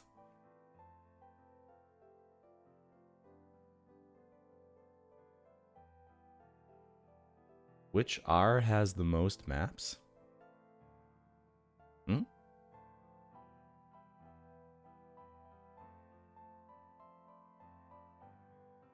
Oh, area. In terms of like my subdivision? Probably. I mean, ultimately it's probably gonna be ocean or wilderness. Or I meant events. Oh, which map has the most events? I don't know. Probably the Battle Frontier. I mean, that's counting all the sub areas, of course, so probably not, but pure on Overworld. Huh. Like on one single map. I don't know. Mount Moon has a lot. But not in a single map, right?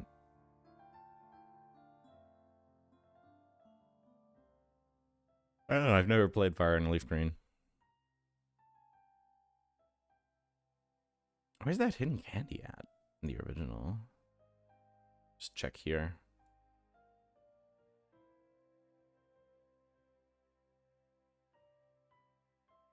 Oh, down there. Okay. I can add that somehow. Or somewhere else. Like up here. For now.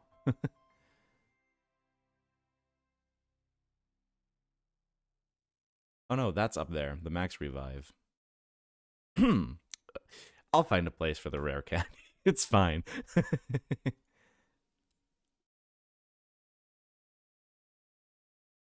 We need having the rare candy hidden in the like corner the lake makes at the tip of land, sort of pointing up from the bottom left of the map, like here. Yeah. Like on that edge. And I can just block this off with a tree or something. Jake, I think that's going to be what I mainly do for Petalburg. Lean on the anime again. But it's going to be a much denser. Like a much denser forest. Or a much dense.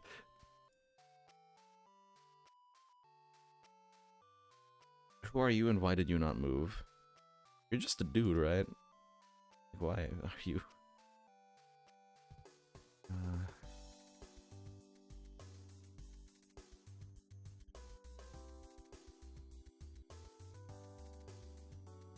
Wally and his dad were both on the same tile, weren't they? That's why I couldn't pick both of them up.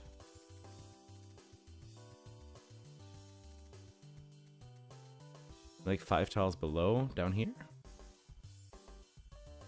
You've already got the ether down here. I mean, I guess it's still a hidden item, but... I mean, I guess it would be fair, yeah. Not separate, but still close by. It can work. Will Wallace still be the champion, or will you put Steven back? Steven is being put back, reinstated as champion. This is something I already talked a lot about in last week's stream. Steven is just the Hoenn champion, and both Wallace and Juan are like two very particular type. Like, they are like the peak in Pokemon, at least, of each like their own particular type of masculinity, right? Wallace is like the most flamboyant fucking guy ever. And I don't think you could make a more flamboyant guy in Pokemon. And Juan is like really suave, right? And I think it would be so fucking cool to have them double battle you for the 8th gym. So that's what I'm doing. Double battle 8th gym, and Steven is champion again.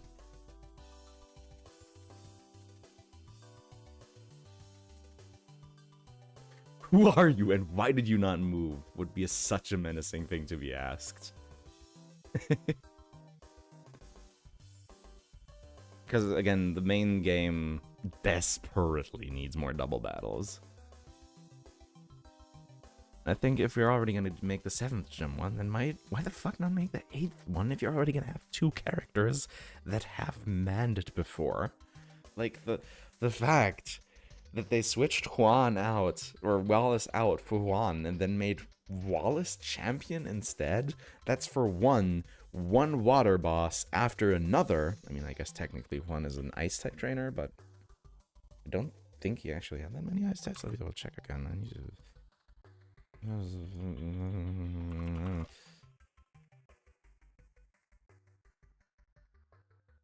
He's still mostly water. Okay, yeah, fair enough. Wallace, exactly. Personally, I think they should kiss. Not sure. Also, hell, advanced map flashbanging me. Jesus Christ.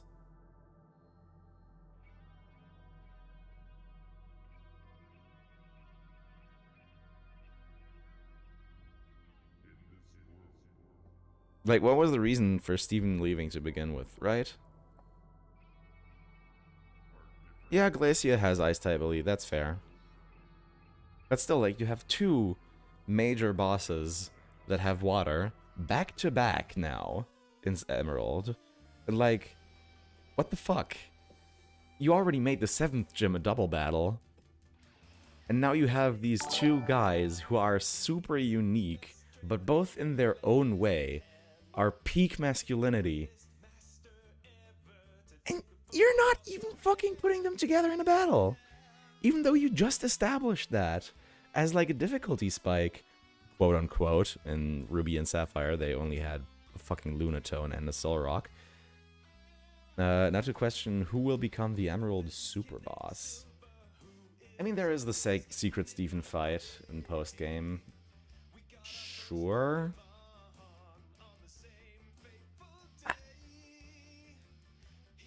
The trauma creator, Cynthia. I mean, like I mentioned earlier, I do think there will be a Cynthia battle. Spoilers.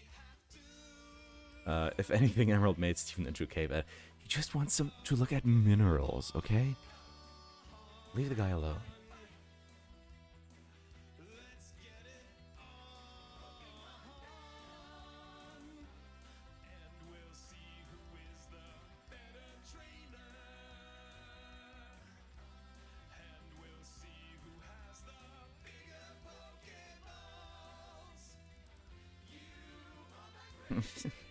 Not again, Cynthia Jumpscare mention. Zinnia. Look, here's the thing. Again, I mentioned it earlier. I just don't really like Zinnia. I mean, at some point, I'll have to, like, look over my personal feelings. And just see, like, hey, what would actually make this into a better game? I do love how much he got involved with the Mega mechanic purely because they were Mega Stones. Exactly. Cynthia Jumpscare Mansion. Oh, man.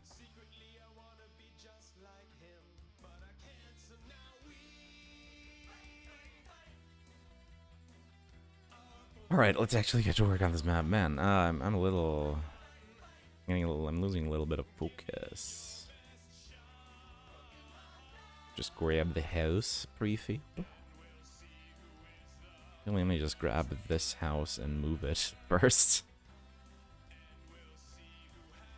Because I do think it can still, like, sit down in the corner back here. Something like that.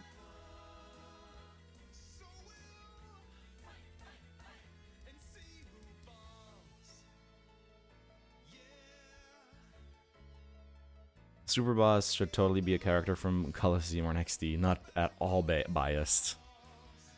I was about to say based. That too, but more biased.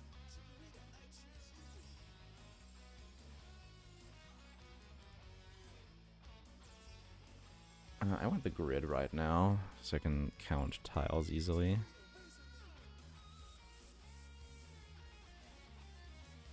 Again, I want this to be more densely packed with houses. But I do want to have the dense forest between it as well, like in the similar to the anime again. That does look like a good like way to start this off. The idea.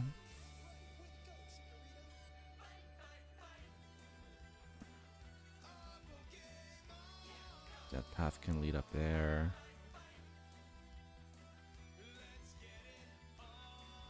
Actually, I might move this up another tile. Then path go there, and I can fit a full tree down here.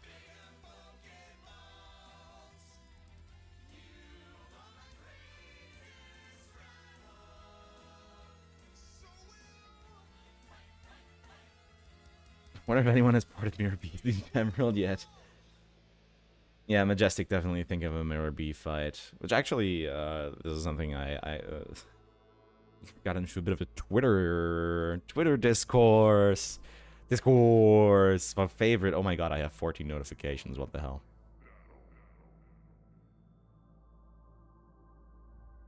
It's just people liking just random shit. Got into a bit of a discourse. Like nothing against Mirror B, but like, come on, man. Been a whopping 2 decades, and Coliseum fans are still acting as if Mirror B's themes are the only bangers to ever exist in Pokemon OSTs when they can't even hold a candle to most other character themes. Like, honestly, Mirror B's themes, they're good and really fitting for the character. But the mainland games have been doing this since, like, Red in Gen 2. Much more commonly, explicitly since Gen 4, and every single one of them clears Mirror B by miles. Like, nothing this good in Scarlet and Violet. Bro, have you heard Penny's theme? Holy shit. I just like silly themes. Oh yeah, absolutely. Like, it's, again, as a character theme, it's good. Like, it's really good. It's fitting for him. It's good. I like it.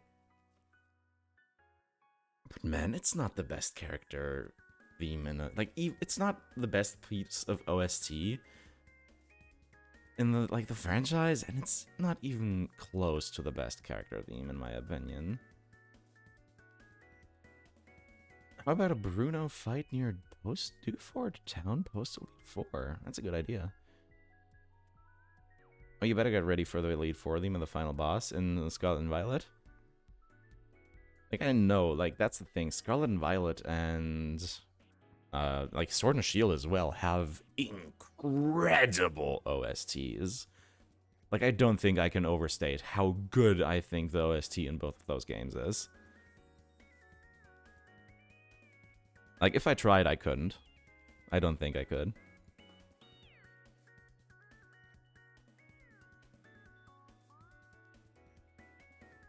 Anything made by Toby Fox is proof the new game to do still. Proof the new games do still have absolute bangers. I mean, again, just... God, I want to play it now, but I don't want to risk copyrights. Getting copyright struck. I just want to play the Penny's theme now because it's so good.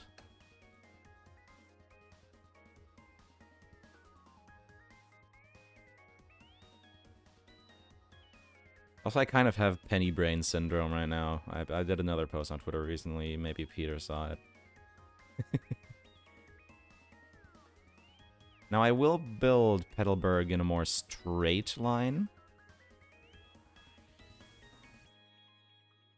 Still a little... tiny bit unruly. Like, it's just penny brain syndrome. Instead of brain, there is penny.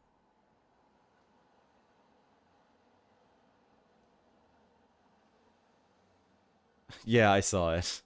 I mean, I might as well just pull it up then. That's the wrong... What? Why are we bringing up these again? Did I just put Twitter away? I did put Twitter, just put Twitter away. Like, man... Scarlet and Violet, brother. Like... most gender Pokemon games. Look at these dorks. Like, what the hell? I mean, Lacey is just there because I think she's cute, but Arven, Grusha, Rika... like, man... it's just gender. And Penny, too. Short, unnaturally colored two-tone hair. Oversized hoodie. Mismatched outfit but only barely. Scrunkly backpack. EDM banger battle theme. Fights you with her pets. IT prodigy. Sylveon ace. Quiet shut-in, British, and I quote, shine bright in the starry sky and become who you really want to be. Come the fuck on. There is not a single more transcoded character in the entire franchise. It's crazy.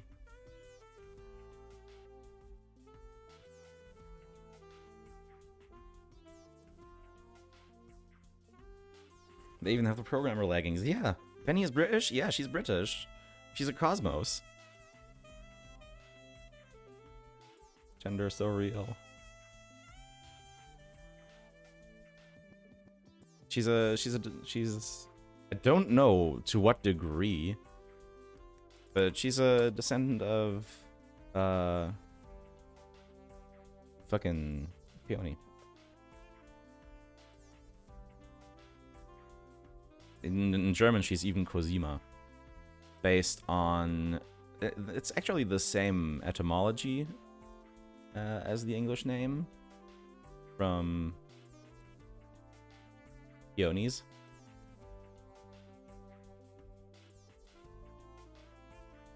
Just the German name comes from the scientific Paeonia suffruticosa.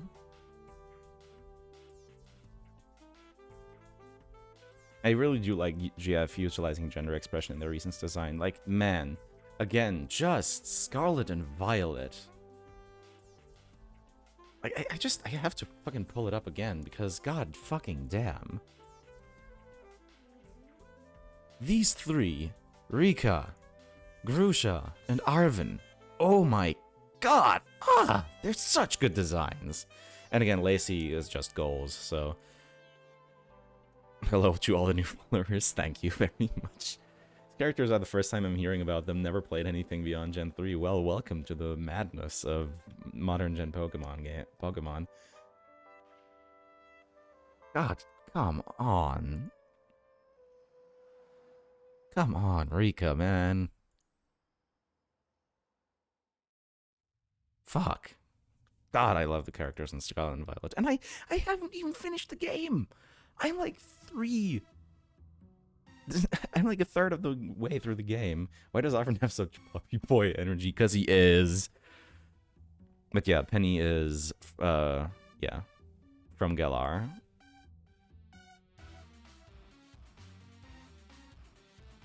And then came to Chaldea to study. I don't actually know. Again, I'm pretty sure she's supposed to be Rose's. Some sort of, she has some sort of relation to Rose. Says family unknown father. Haha. But again, come on. Her name in German, Cosima, and her name in English, Penny, both from peonies. Which we are, like, it's already like a big family. And they're all named after roses.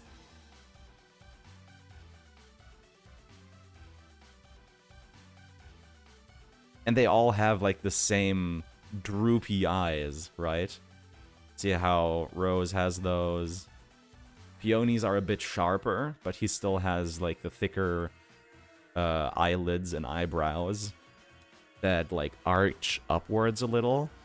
And then Mila, or Peonia, also has the same eyelashes.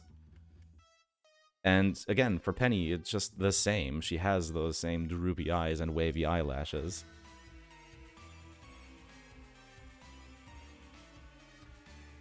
Oh yeah, no, he absolutely, yeah, no. Arvin, with his hair, totally has squirrel vibes.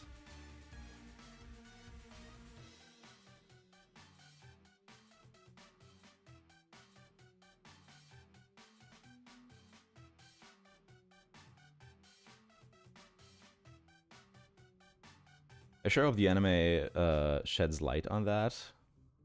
Penny's family. I mean, again, just she's in some way connected to the Cosmos family, right? I mean, that's all that we really need to know, IMO. So I'm getting really cold. I'm gonna put on a hoodie real quick. Be right back.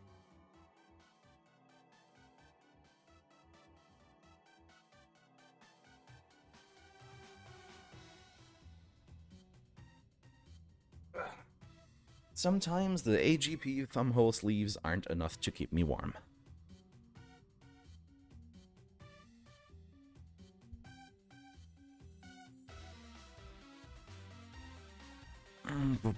Now, the path. I'm actually gonna pull it over one more tile. Again, to keep these available, or space for the trees.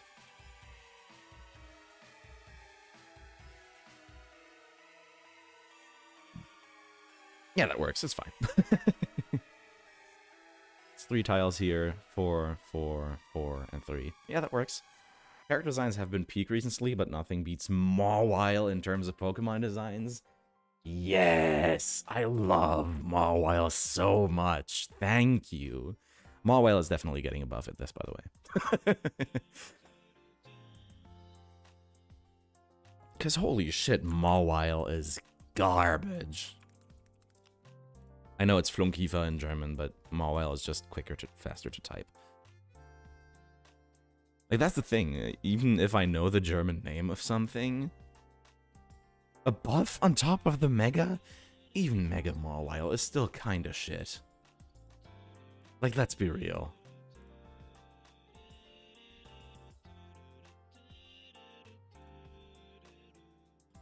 Like, bro, look at this. It does get a bit of a buff as Mega, yeah. But it, like, really, really desperately needs it. I mean, it does have 480 BST, which isn't bad. I don't know. I mean, balancing in general is going to be a very... It's going to be very, balancing is going to be a very long process. It's going to be the very, like, polishing at the end of the project. Once all the feature stuff is done. Right? I did not want to do that. I wanted to check that tile's movement. Layer type. Is that it? What tile am I looking at? Yeah. Middle top. Okay, yeah. So character passes under it? Let me just check the collision. Yeah, but character passes under it. Okay. Just wanted to double check that. I thankfully had a competitive player to balance my hack. Yeah. 600 BST mobile.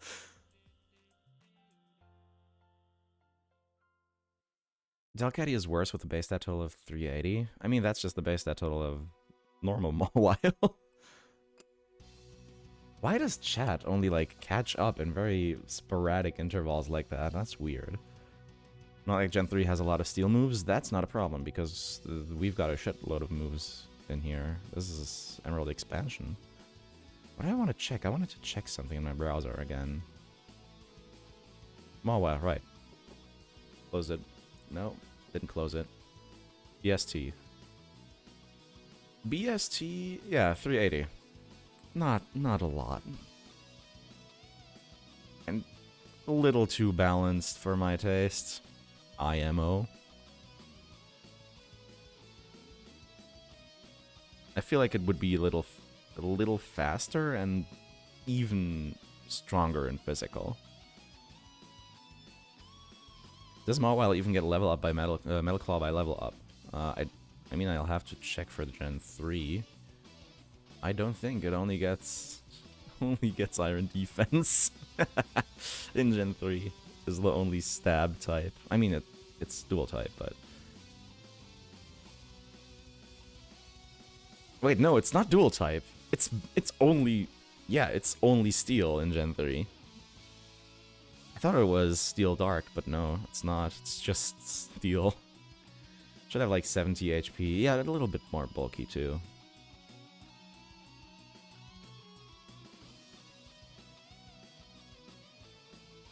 I don't think the typing is the big problem, though. It's just shit move pool and... not shit, but lackluster base stat. Dark Steel would fit incredibly well, right? And that's what I'm saying. That's why I want to make it a Dark Steel type instead of Fairy. I don't think... I understand why it got Fairy, because it's sort of also a yokai-ish vibe. I think Mawile is based on a yokai. Some mythology thing, some Japanese mythology thing. The name of which escapes me right now. Yeah, Mawile has objectively the best typing in the game now with Steel Fairy. Yeah. Megas and Fairy will be in this. Megas will be Fairy. I am still... Again, I mentioned this stream and last stream already. I don't know. I'm not 100% sure.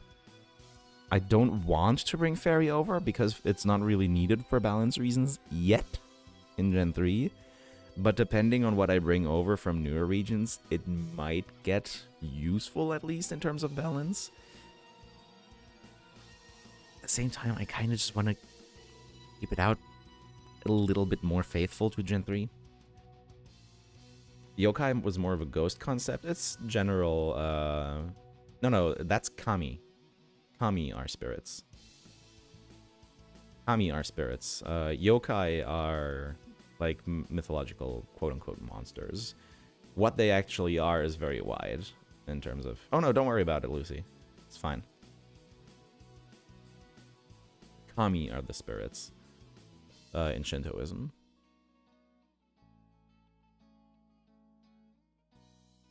Yeah, here, Futakuchi Onna. Which is a yokai, yeah.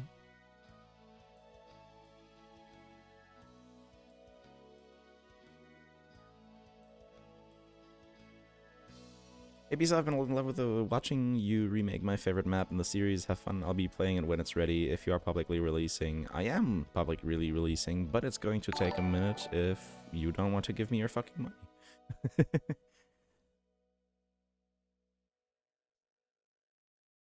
GD, I'm watching you. I'm gonna put a spending limit on you if you're gonna keep giving me your money. If I could do that, but I can't. I mean, I can't stop you, so... Oh, God, that is the worst. I'm being the worst again.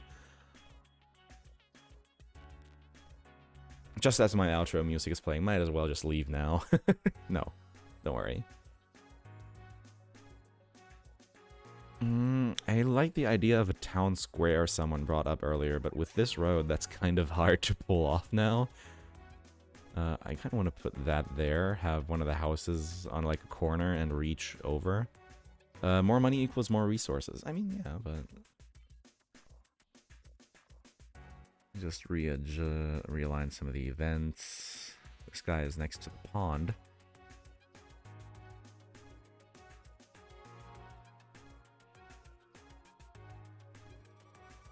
I'm pretty late getting here. What's the goal with Petalburg? We're just kind of still in the concept phase, actually, for the beginning of the stream. I'm gonna replay the GIF. Now I said it both ways, you can't complain. Oop, get that away. Let's do a quick recap on what we've already done. Needs a moment to load, I think. Yeah, there we go. So this is what we've already done to Route 103 earlier today. But yeah, for Petalburg, for now we're kind of just in the concept phase. For now we're going kind of with what the anime did. Still a very urban and quite densely populated town, but also like completely interwoven with the forest. So both dense houses and dense forest between them. Like the polar opposite. Yeah, okay, so there it reset. So like the polar opposite of Little Route, kind of.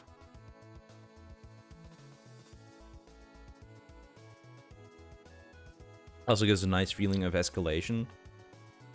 As we go from Little Route, this very open, yet also very,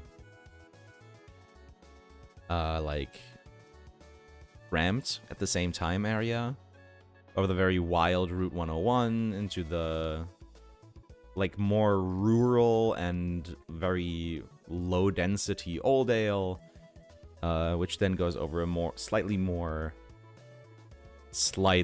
more tamed route, into the very dense but still close to nature Petalburg, where then you have to head through the impenetrable Petalburg forest before you get to your first true metropolitan city.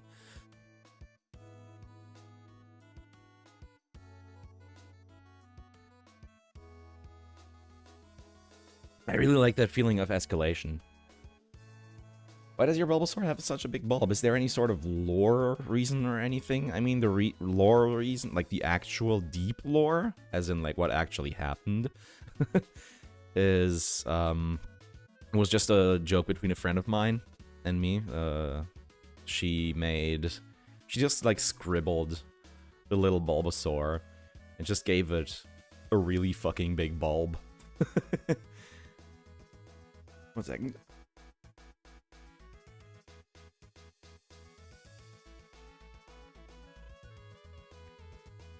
She just gave it a really big bulb. I showed it earlier. The... Oh man, I'm really coughy right now, sorry.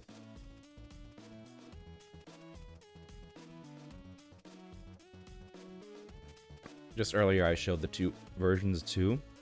Let me just pull those up again. So this is Derp Bisa, as you know him. Them, I guess. Misgendering myself, fantastic.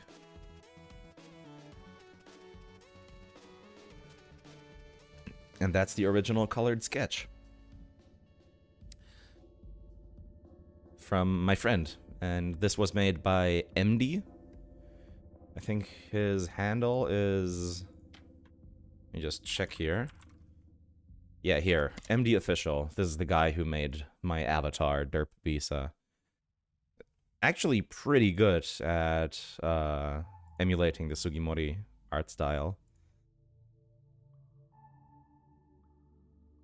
And that's why I approached him about this.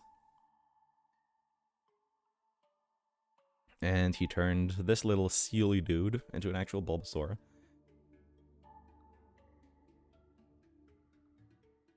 Yeah, their art is fantastic. If I ever, like, do an original Pokemon region or something, I know where I'm getting my art at.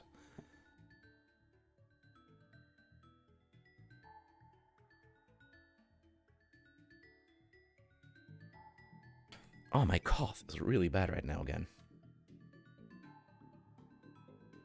So you could actually, if you saw my 1000 sub video, you could actually see Derp Bisa in the section where it shows my Eurocamp anime review, which that is actually one of my favorite videos that I've ever made. If I ever get around to it, I would love to remake that video. But not right now. Right now I have to focus on this channel. Goddamn, I'm so happy with how things have been going here. Ah, man, just makes me feel good. Love seeing the avatar bop up and down, coughing and hacking while I'm muted. Yeah. My Stream Deck only mutes me in OBS, not in Discord. Which is where the, like, PNG has its, gets its thing from. Yeah. Yeah. It's where the reactivity comes from. You still need that little patch because there's no piece like this that goes to the side. Or for this path type in general, which is just great. Oh man, my throat is... I've got some tea here, but it's not helping. Oh. Very unpleasant.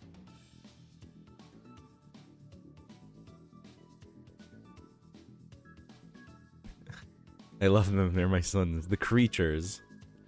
But yeah, the deep lore is just that a friend made it for me as a joke. But the lore, the character, quote-unquote character lore, is, it's just a Bulbasaur that was born with a mutation where it has just an overgrown bulb that's so heavy to the point where it weighs it down that it can't actually, like, use its legs properly for walking anymore, which is kind of sad. But I really think, I thought the, like, image, the mental image of a Bulbasaur flopping around like a seal was very funny.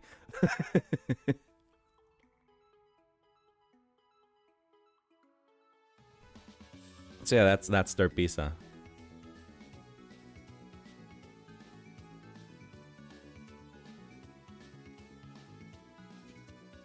Will the bulb get even bigger with evolution? Oh my god.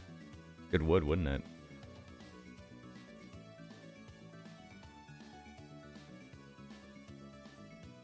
They just pull themselves with everyone. Like, yeah, kind of just like a seal. Is like the idea, sort of.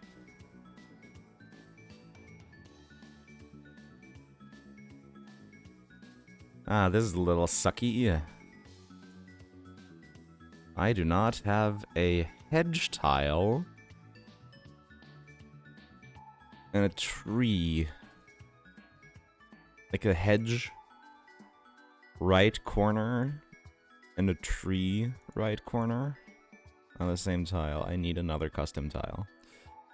Fantastic. And I'm gonna need that now, because if I don't do it now, I'm never gonna do it. So time to add another 8 tiles to the Petalburg tile set. Fantastic. Change number of meta tiles to 160. Let's go. It's not that important, but I just kind of want to have it. No, no, no, no, no, not that one. Please, just take that. Thank you. I'm going to put it down here for now, though. And then I want these two here. No, I want them X flipped. Thank you. And they are normal layered. Yes. Okay, cool. There we go. Got the tile I needed.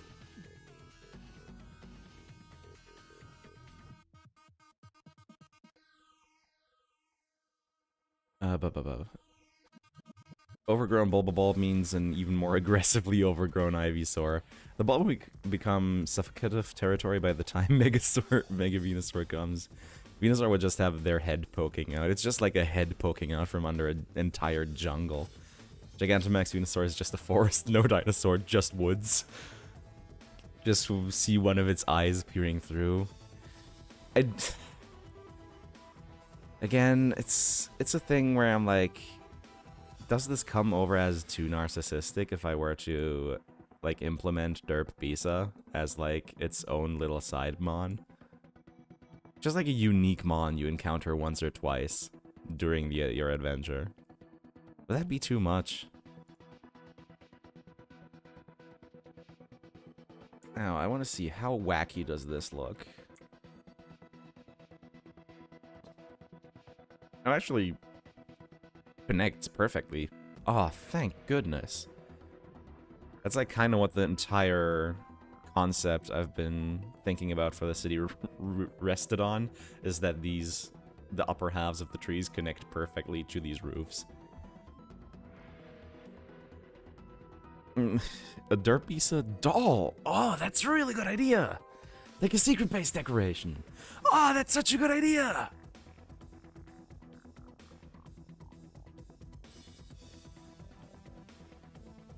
I mean, again, that's posing the problem of doing secret base stuff.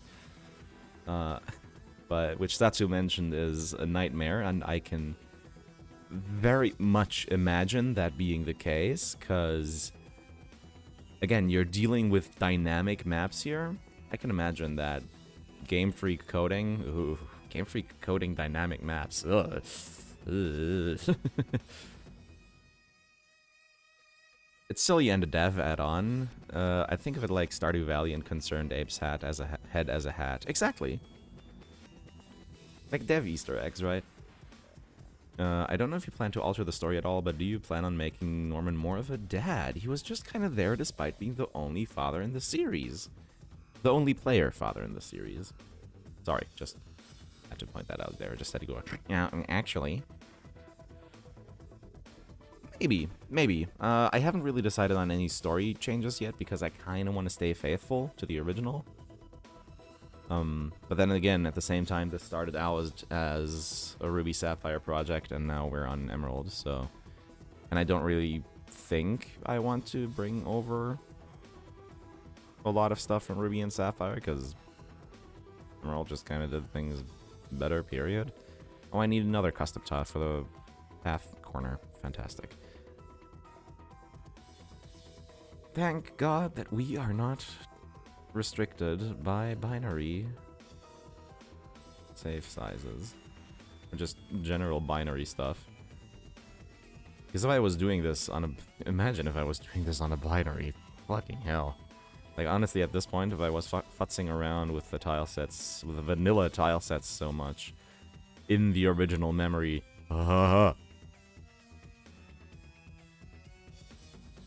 No me gusta.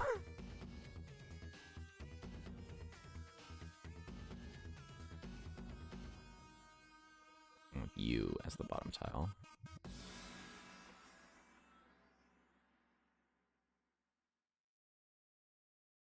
Even doing it in that advanced map makes me scared compared to this. Yeah, exactly. I mean, that's what I'm saying, right? In advanced map, it at least has some dynamic memory allocation, but it would still be very scary because the dynamic memory allocation in advanced map is not very good.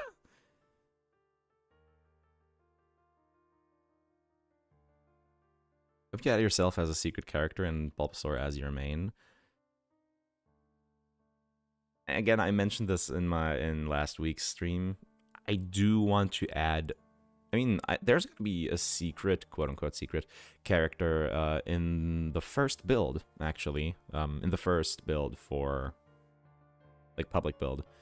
I do think that once I'm done with Petalburg and, like, all the additional maps and in-between stuff and the scripting for everything I've done up until Petalburg, so that's Route 103, 102, Petalburg, 101, Oldale, and Little Route. And again, all the extra interiors and connecting maps, stuff like that. I don't think quite Petalburg Woods yet, Once I'm done with those, I think I'll release a first development build for channel members. Bulbasaur Dirt Bisa doll in the player room. I only found 2 types of video game fathers: Pokemon, RSE, and Fallout 3. Dirt Bisa doll is just the bulb. Just a big bulb in the player's room. Do you have to let their own devs characters in anyways? So you're entitled to do so. Quinty Plum. Exactly. I'm so excited to try this out, especially on my custom GBA. Hey, if it works, it works. I'd love to hear from you on that. I mean, I know you're already on Discord, so I am going to hear from you about that, but... And here's the thing. There's now technically a traversable tile back here, and I do not like that. So we're doing a little garden. Just a little bit, though. Like a little...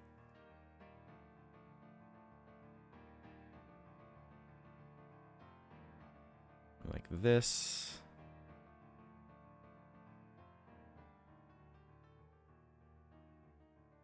I don't quite want to go... I mean, it works like this, and then I can have a little tree in the corner. Also, just a general tile I need someone to make, I need to have made, is like benches. We desperately need benches. The fact that we had 5 generations of Pokemon games without benches is ridiculous to me. You know what? Since there might be something back here, look at that. MB South Arrow Warp. Boop. Let's have a secret exit here. Or entrance here. The warp event would be on this tile. We can just, like, have a hidden... We have a hidden item. We were wondering about where we're gonna put it. Come the fuck on.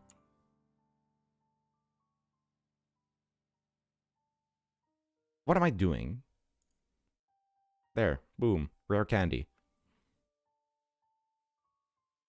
Totally going to try it on analog. Oh, don't worry. You'll certainly hear whether you want to or not. Also, you can put these decomp packs on cartridges. Yeah, exactly. I mean, there aren't terribly many benches in Japan, so it kind of makes sense. True. Game Freak and their anti-homeless architecture.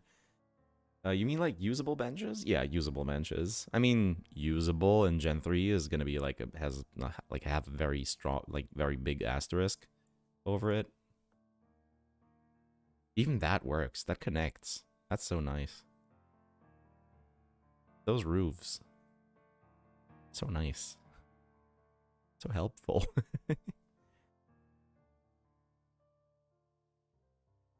You just have like a pot there. It kind of doesn't really vibe. I'll have these pots. There you go. There's a little bit of a garden. Usable, as in, you can walk on it. Yeah. You can imagine yourself sitting, you can't see the character's legs anyways. Yeah, exactly.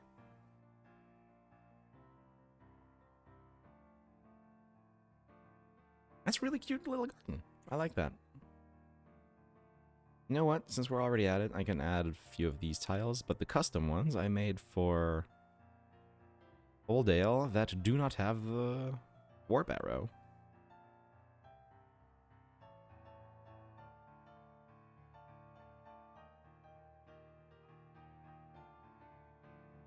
And the flowers can be sort of like this, arranged around the house. I like it. Ain't that nice? I think that's nice. Do we do this, though, to, like, kind of border off the, like, planting area? Or do we just keep the full pots? These roofs, so helpful. Every human species that figured out how to make buildings. Yeah, but not all roofs in the game completely... Like, not even the gym roof, like, fills out its entire tile. But this roof, it just fills out its entire tile. So I can basically put any, like, top half of a plant above it, and it looks like the plant is growing below it, which is great because if you actually look at it, in the tile set editor at that roof, generic roof, yeah, there, it fills out the entire tile, But it's a middle top tile, which means you can actually technically move along it. So you can have normal path collision, and you'll move under the roof. It's so nice. And it means that, you know, technically, the tree would be, like, the tree stump would be back here, but because the roof covers the entire tile, I don't need to make a special custom tile that has the trunk on the bottom tile, like on the bottom, and the roof over it, which I would have to do, for example, for the gym or the Pokemart, which we did for Oldale. You know, prefer the blocks to separate, yeah.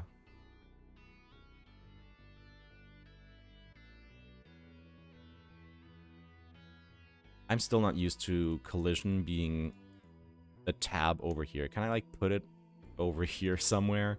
Like, please, let me put collision over into the main tabs, please. Can I do that? No, okay, fantastic. Like, preferences? No, there's nothing in preferences. It's just the main text editors. Oh well. Advanced map moment. Yeah. It's what I was born with, man.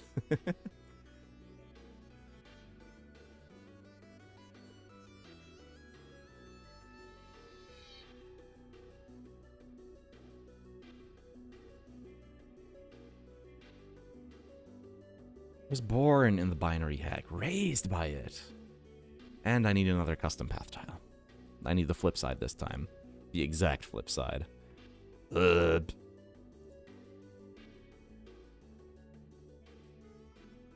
We're spending so much time on this little area down here, but I'm actually quite enjoying myself.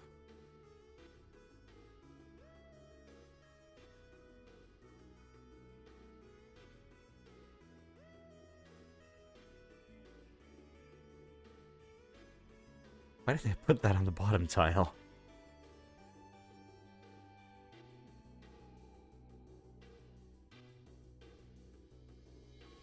Oh, maybe. Wait, I might have... I'm just gonna, yeah. Pick this instead of messing with X flip and Y flip. I want to have the right. Hello? My mouse, please.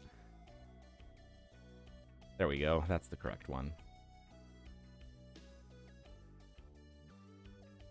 Oink. All this disassembly crap has been brutal to learn. I can imagine. I mean, so far, I haven't really delved deep into the decomp stuff, right? It's what I said I would be doing off-stream. You know, Zatsu gave me a few pointers earlier for the rail over here on Route 103. For this thing, I'm gonna need to make a custom movement permission for this, or not movement permission. I'm a custom. Need to give it custom tile behavior. So because this is a rail, and the rail tile behavior means that there is no way to pass through that tile unless you're on a bike. Which is kind of counterproductive if you want to pass under it while surfing. I'd personally be interested in seeing that for a stream in the future, but I know that's boring to most people compared to mapping. Yeah, that's kind of the thing. I mean, at some point in the future, probably, just because I would also want to do it, and I would like to stream it, particularly because there might be a lot of people here. Like, in general, in the community, there might end up being a lot of people who are able to help with that kind of stuff. Right? So in that sense, it would be quite valuable to stream it. Just have to see about actually doing it. So now here's the problem. Since we're doing all this stuff down here, there's nowhere I can pull the cliff out. We were talking about that earlier, that I kind of wanted to bring the cliff from Route 102. Kind of back in here. Kind of like as if the elevation change that kind of runs along here just is more gradual in this part, hence no sharp cliff. Like kind of runs along here and then kind of meets at the same height as this ledge, and thus creating enough of a height difference at once again that you'd have a cliff face. But now that all those homes are down there, I do not have enough space for a cliff face. So I have to move this guy up a few tiles, like up to there, at the very least.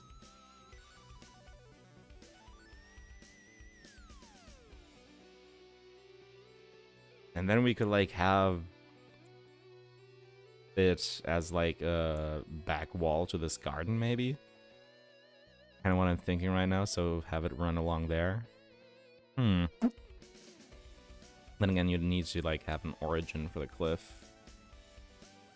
I still need to find a way to cap it off well. That's not just, like, this right here. Oops, broke it. Not just like this right here. This is a really bad way to cap off a cliff, but I don't really have any other way to, like, make it vanish beyond the player's sight line. So that's fun. You will eventually run out of mapping before programming. Yeah, but if I go at the rate of one map every week, I have like a year and a half until I run out of mapping. And that's not including all the new stuff. So, we've got some time. I mean, obviously, I do want to get this out at some point. But I'm just going to go with, like, a nubby cliff like the other ones. Obviously, I want to get this out at some point. At Sony maps, I didn't realize there were that many. Yeah, even just the base game is, like, 50-something maps. Overworld alone, not counting dungeons.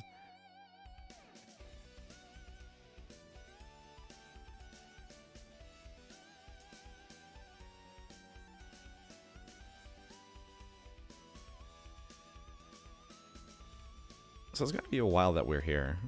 And I don't want to rush through things either. I mean, if you wanted to be cynical, you could say that I want to milk it for content, but at the same time, like, I also just want to take my time. Do it chill. There's no rush for this, and in the end, like, if I can build a community around it, then ultimately the end product is going to be all the better for it.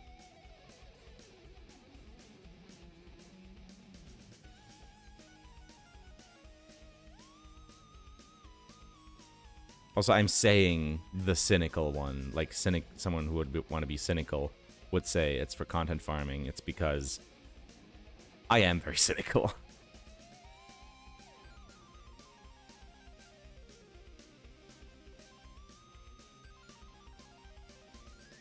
Oh, wait! Oh! It can connect to the Legend Route 104! This ledge! I can raise this up! Oh! Damn, this worked out well.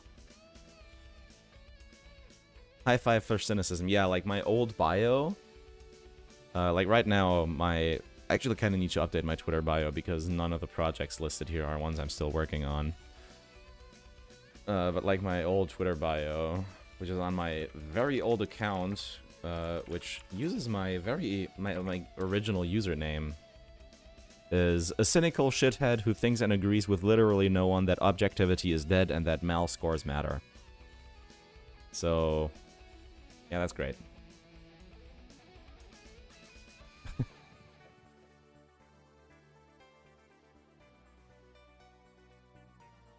Like my brand before anything else was just cynical shithead. Mine just says I'm deranged. Eh. Tomato, tomato.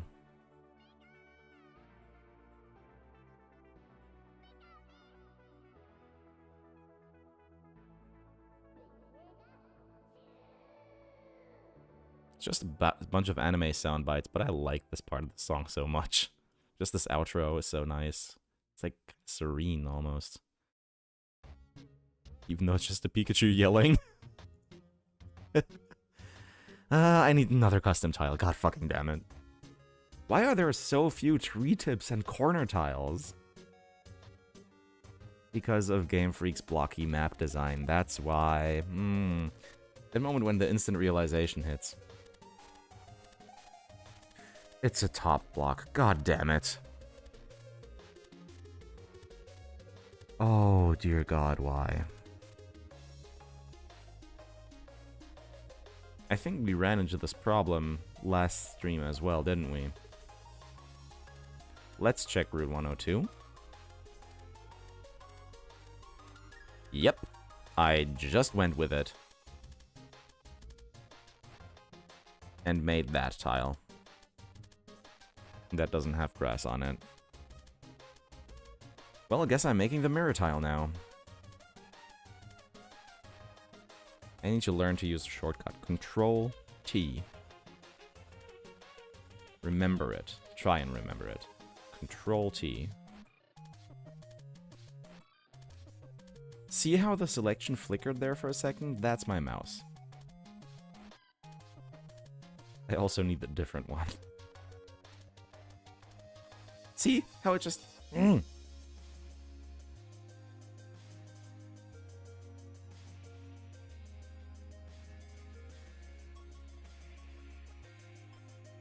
one do I need?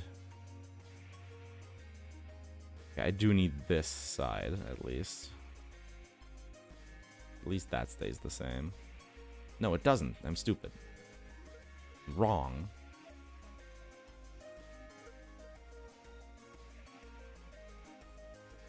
I mean, it's just an X flip, but still. I'm stupid and wrong. Tileset hasn't been modified, yes.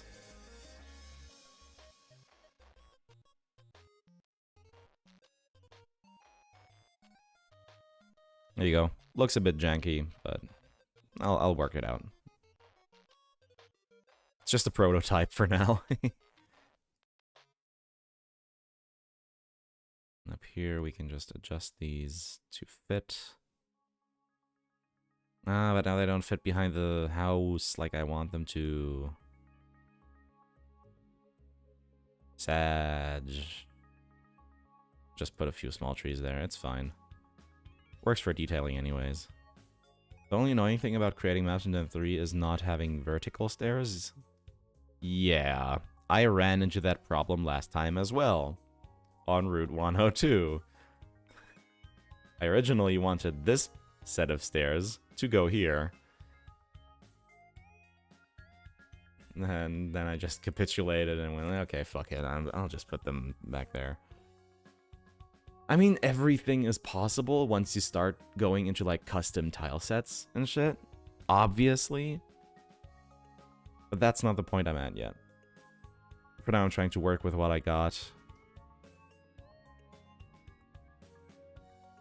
I do actually know a pixel artist who I might hit up if they can help later on, but for now, no.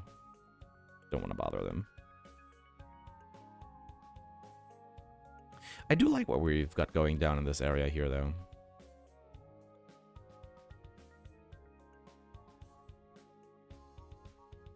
No, those should be shadowed, I think. Let's see what we've done on other routes.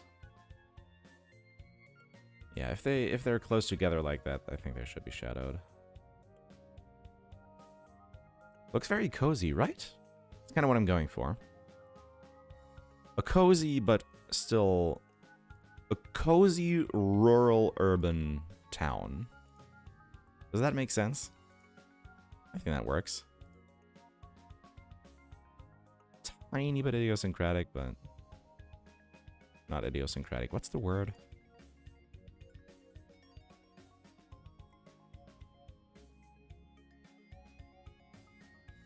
I forgot.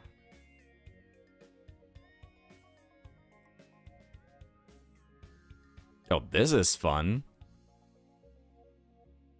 Tree tip behind rocks. Shadowed half. shadowed tree middle and tree trunk behind hedge. 2 different types of hedge. That's a very fun one. For gore. Actually, it looks better with a shadow. Still a very fun one. Kind of makes me think of that one house in Cerulean that has a backdoor you can't see from the overworld. You could have that at the top house of the 3. I mean, this one already has one, right? That's what this tile here is for. If you look at the bottom left right now, it has a behavior. MB South Arrow Warp. Would be relatively self-explanatory. This is actually used for dungeon exits. I think it's used in Petalburg Forest as the dungeon exit. Let's see over here. Petalburg Woods. I keep calling it Petalburg Forest. You see here? MB South Arrow Warp. And this one, MB North Arrow Warp, which is actually in the Rustborough tile set. Which these are as well, but it could just as well be this one.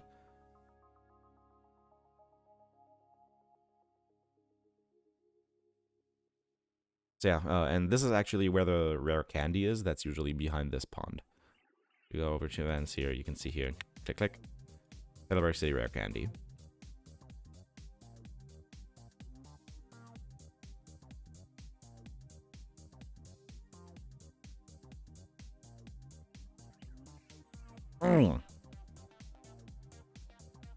Would be cool to have a tree go over this. But I believe that's not happening either. Because, yeah, rock and grass are different too here.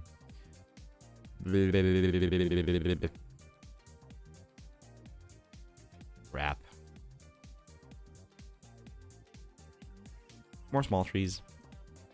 I don't mind. I'd just rather do more different stuff.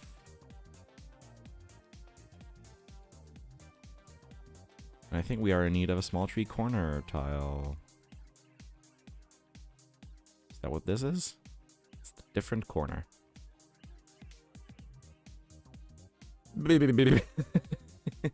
Control T. Control T. Yeah, it's the different corner. Delightful. I don't want to X-flip, please. Put that down there. Leave myself a little bit of space. I mean, one day I'll like refactor all these custom tiles I'm adding.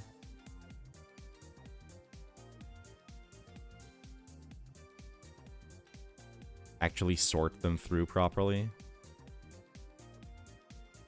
It looks like shit. It looks like shit. But I can't add easily to the actual tile set image.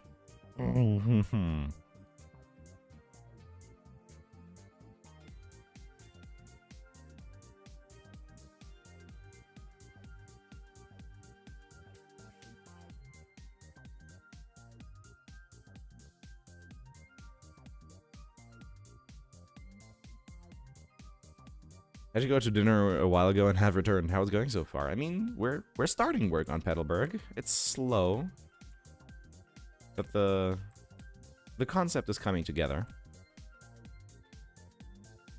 Did you remember to turn off the Gen 5 style sprites? I'm still not over what Gen 5 did to Talo. I couldn't find. I mean, I would have to just like replace all the graphics, which honestly, right now, I am not in the mental state for. I haven't been in the mental state for.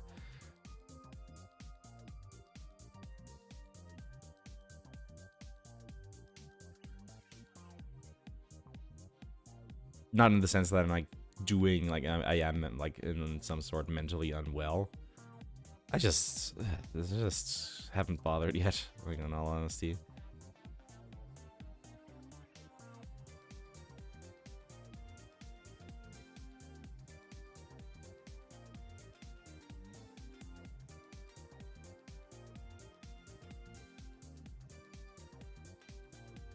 No vertical stairs, no vertical stairs, no vertical stairs, no vertical stairs.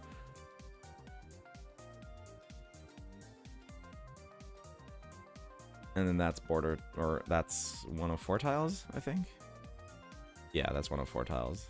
So I'm gonna do that whenever I get around to it.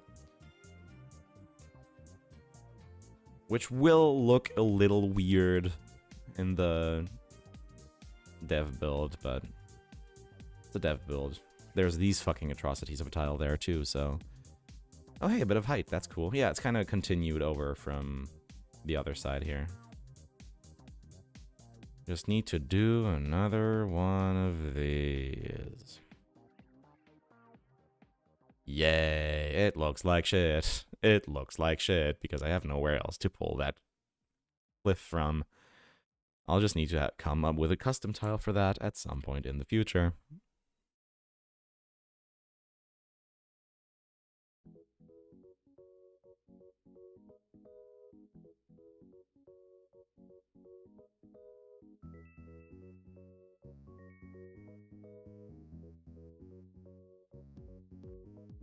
And even now I have to use the goddamn garbage tile up here. And it's not even the right corner. Oh my god, I need to make another one. Control T. I need the tile set editor more than enough. I can learn how to use this goddamn shortcut.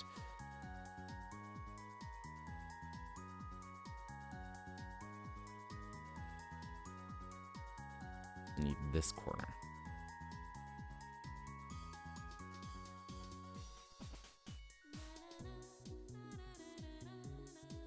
Oh my god, that looks so bad. It's even in player vision. I mean, of course it's player vision. I don't have any other way to do it. Oh man, it's so janky. Doesn't Fire Red have vertical stairs? Does Fire Red get vertical stairs? Really? I mean, I could imagine. Especially given how bland Kanto is, but...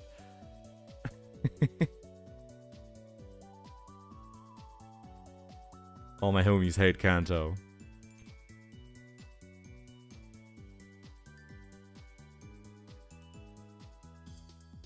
No. Okay. Only 3.5 hours away from a 9-hour stream. And houses as warp tiles only? Oh, right. I assume you're ick with the corners. Are you grabbing the rock on rock rather than rock on grass? Yes, because rock on grass. For the rock on grass tiles, if you look over here, the rock is the bottom, is the top tile, and the grass is the bottom tile because there's no palette that has both the browns and the greens necessary to do them in one tile, like the one that's just rock. And to combine the rocks and the tree tips, you need the top layer available for the tree tips, or any part of tree, really. And there's no way to have the grass, the rock, and the trees. You only have 2 layers, I need 3. Sorry, I'm gonna need to make a custom addition to the tile set. Based Kanto hate. You could connect that cliff with the weird cliff on the route before Petalburg.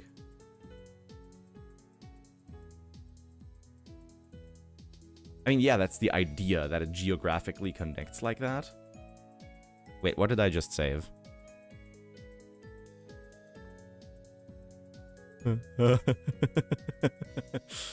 I think we're fine. I think we're good. The tile set looks fine. I would have to pull it through, like, this entire part. I would have to take apart so much here. Is that a wrong tip? That is a wrong tip. No, it's not. It looks wrong, though. The hell is going on here?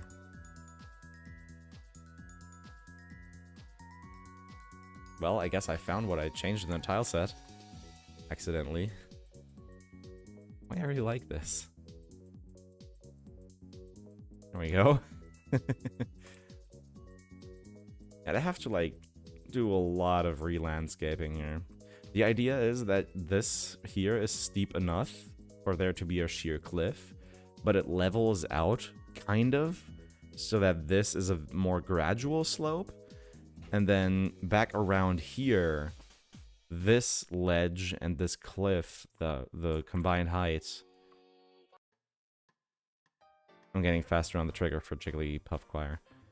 The combined height coming together around here is enough for the sheer cliff to come up again.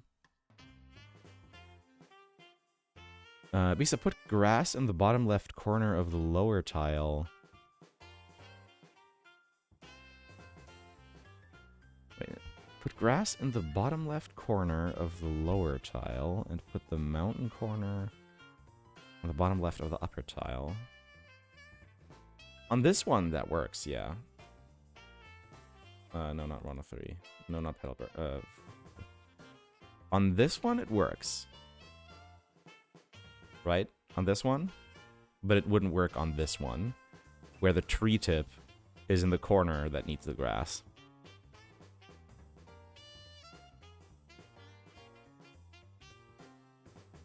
Right, so if I'm just gonna make it as you suggest. So we have this. I can first put that there. I mean, I should probably pull it from here. So first we put that there. And we have the rocky one there. We have... Just gonna pick this half. We're doing like this, like engineering, tile engineering here. That there. Then we put the tree tip there. For this direction, that is an incredibly messy tile, by the way, but it does work. For this, that will work. But it won't work for this. I can try, though. So let's see. God, that's such a messy tile, but I love it. Look at that. Oh my god. What have you made me create? I'm gonna at least do this little vanity bit.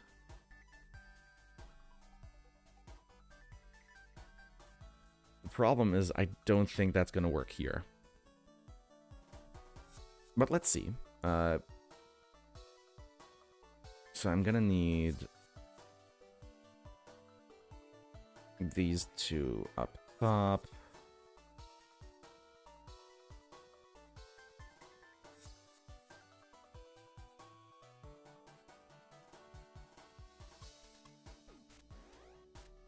And this one in that corner.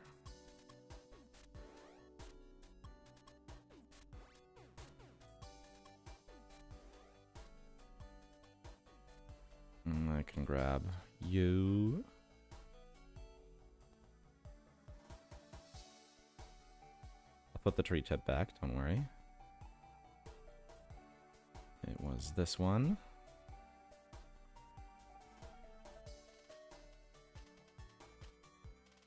Yeah, it's not enough to cover up the rock entirely. See? There's still a bit of rock peeking out. It's better. It's definitely better. I'll have to give you that. That is a bit of ingenuity there that I really appreciate. It's not quite there. But here it works. So, thanks for that. And I can probably make it work here too. Oh, wait, can I? Yeah, no, I can't because I need the entire top tile. For this, it won't work because for the small trees, I need the entire top tile.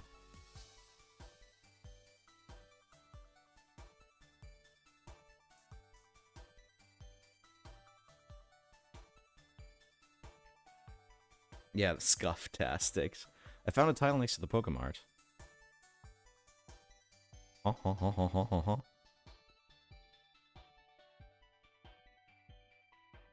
Oh, there. I mean, that's just a clear grass tile, I would assume. What? What do you use? There's just a corner for it. There's one little block. What? This block is the answer to all my questions.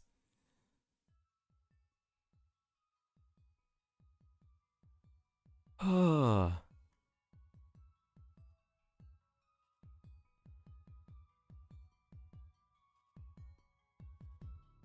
And those just take the gray. Oh.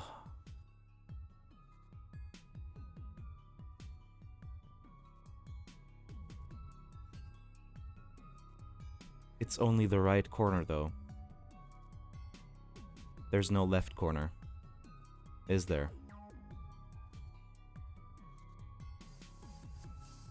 We were so close. Because it's not just an X flip. The left corner has less of a shadow.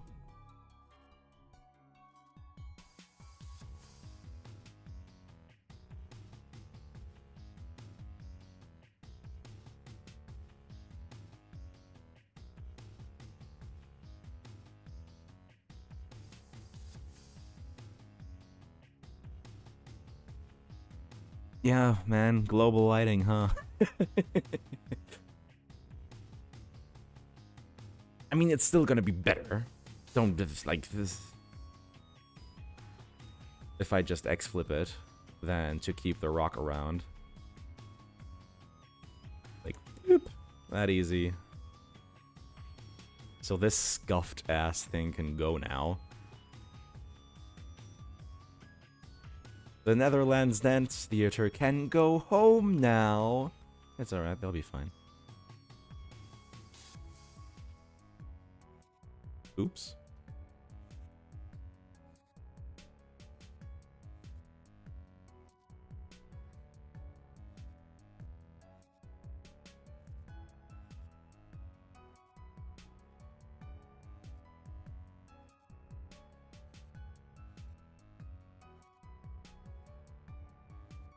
Yeah, it's not gonna be perfect, but it's still gonna look better. Yeah, see how that doesn't really connect there? Because of the shadows. Oh, and that tile's just gone now. Yeah, I have to fix that real quick. There we go.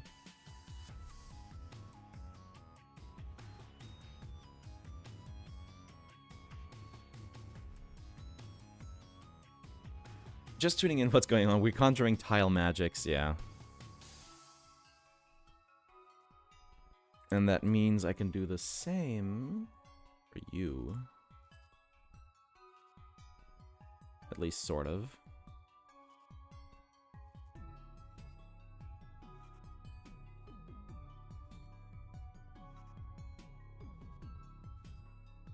Yeah, the shadow mismatch is kinda iffy, but it's better than the rock, I think. Is it though? It's really jarring. The transition there. Keep getting jump scared by how much shit I've got open. It definitely, yeah. Oh my god, this just looks good now. Fantastic. That was a really good find. Thank you, man.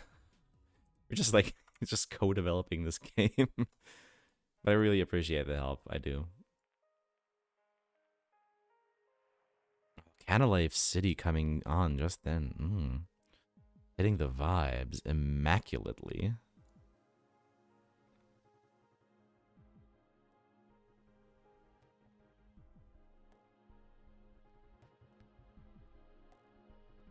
God, so much green in chat. I'm not used to this. Can we access that little pond with the berry planters? I assume you mean on... Sorry, I kind of didn't look at chat there for a second. Can we access that little pond with the berry planters? I'm assuming you mean on Route 102 over here? Yes.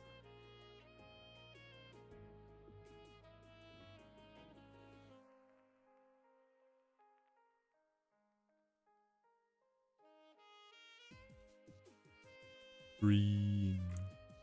It's all a lot of green. Yeah, the corner, again, it works. It's just not optimal. with the lighting. It's gonna need a custom tile, but I think it's fine. That, like, that block is going to be much easier to add, at the very least. So...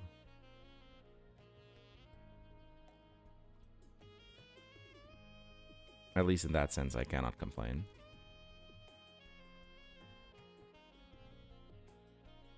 You kind of just want to line this very directly with trees. Works quite nicely, almost all the way around, and where it doesn't work... see, that's what my mouse sometimes does.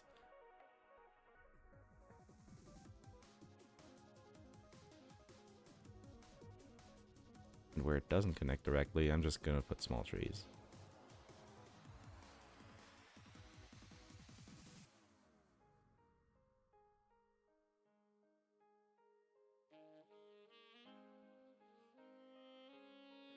Are we catching the Canalave vibes? Man.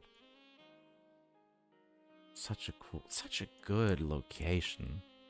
Canalave, God. Me in general, just Sinnoh. I love Sinnoh. Sinnoh is the other, like, the other region that I've imprinted on. Like, Hoenn and Sinnoh are my home. In Pokemon.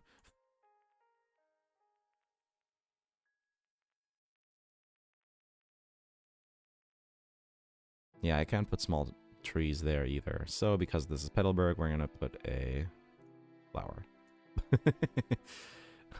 Where small tree doesn't fit, just flower. Hoenn. I missed the last stream and most of this one so far. Sorry if I asked anything that have come up. You intend on had hidden grottos like one suggestion in a vid. Sort of. For me, it's Sinnoh, Johto, and Unova. Everything in Sinnoh feels so cozy. Not necessarily cozy, but... like, yeah. I mean, yeah.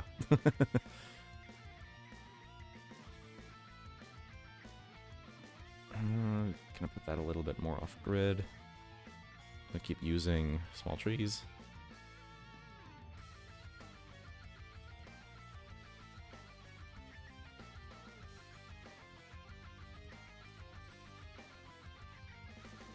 I do want one tree on this height. Or one house. Somewhere on this height. Yeah, let's just put it down right now. See? This is what my mouse does. There, that was a really good demonstration of it. Have a house there. Wait, no, don't have house there. There's tree there. Okay, small tree there now. It's fine, don't worry about it. You can walk behind those. See? It's totally fine, don't worry about it. It's good, don't worry about it.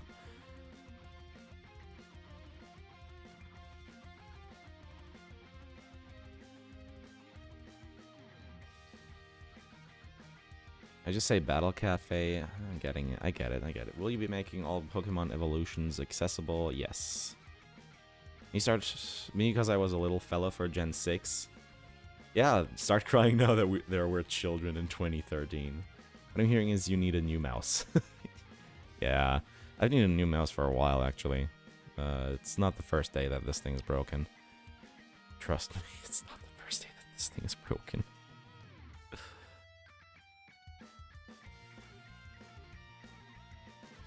And what's worse is that I play games with this thing regularly.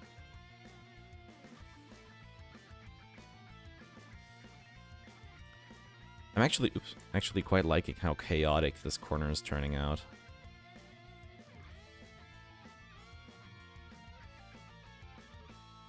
Right, no small trees, and now what? I guess just small trees in this corner. No small trees in path is what I was going to say.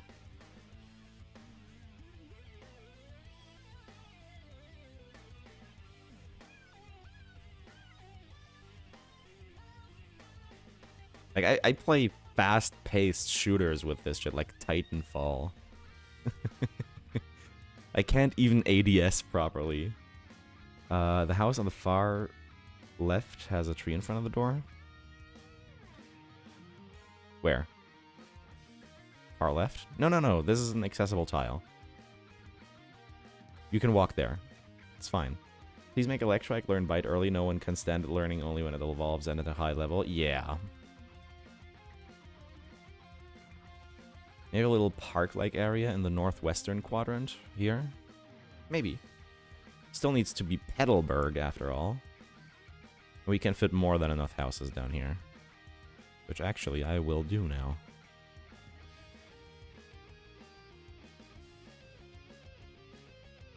Again, I can just put these houses anywhere I want. And it just looks like the obstacle goes behind them. Because it does. This house is so goddamn nice, and I love that it's in the generic tile set. This would also be a prime place for some benches.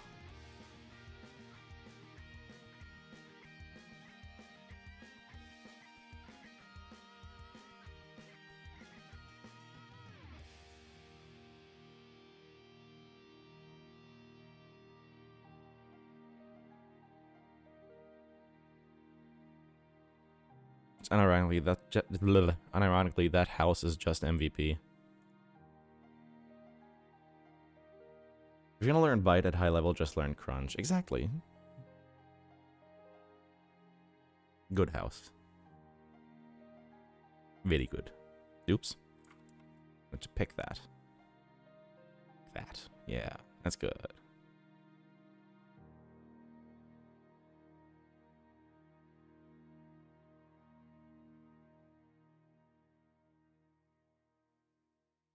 Starting tree detailing, even though I'm only done with like the third of the city.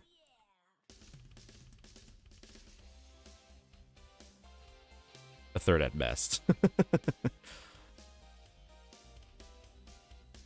These need to be turned into small trees. Put stuff here. Give them some planters. And a flower. That it's blocked off there because cliff. I want the planter to roll down the hill. That's a good house. Yeah, exactly. Takes any placement like no problem. Unlike like gyms, like I mentioned earlier, which have like that little extra pixel up top that's still a bottom tile. Someone mentioned something about a town square early, and I think if I just block this off a bit and we move...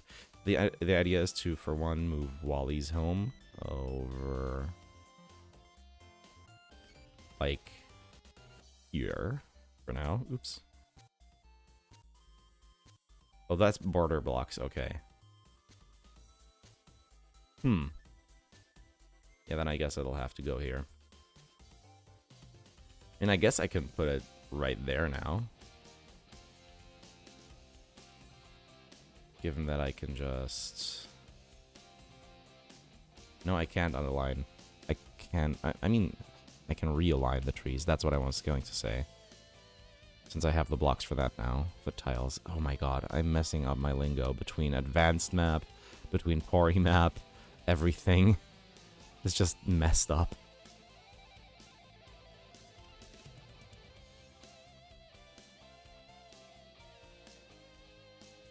Oh, now I need the flip side. Okay, yeah, again. It's fine. Control T. See, I remembered it. This bottom tile. Over here. This top tile. That. Oops. Oh, you can slash, or you can Control A to save both tile sets. So I assume that /S actually only saves the tile set you're currently like working on. That's nice. And we can connect it to the border tiles like that. We can nuke you. Have fun reassigning all the coordinates. And we can move the gym over there now that there's space here.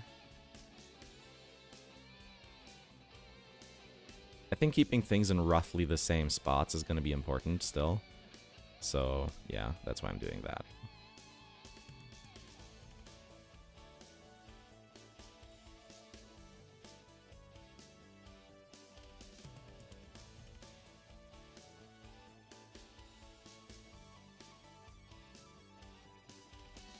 So this way we're making a lot more space over here, so I can expand the pond. There's the border. Just let me see that. Yeah. I can... where do I put the center? I could also just put Wally's house, like, down here along the pond somewhere.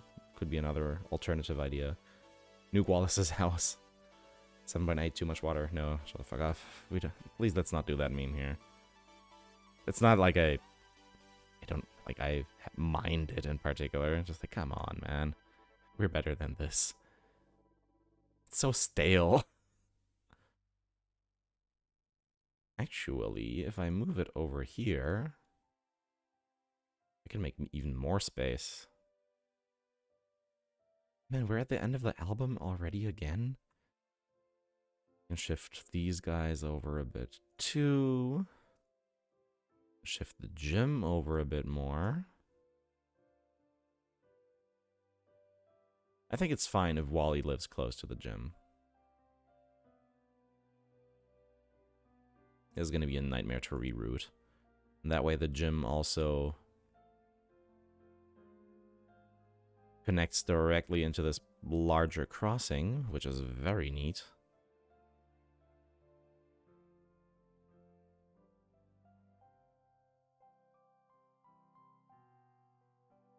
Oink.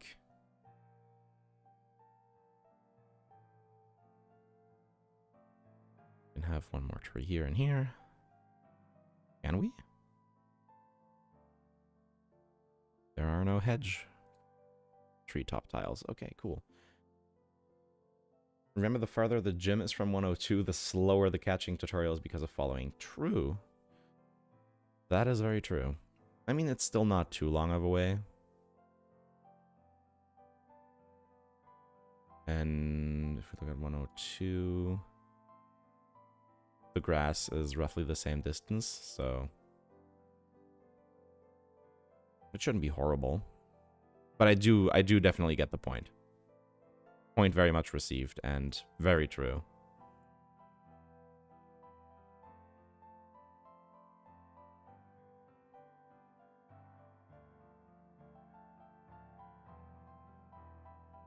Remove catching tutorial, easy peasy. The point is, the idea is I also want to use it to give Wally a bit more lore. I mentioned this earlier, or last stream as well, last week's. For Wally, since Ralts won't actually be on Route 102 anymore, it's gonna be in its like own location in Petalburg Woods now. Petalburg Clearing is what I'm calling it. Very original, I know. Let's not expand this place too much.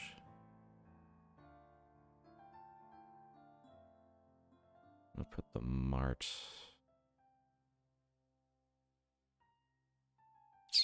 Not sure. Find somewhere to put it. Let's not worry about it for now.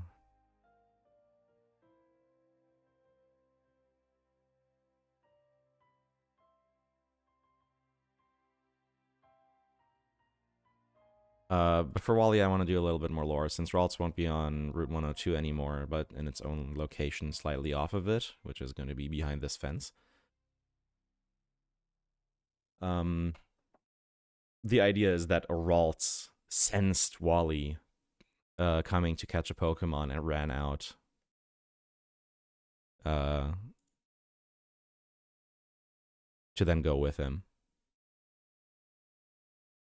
Could you just have the cutscene immediately warp you from exiting the gym to the route? Yeah, true, probably.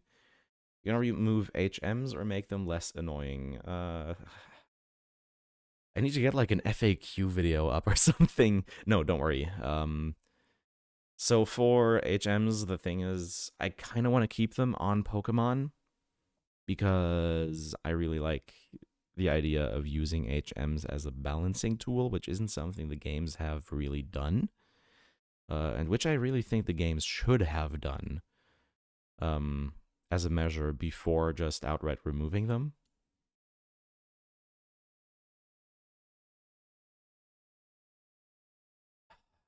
Wait, no, I have those tiles. I think that's something they should have done before outright removing them, is to try and just balance them better. Not just in the sense of, oh, make cut and rock smash usable, because let's be real, strength and like surf, waterfall, fly, those are all pretty decent moves at the very least.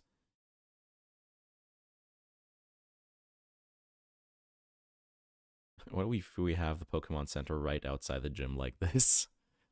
A little bit goofy. Could work though. Usually kind of running out of place for the mart and gym, now that I think about it. The mart could be down in the town, maybe? Making them easier to delete could be good. That's true. Yeah, the thing I've thought about is like using HMs as a way to either take a move slot or a party slot away from the player for certain regions of the map, and then balancing it around that, around the fact that the player only has, at best, like, what, 23 usable moves instead of 24, but more likely only 5 Pokemon instead of 6. Right? That's kind of the idea.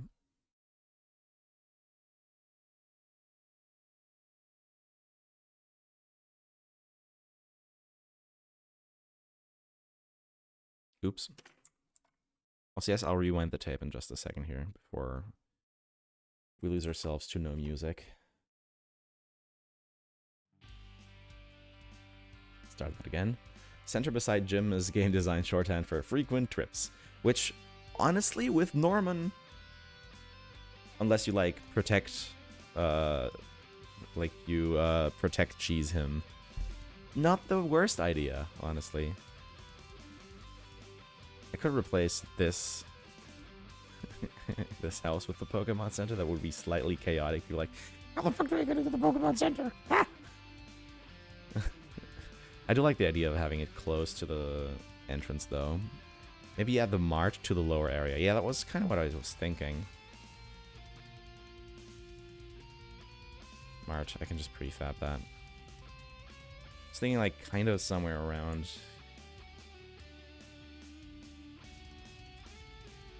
Hello?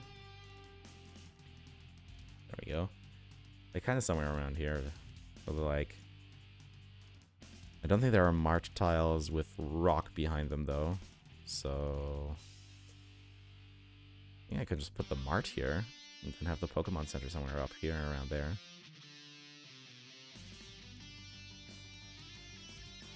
I would also have to make path tiles with the mart, though.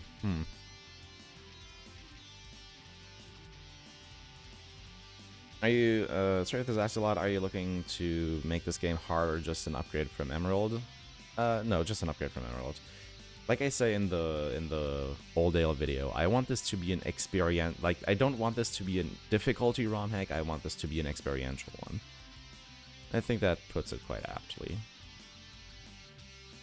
I can slide this down a bit and put that house somewhere else. I think I'll do that.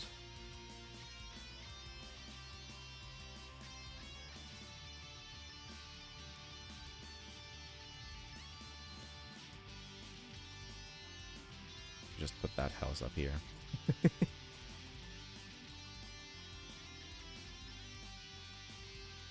Oh, look at that! It automatically fixed the selection. Even though my mouse messed it up.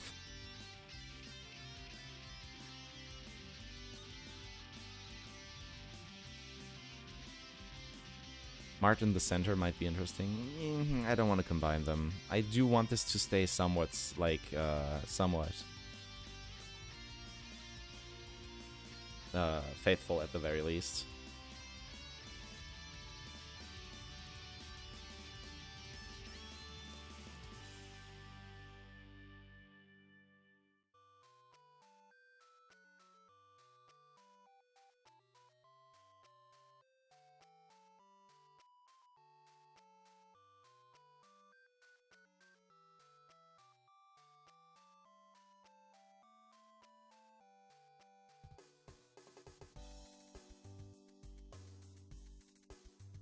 just disperse the NPCs a little more. We're gonna have to add 4 houses here. God damn. Definitely solving the housing crisis in Petalburg. Mart in the center means no Mart theme, and that's a great loss. Real. Would you make all 3 and national Dex Pokemon available, or 3 generation Pokemon available, and national Dex Pokemon available in the game? National Dex is going to be custom. Handpicked. Same for the national Dex. Regional Dex. Or Mart in the center of the town. Yeah, I'm just not feeling it with those trees.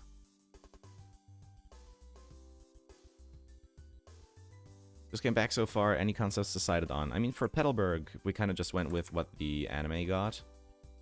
Which I can pull that up again real quick.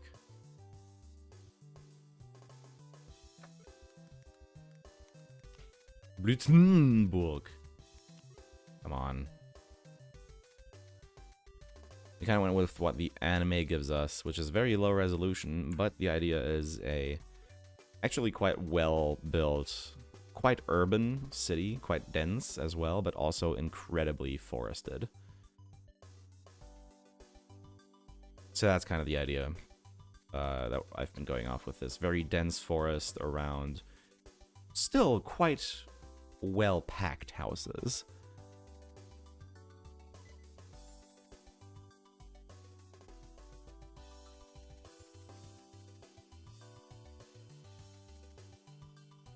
That's kind of what we're going for. Make Wally use a cheeky fishing rod and catch corefish as a starter. Concerned for his possible love for Gardevoir. Come on.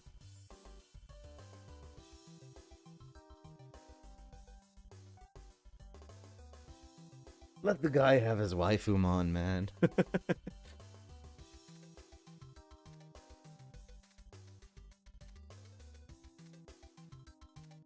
Have the Sinnoh games taught you nothing?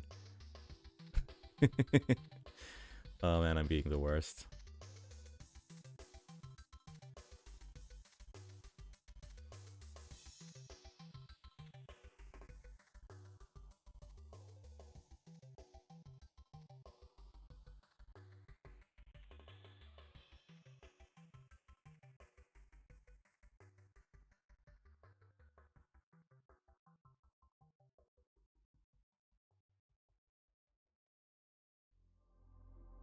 If I have to fight for my chance, for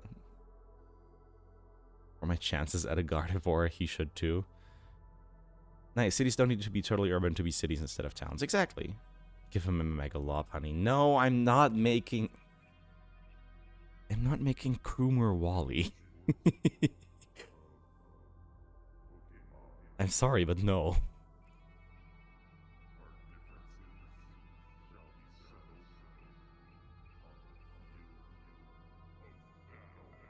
Let's just look with the border. Looks fine. Not great, but if we pull this down a bit, it'll fill a bit more space. That really looks quite a bit better.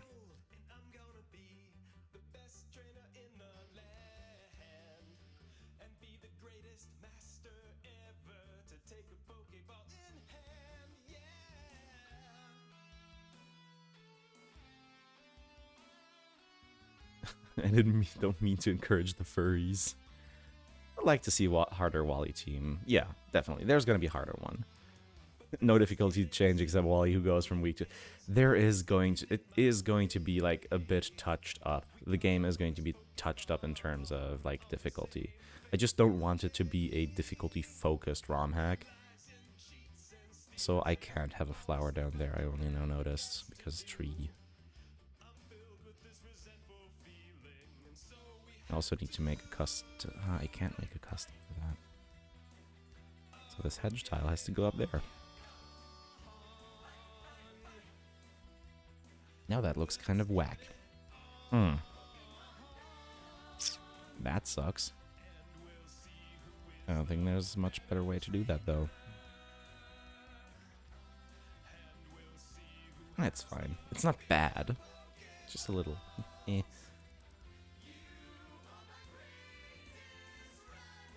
Put you over here. That way the player can like see it from like around the corner and shit. I mean, nah, let's put it on here. Fuck it. Fuck the player being able to see shit. This hack's supposed to reward curiosity, isn't it?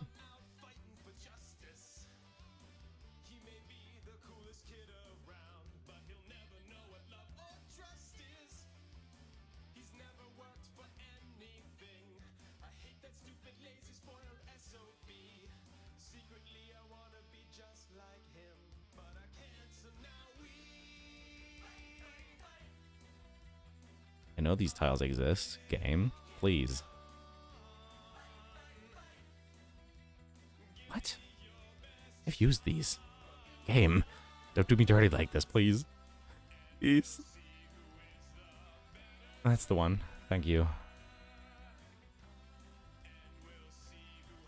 This one doesn't exist, though.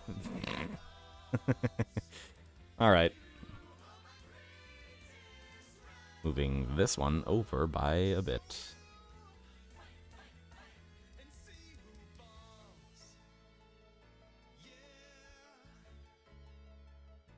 Oh, that's so janky, but it works. Just barely. But I'm stupid. What am I doing down here? Need a tip with that, which we have here.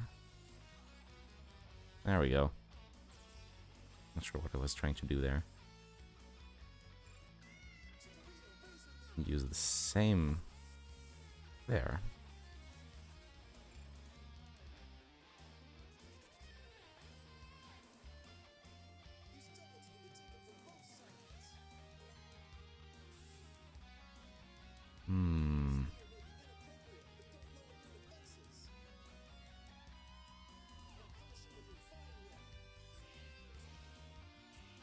Like that. Extend that just a bit.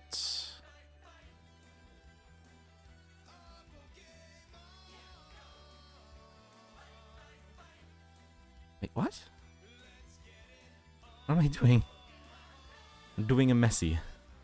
That's what. So sorry I'm not looking at chat right now. It's kind of moving really fast. Sorry. I'll be there in just a second for you once I'm done with this tree line. There we go. That's what I wanted to. That still looks really janky. What the hell?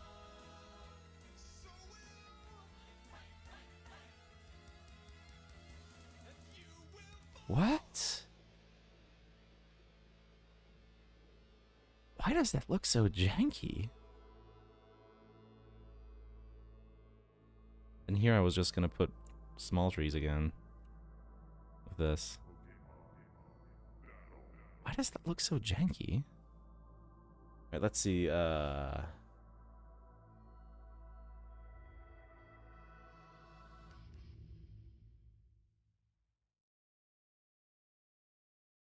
does day, afternoon, and night system in the game. In the binary hack I had it set up. I don't have it on decomp yet, but the plan is yes. Giving him a Corfish does sound kind of neat because I can't think of a single noteworthy trainer in this series who has one besides the dancing guy in X and Y. Sunflowers might make that wonky path look nicer. I mean, that's the idea. It's not wonky, it's just like tilted road. But yeah, there are going to be a lot of flowers. I mean, it's Petalburg City. It's going to need more flowers than it has. I forgot how early internet this song was. Sorry. Tierno is the only time where Corfish becomes relevant. I don't even know how he got a Corfish. I know it's a ways off, but talking about an urban area that's still very foresty has me excited for the 4-tree glow up. Yeah. I mentioned it earlier. That's why the map is edited here. 4-tree. There are vertical bridge tiles. Why are these never used? I am so mad. How do we have those? And they were never once used. It makes me so mad. Like, what the hell? There are so many more navigation options in this city because with this. Like, oh,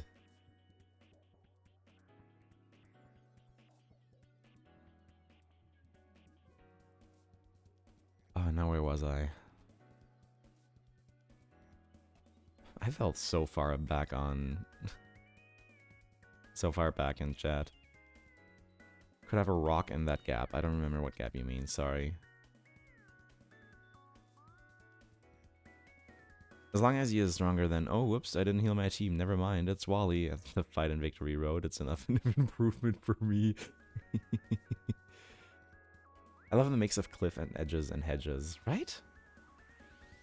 Fun fact, Ralts is a poke I caught in Sapphire and Emerald in early beginning despite how low encounter rates in short amount of time despite not looking for them in the original game. Base. Put a rock stone below the hedge to fill that gap. Maybe have a hidden repel since people look for hidden stuff in random rocks and it's next to a garden. Let me go back to Petalburg. What rock do you mean? Or like what gap? Oh, below the hedge. I don't think there's a rock with a tree tip either.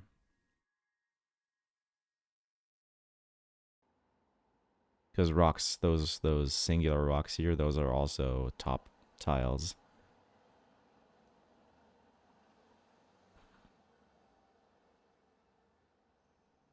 Chat casually overpowering your peripheral vision. Yeah, I just see Chat flying by, like with the side eye.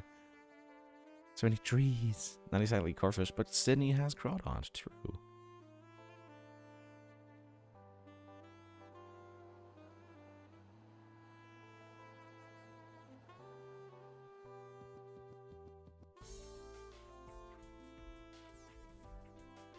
Now that we have those corner tiles and can do this.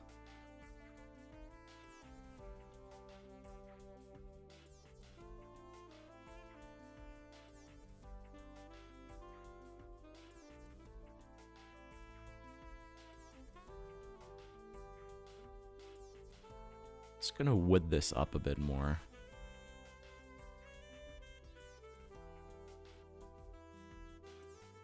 And maybe one more home here via this spot.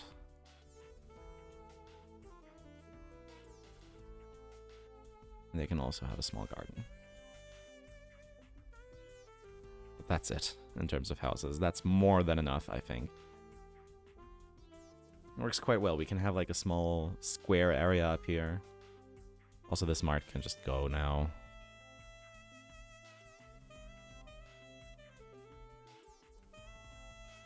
More tiles that have treetops. For custom tile sets. TF1 has one as well, and no one cares about it either way. Typing is completely overshadowed by Bitey Shark, yeah.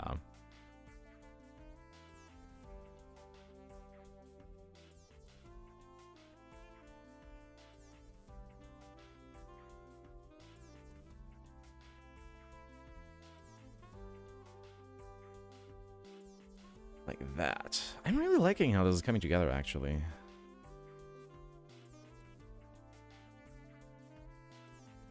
Again, it's still very rural, but you can definitely feel that, like, the life is... There's more life happening here. Hello, new subscriber. Again, don't know why that alert is still happening.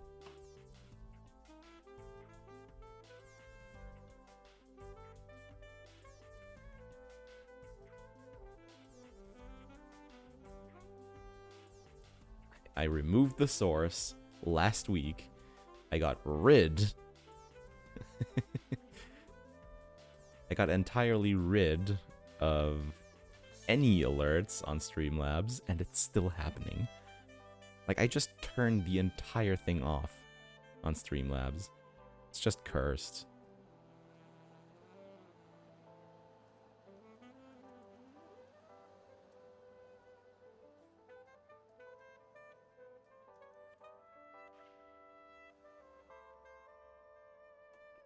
Look at my right click doing its thing.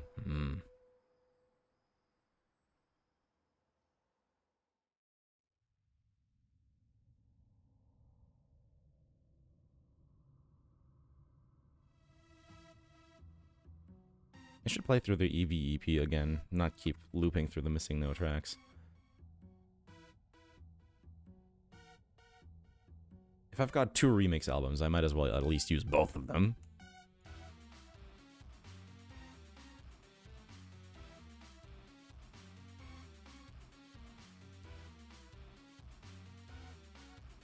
And I'm reminded of that because both have an Ice Path remix.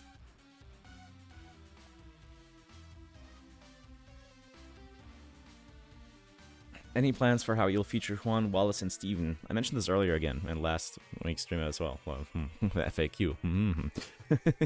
No, don't worry. Steven is coming back as champion, and Juan and Wallace are going to be a double battle gym leader.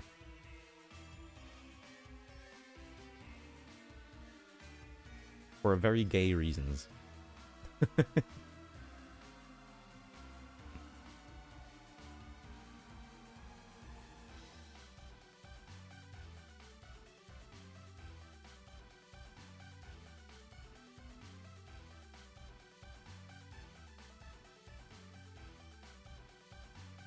Just have some nice flowers in their garden. Now I start dotting flowers everywhere because this is Petalburg City. There's a criminal lack of flowers in the original map. Also, you're missing a water tile there.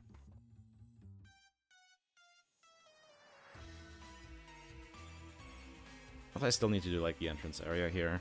And Wally was supposed to get a good garden, right?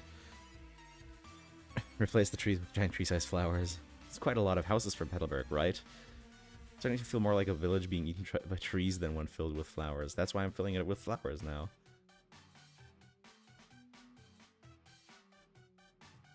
With one sentence, this hack become 130% more fanficky, and I am here for it.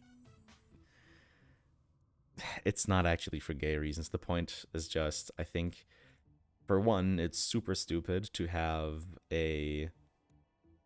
have two essentially final boss type enemies back to back that use the same type of Pokemon. Like, what the fuck were they thinking?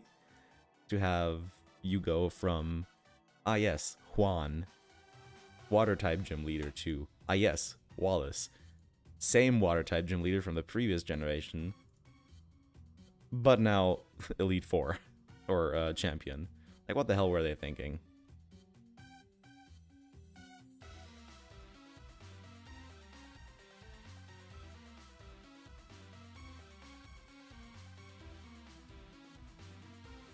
Well, he's gonna get more of a garden, and the idea I have is that his uncle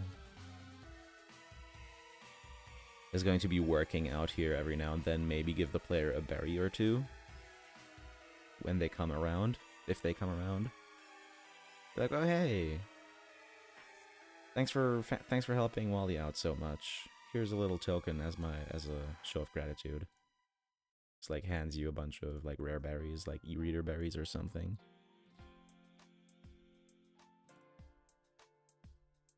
It's kind of the idea for now, at least. I know, very big property, but he's a main character, or at least side character. He gets to have it. He's not an not a true NPC.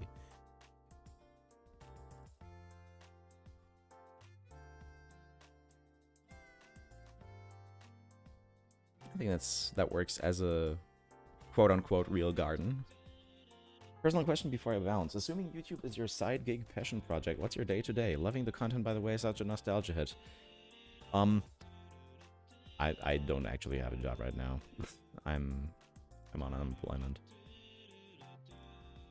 Which is why I'm like, is another part of why I'm like kind of quote unquote rushing to kind of, it sounds bad when I say it like that, but it's part of why I'm kind of rushing to, again, I don't like the word, but commercialize the channel. That's why I'm already monetized, why I have memberships, why I'm being like, hey, if you want early development builds, you can get those through memberships, stuff like that. I went over it earlier as well. Like, once you've been doing this whole YouTube thing for 11 years, like, I feel, without wanting to sound entitled, I feel like at this point I can be like, hey, maybe I can get to, you know, making money off of this. Because as much passion as there is, and I put like as much as I put into this, even if I've been very on and off over those 11 years, I still like at some point in that you start being like, hey, you know, where's this going? What am I doing with this? And earlier I mentioned and actually didn't get to follow through on that thought, so I'm gonna do that now. You saw my 1,000 subscriber special, quote unquote, the celebration video I did. You can see I actually did an interview with Lockston there, and one of my questions was like, what was the mindset that he approached YouTube with? Like, when he started, did he do it with the like prospect of turning it into a job, or was it just like a thing he did? And he said that, like, yeah, at first it was just a thing he did, but there was also always the like thing like, hey, the nagging, almost nagging idea of like, hey, you know, if I do this regularly, I should turn it into a job. It's not a, like, not like expecting it to turn into a job, but it's trying to push in that direction. You can approach it with the goal of turning it into your job in mind and still do it with like all your passion. You can still put your everything into it, right? And I'm kind of at that point where I'm like, hey, I've been doing this for so goddamn long now. If I don't take like any opportunity that shows itself to me, what the hell am I even doing anymore? So that's kind of how I've been approaching it.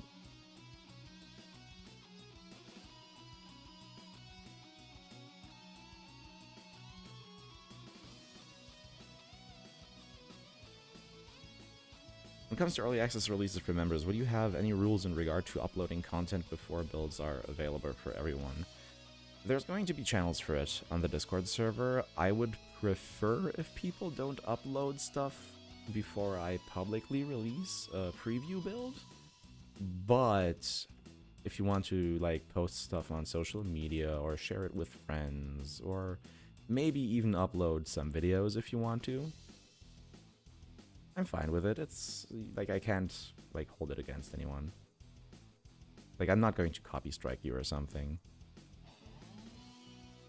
Oh, I think I messed this tile up as well. Was I using the flip side anywhere? I don't think so. Nope. Control T. Yeah, this should be X flipped. Time to leak everything. Please don't.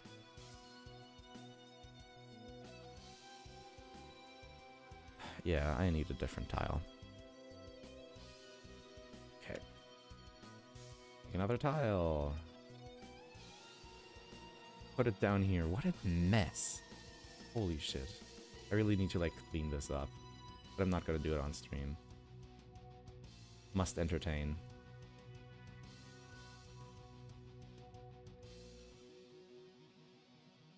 Again, while I'm saying it must entertain, again, like Monday or Tuesday, sometime early next week, I'm going to be doing... No, I don't want to make the same tile again. I want this. I want this. God damn it. There. Now. And I grabbed the wrong slope.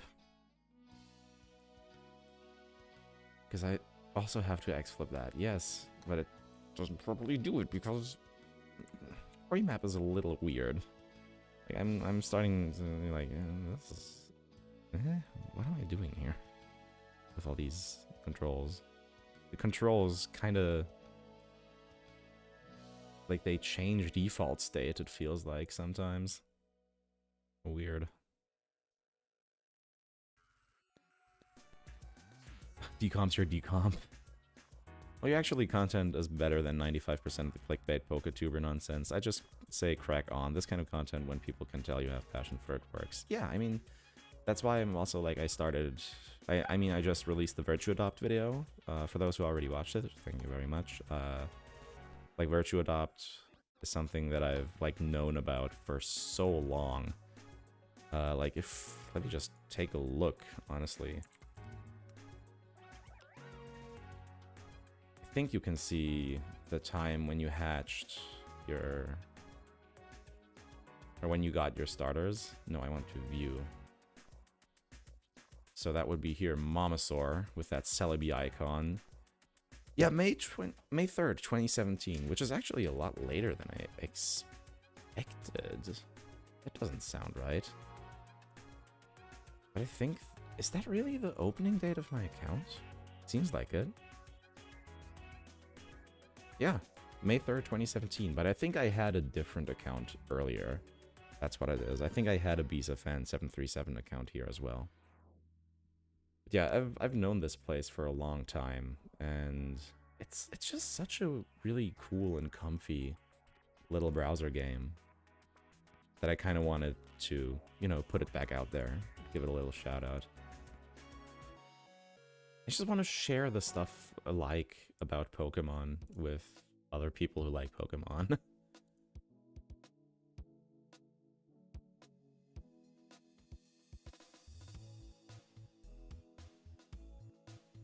There aren't, yeah, there should be path here, or stairs here, but there are no vertical stairs. So, yeah.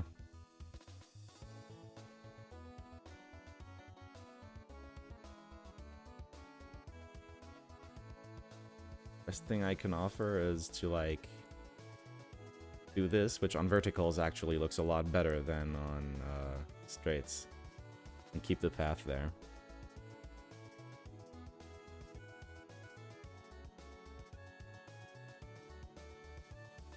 But this does look a lot better, so thanks for pointing it out. Oh my god, doing collisions for this is going to be a nightmare. Oh my god. If the auto collision feature hasn't done its work, like it usually does, this is going to be a nightmare. If Smith plays Pokemon, shows anything, passionate nostalgia brings a loyal audience. True. Again, I also don't mean to harp on about this. Like, just like at some point it feels like, oh, pity me, and that's not something I want to do. Like, that's not the vibe I'm going for. That's just bad vibes. Have fun with the collision, yeah.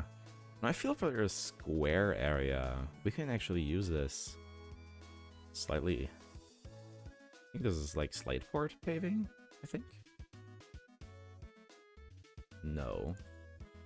What paving is this? Wait, where is this paving used? Mauville.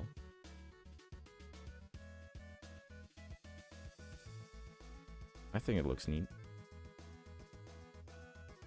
Imagine if a city had 2 Pokemon centers. That's why it changed it.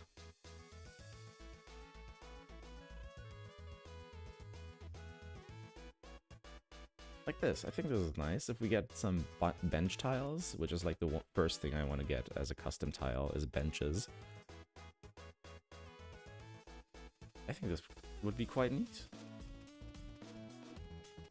Again, it's just like a small town square.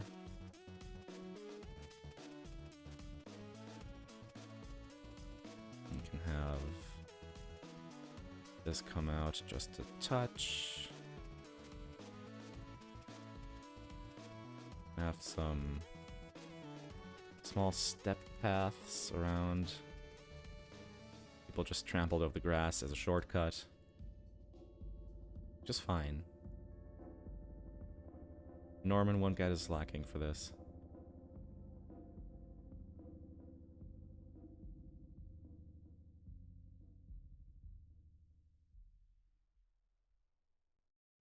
There, I think that's good.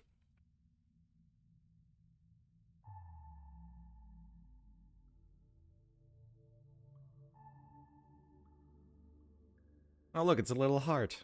I accidentally made a heart. Isn't that cute? Look. And then you can have Love Disc in this pond. Wouldn't that be cute? Did you use the crate tile to scuff together a bench? I can just... Wait.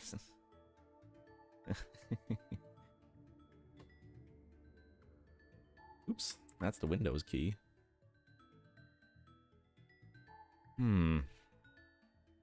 Oops. I can certainly try.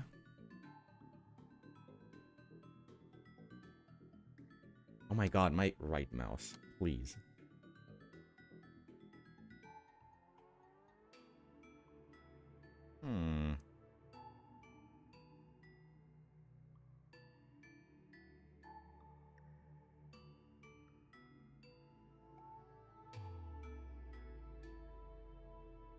So the idea is... Actually, if I can just put 2 crates...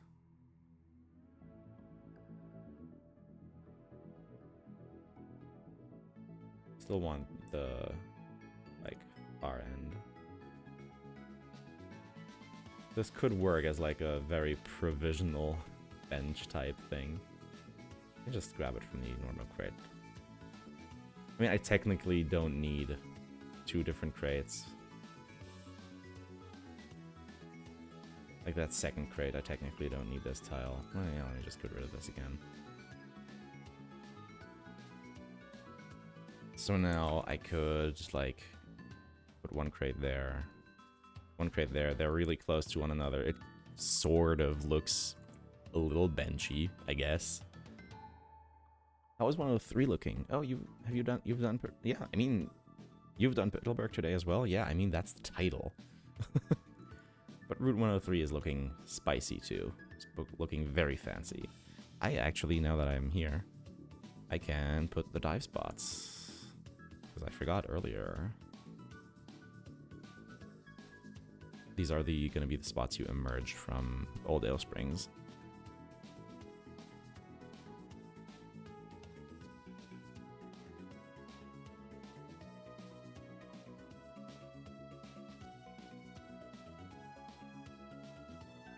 Make the lighter blue area a bit larger. There you go. So yeah, Route 103 western half. I keep mixing it up. Route 103 western half looks good. At K, this has been very interesting to watch. I have to watch the whole first VOD. I've never seen someone dev a Pokemon game before. Hello. Someone else who's partnered. Welcome. Actually, wait. No, someone who's verified. Hello. Welcome. Glad to have you. Yeah, as like a provisional bench, this kind of works, I suppose.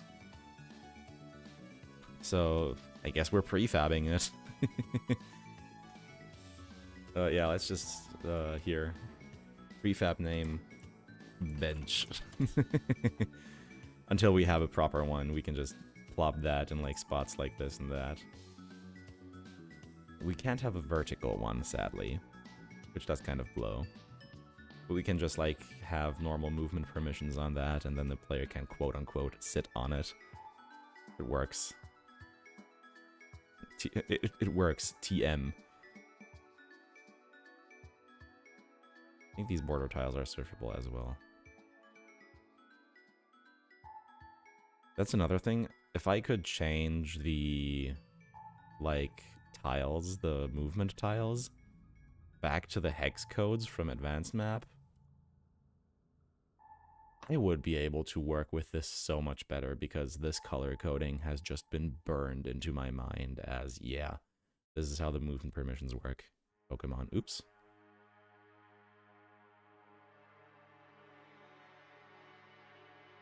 Okay, so auto did jack shit. Great. Okay, this is gonna be fun.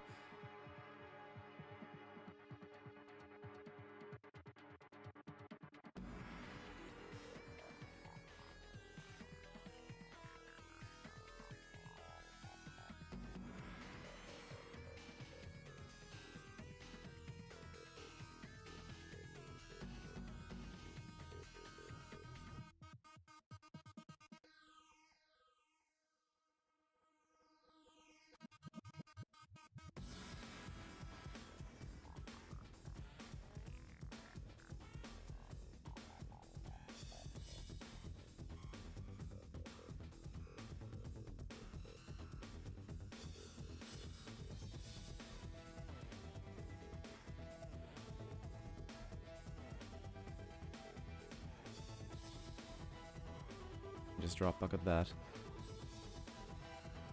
Old Petalburg was small and square. I think I need to see the original to see the difference, but the new one looks amazing. Yeah, Old Petalburg was small and square. Best part will be watching you hunt down the traversable tree tiles in the chaos, right? But that's the thing, it's so visually noisy compared to Advanced Map, I feel like. I know I can just turn the opacity up, but that makes it incredibly hard to see what's underneath. Compared to Advanced Map. I feel like in Advanced Map it's just much nicer. Even though Comic Sans. It's like, if you get me to prefer something that's Comic Sans over something that isn't, holy shit. You did something incredibly right.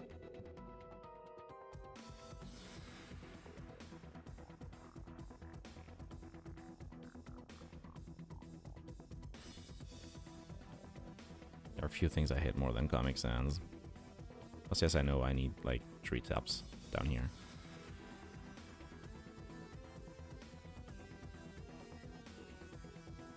I know technically I don't need to change these, but transition between elevations isn't exactly what's going on here. So, like, I still want to map accurately, right?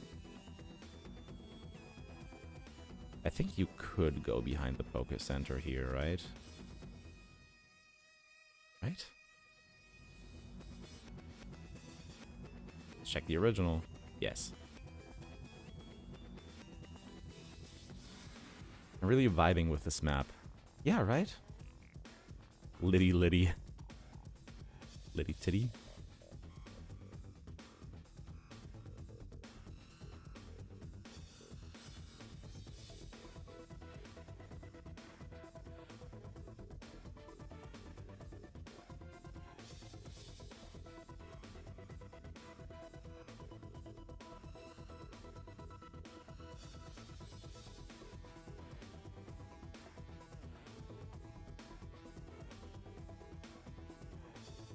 Fun how Phil sometimes just works properly and sometimes doesn't with movement permissions.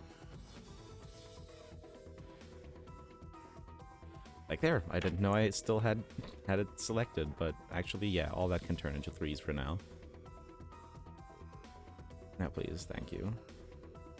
Surf.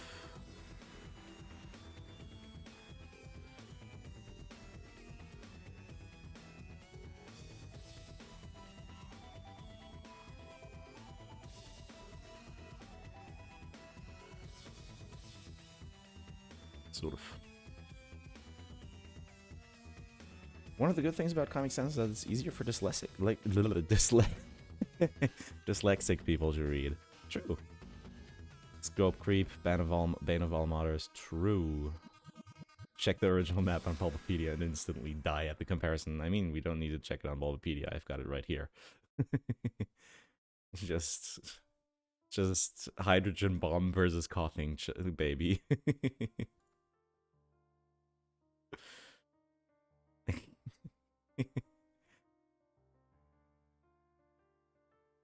Hydrogen bomb versus coughing baby really, I think, puts it quite apt.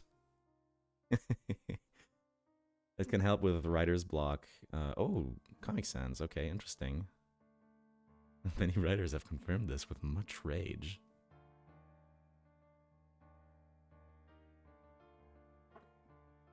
I mean, it's not scope creep. This is like the exact purpose of this mod, so like at the same time, I do need to like watch out that I don't completely go in. God damn it! I don't go like completely balls to the ceiling, like my additions and shit. I'm still on fill mode. God damn it! Actually, no, I can fill everything here. Okay. Accidentally on fill mode, but everything worked out. I'm doing collisions before detailing. What's wrong with me? Am I just getting maybe I'm just getting tired.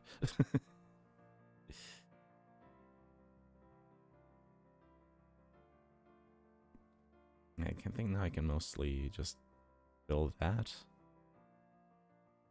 And that's good.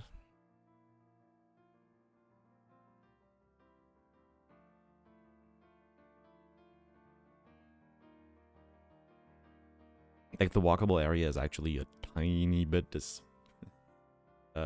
disappointing for the rest of the compared to the rest of the map.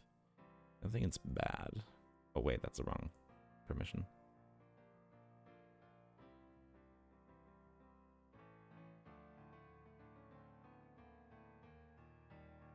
Yeah, I think I've got everything.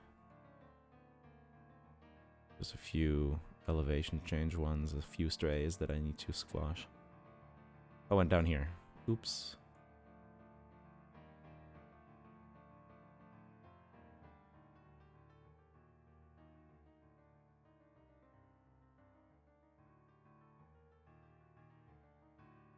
Oink.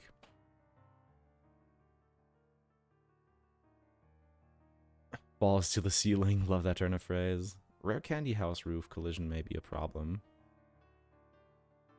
No, why? Actually, I do need fill versus pencil. Are there hotkeys for the tools up here? No. Do the stairs not need to be changed in elevation? No, they don't need to be. They can be. But then ideally, all of this would be like level 2 instead of 3. It doesn't really matter.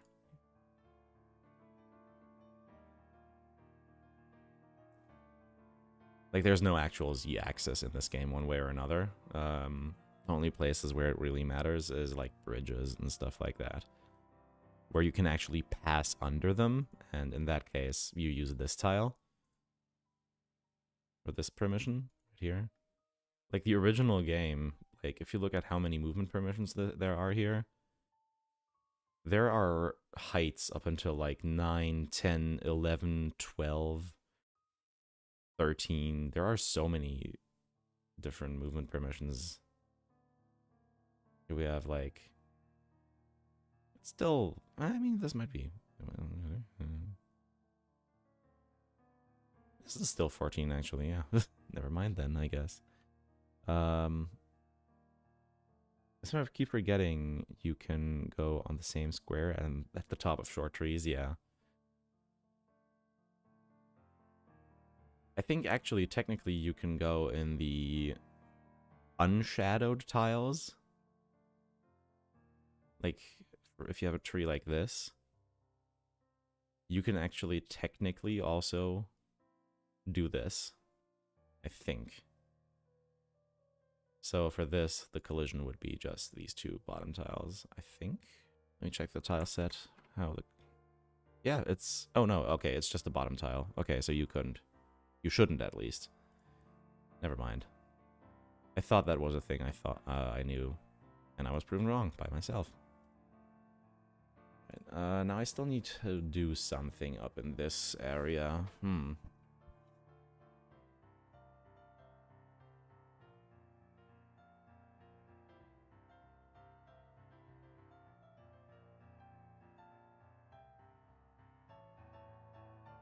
Given how you describe that back door for a rare candy house, doesn't that collision allow you to walk behind the door on the roof? Depends on where I put the warp. I can put the warp on this tile, and then the player can walk under the roof, and it's going to be warped, for example, which would still go along with the warp arrow on this tile. Like if you look at, we go back and look at Petalburg Woods, I believe. Oh no, the warp tiles are right on there. Still, it should not immediately warp you once you step on that tile.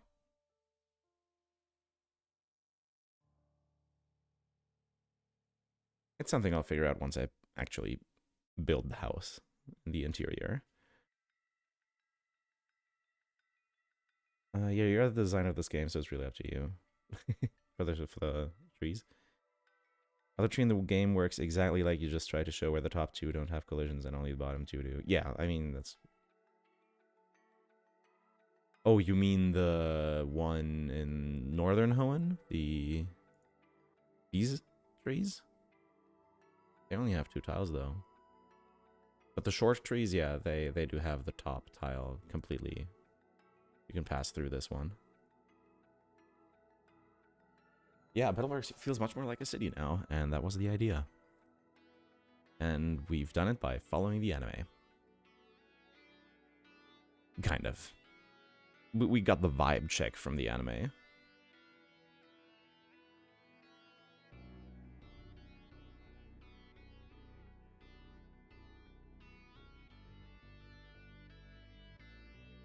Just do a little bit. Not much, just a little bit more tree. Ooh, another scuffed pond tree. Let's go.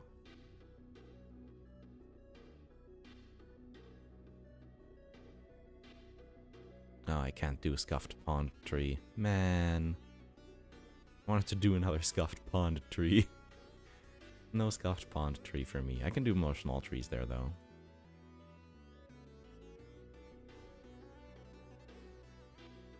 Just instead of more trees there, add flowers that mirror the position of the grass where Wally finds Ralts.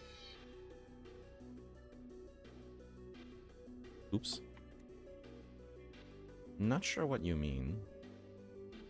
Have like a flower, like mirror this over here, the patch of tall grass over here, and then like instead of having grass there, just have one flower in the tile that Wally would find the Ralts.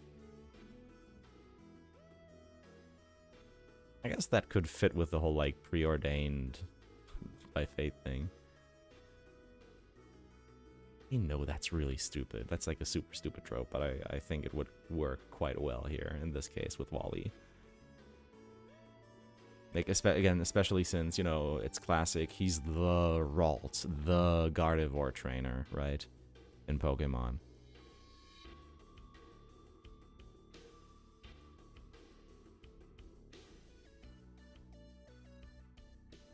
Like, he finds the Ralts.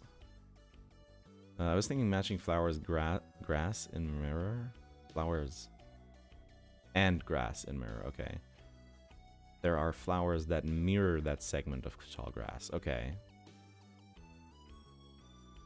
I mean, I could do that. It's not the most complex patch of grass. I can just literally just grab that. It's too large. Bummer. I mean, I could make it like this. I don't know, though. I think that's too much flower at once. I'd rather have them, like, interspersed like this, which I'm going to do now. I also have to, like, fix all this stuff down here.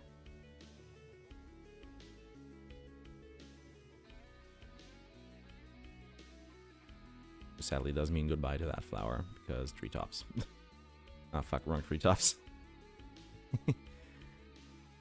I'll finish this part out first, then I'll do tree detailing. And again, I'm not sure, again, how much more I can actually put in here. I can have you fill this area. And the signpost, I do have to move the signpost. Where do I put the signpost? I would put it like... Maybe add just one more tree here. Just one more tree! I can stop anytime I want. Just one more tree.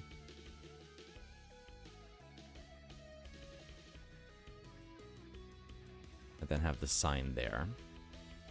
Kind of the idea. I can actually have the woman wander the town square.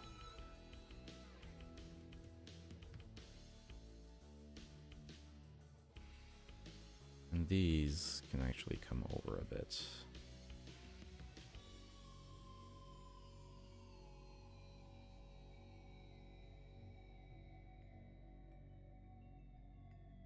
I only need one now. Cut down on the small trees a bit, just a bit. Is there a dive puddle I see in the next segment? Yes. Really think some sort of lamps near the Pokemon Center would be a nice touch. I'm not sure if this game has any, though. There are in Rustboro. But that's a different tile set. I would have to import those like I did for the parts from Slateport over here. Oh, you can't see them over chat. You just...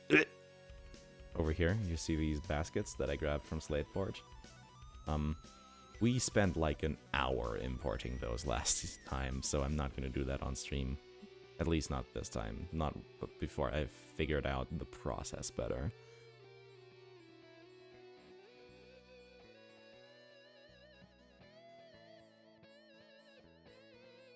Rust burrows past are what hearting your center? No, they're not. Well, they are. Wait, what? Oh no, it's a different type of path though. It's the same paving, but with like the other like cobble paving underneath it, while Mauville uses this exact one.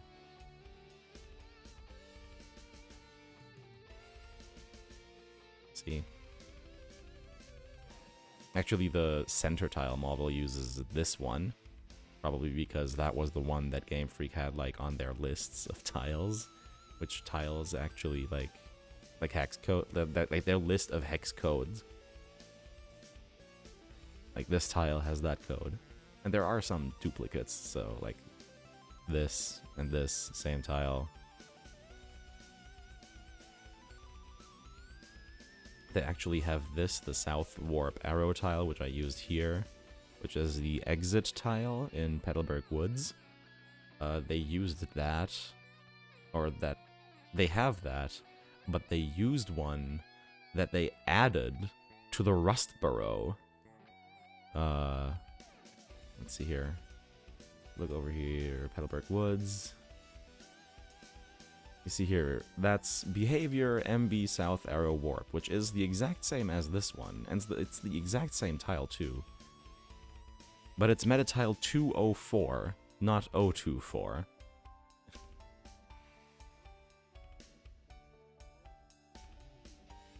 And it's in the Rust Burrow tile set, in the first, like, row of the Rust Burrow tile set.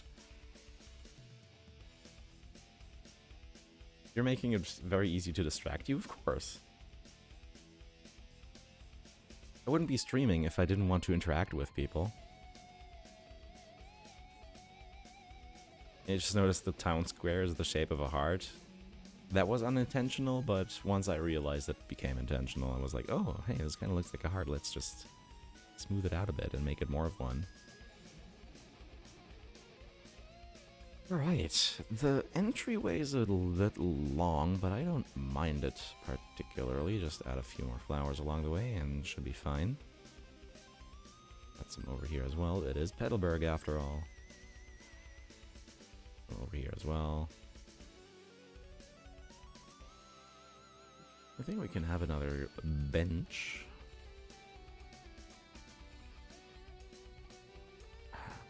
Yeah, that's the thing now, the lake isn't straight enough to accommodate a bench.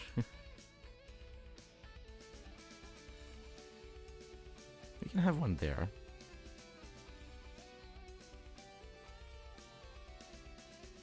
Yeah, now I just gotta do detailing. Sorry, knocked my mic.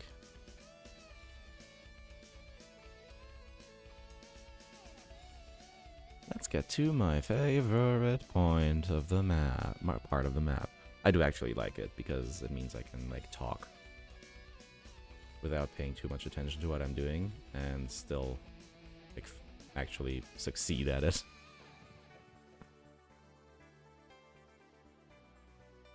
Immediately rips apart a tree across multiple dimensions.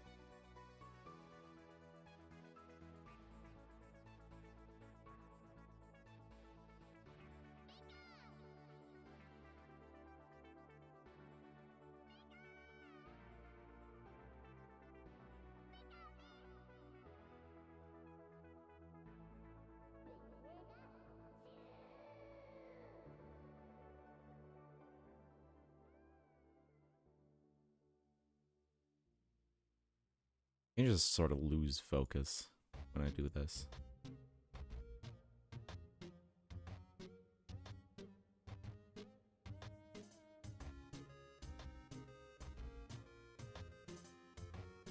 Not quite no thoughts head empty, but close. Like I can feel the thoughts actively like slowly flushing out of my head as I do it.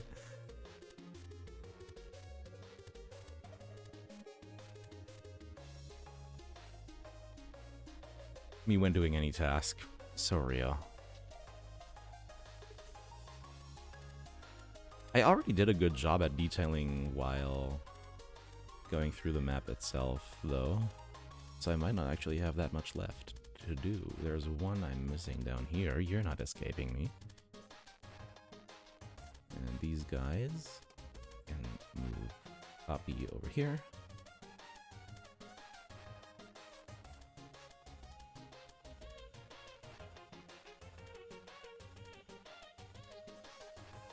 Looking good.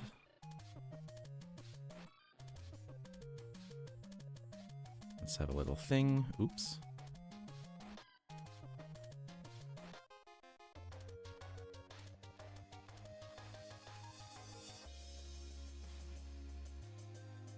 Maybe a little more.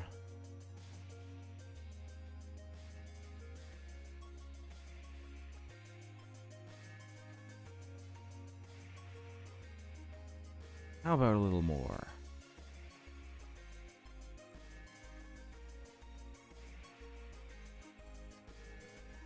We can just put more flowers there. Maybe not just more flowers, a few patches of wild grass too, but... All grass, sorry. I mean, it is wild grass, but... Casually put some poor random NPC in that T space. Just wandering around, completely lost.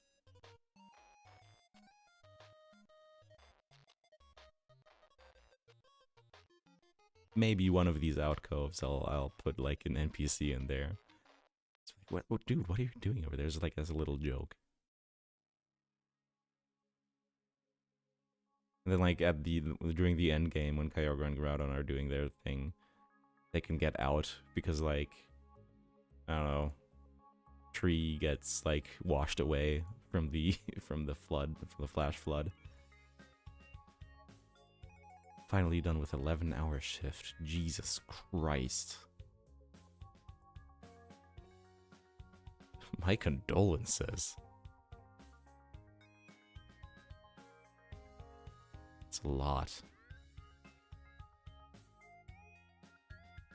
That's the reason why I'm unemployed. It's because I worked at Mickey D's and that completely burnt me out. I have zero.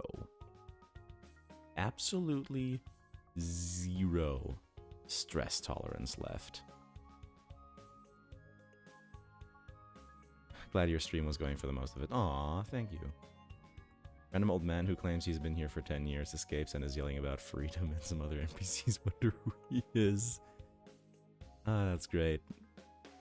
This one gets to lose its shadow. Other than that, I think detailing. I don't think I need too much more. We've got a ton of small trees all over the place. Somehow we ended up with a ton of small trees all over the place. And I'm actually quite satisfied with this. Like, damn, this looks good. Let's save. Yeah, let's save that. God, please let's save that. And export a time-lapse because it was so fun the first time.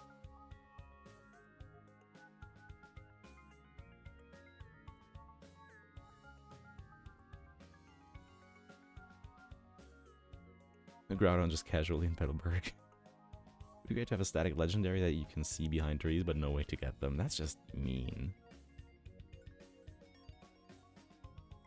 Again, I love how it actually just retraces your steps in the background. That's so cool. Story map just like keeps a complete history of your actions during a session, so it can just do this.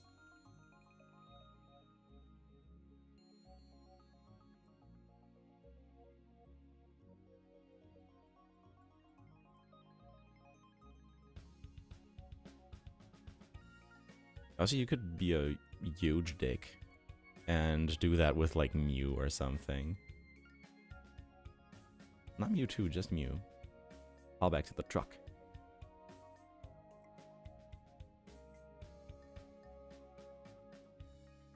Call back to Cerulean.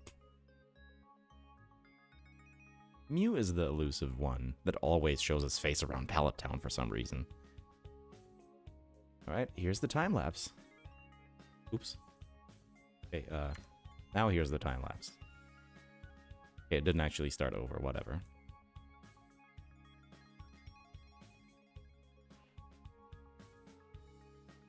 Are there any trucks in Ruby and Sapphire? There's the sprites of the moving trucks.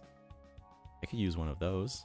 Put those like in an inaccessible spot in like Sladeport or Lily Cove.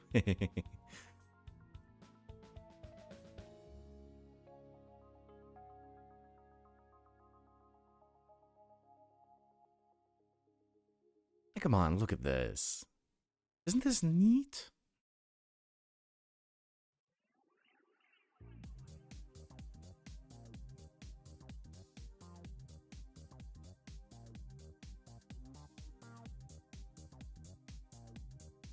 I love that. I love that feature. But, your project has been modified. Oh, it's Fortery. Let's cancel for a second. Check that everywhere that's important has been saved. They're good. Yeah.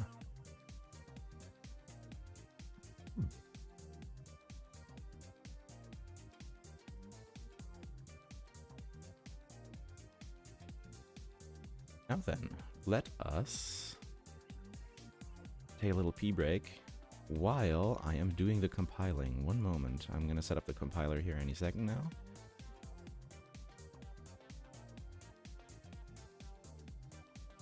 DevKit Pro MSys2. Bip. Hello? CD.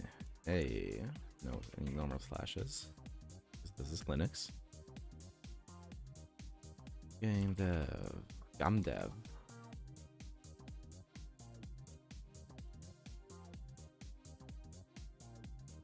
ROM hack.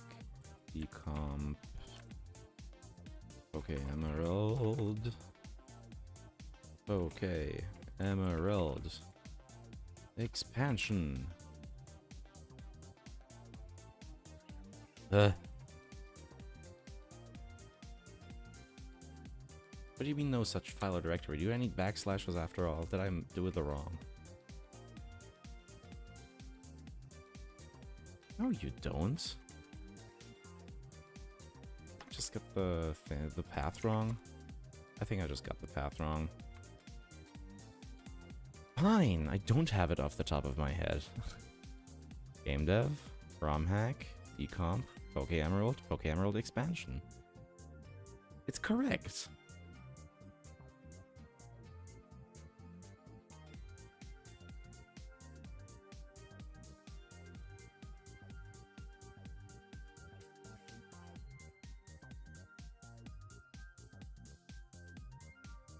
Huh? If you save your map building GIFs somewhere for reference, there are definitely going to be a dump of those on the Discord.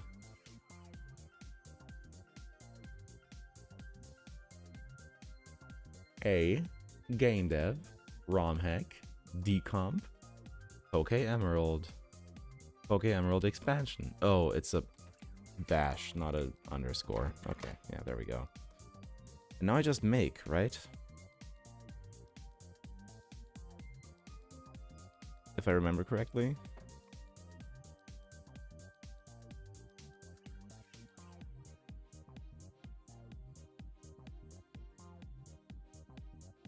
It's gonna need a moment, but...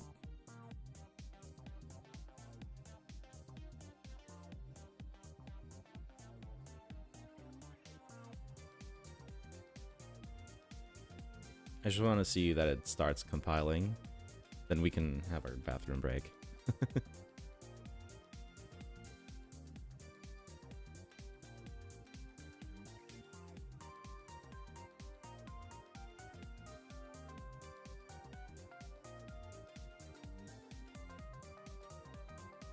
Perfect time for me to get some rhubarb pie. Oh my god, that would be the best thing ever right now.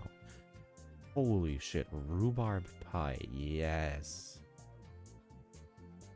Oh my god, now I'm getting hungry again, and it's 3 a.m. Oh my god, I wanted to stop the stream around this time. Only another 2 hours to go? No, please no. Genuinely, I have to be, like, up relatively early today, even though it's Saturday. I'm just waiting for this to compile. Okay, it's compiling, thank God. I heard someone unironically say rhubarb. Rhubarb is great. Is there a synonym for rhubarb? That would be like...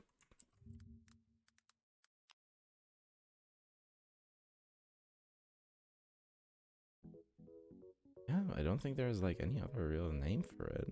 How do you say rhubarb ironically? Yeah, like, or how do you not say it? Like, how would you say rhubarb unironically? Ah, right, the more threads. I did not.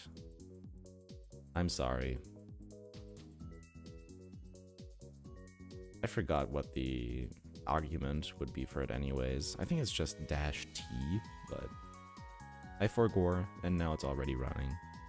So, I'm gonna, again, call a quick bathroom break here.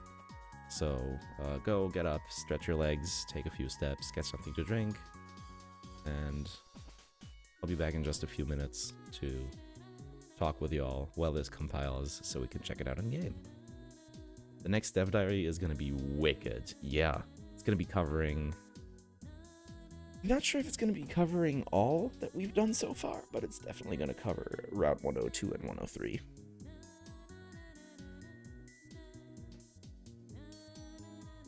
Anyways, yeah, BRB.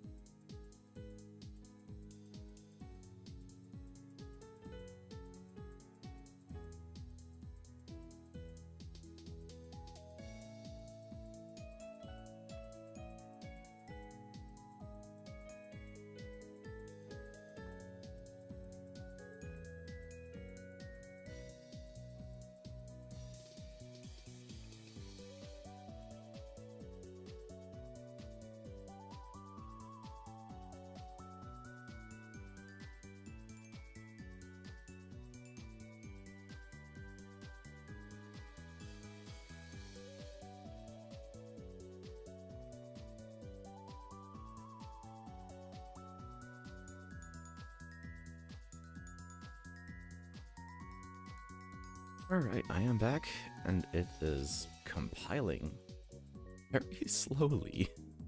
I am a little worried. Should take over with this flat with pride flags, hell yeah. So, as a little thanks for everyone who's still watching, there, have at it. 30 minutes. Go.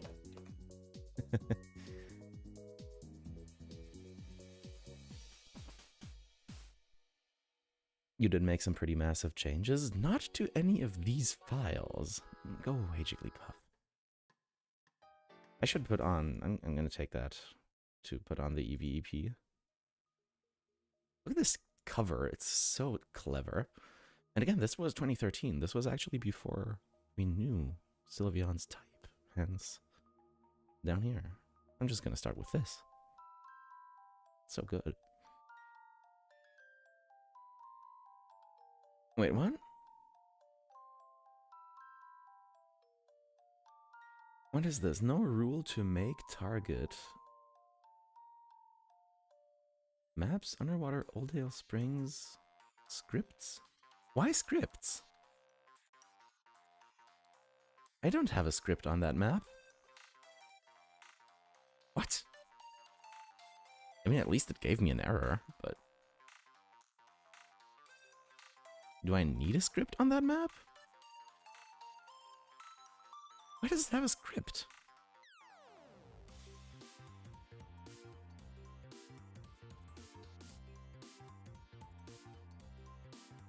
Also, Mao border tiles.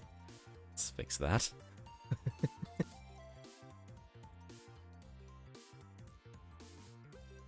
Header. What?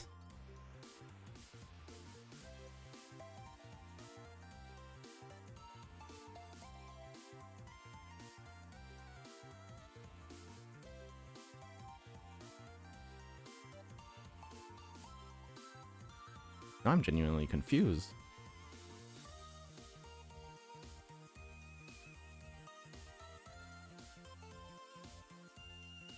What is I have to do?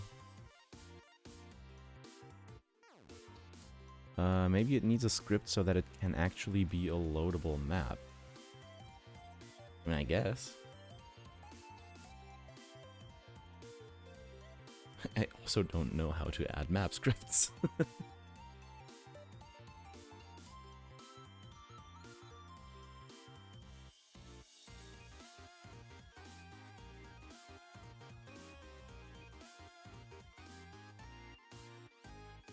Next 2 hour RPs are going to trying to compile.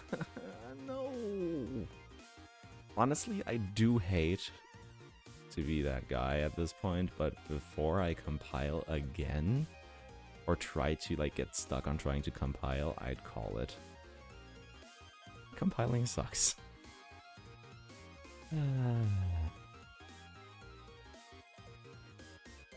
Thank God I have Poke Community open. Oh, fantastic.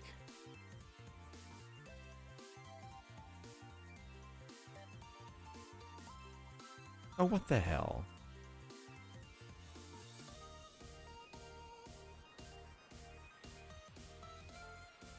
Is Poke Community down?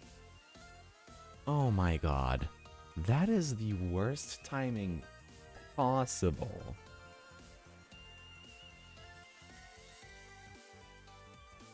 Ugh. I mean, I would try to compile on Sunday when I get back home. And then do it on... And then, like, show it off on the Scarlet and Violet stream on probably Tuesday. Try their Discord. I'm actually not in any Discords. Also, like, hello, everyone. Not sure why some of your names are fully visible despite streamer mode. Oops, sorry about that.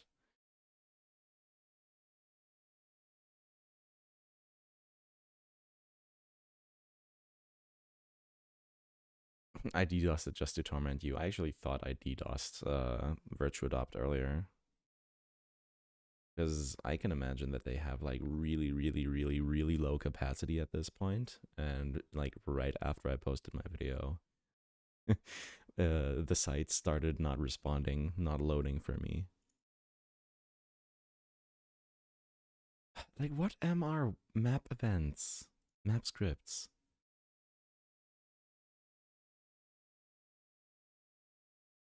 Oh my god, I think I know why it needs one. Is it genuinely just because it has warps?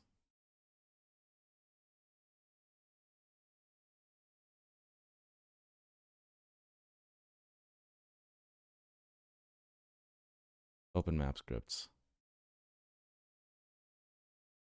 Yeah, it needs like at least something. I just don't know what these mean. That's where the map scripts are too. Thank God I found them. I've probably seen the button before, but, you know.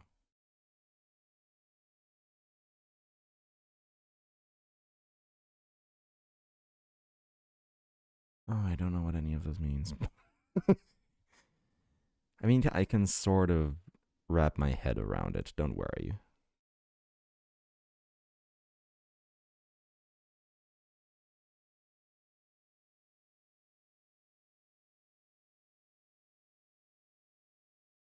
So that file does not exist yet. So it's opening as a Pori file. Or Pori script.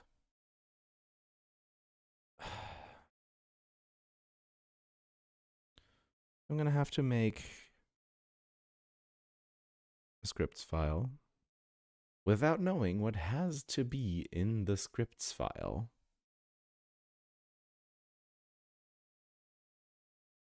And I would assume the same. Oh no, this one has a script. What?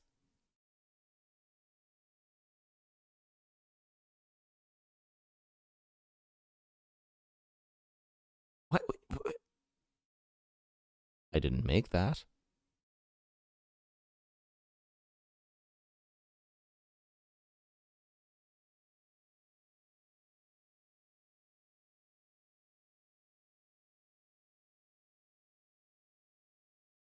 Yeah, so this, by the way, is how I'm going to be doing a lot of the environment changes over time.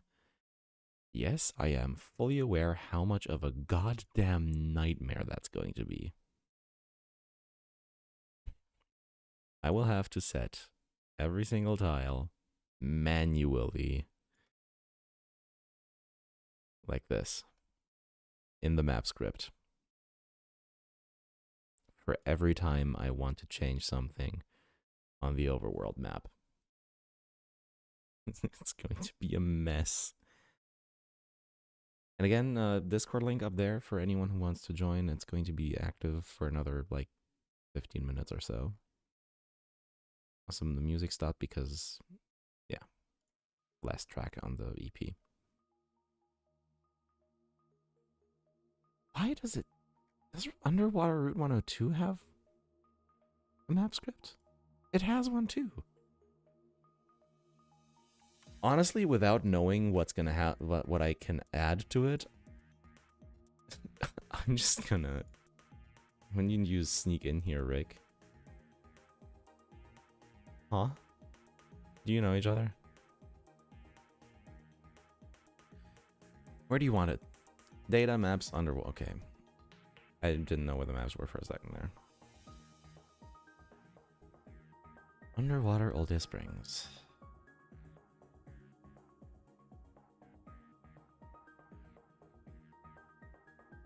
Don't need scripts, Pori. Just need new text scripts dot inc. I'll just I'll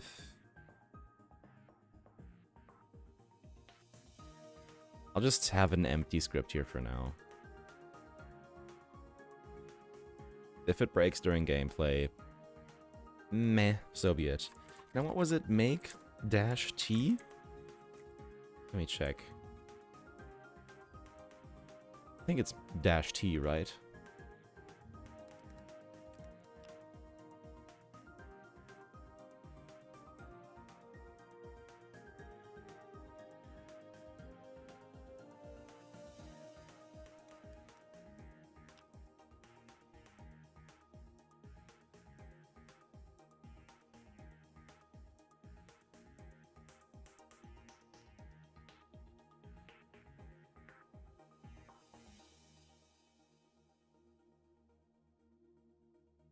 New make.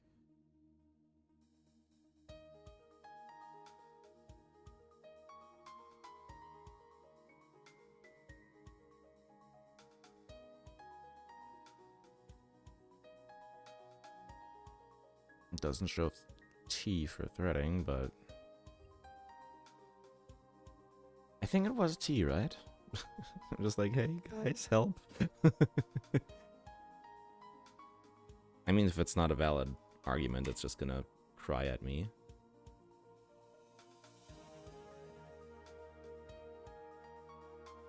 I think it's make JX. Oh, J. Okay. Well, I'm just gonna restart this for... Yeah, no, close anyway, please. I don't want that command to run. Is it J? I just had thing open. Let me just check again. Look at all the script files. Gorgeous.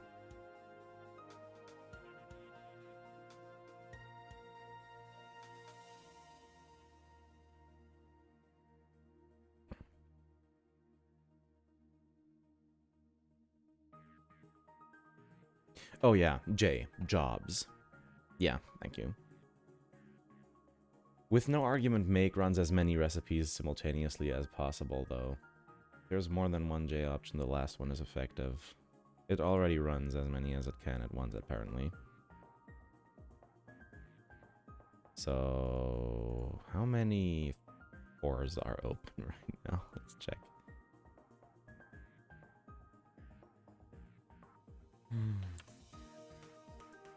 But this is comfy. Like, again, I could do this for so long. I can... my stream endurance is unethical.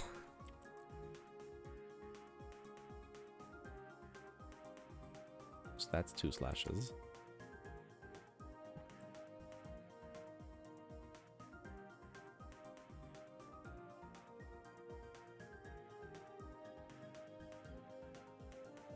I have 16 threads. I'll just say like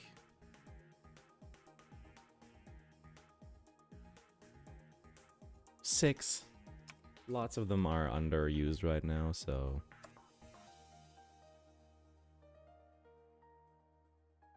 you did my slice of pie up in the microwave and burned my tongue. Oh no. What's gonna happen with rhubarb?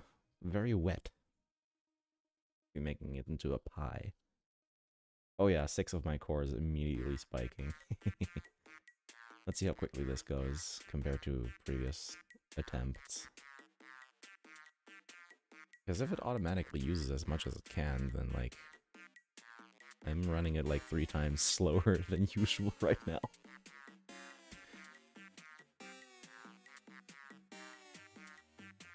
I suppose 2 would be a great improvement, 2 times faster, so 6 would be very fast. The thing I just checked... That's the rhubarb. It says jobs, specifies number of recipes to run simultaneously. With no argument, make runs as many as possible simultaneously. So again, I might have just throttled myself by a factor of 3.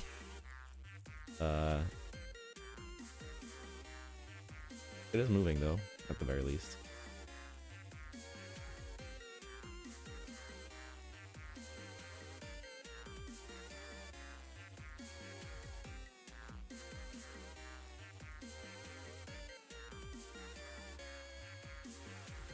And worst comes to worst, I can just restart it if it's way too slow.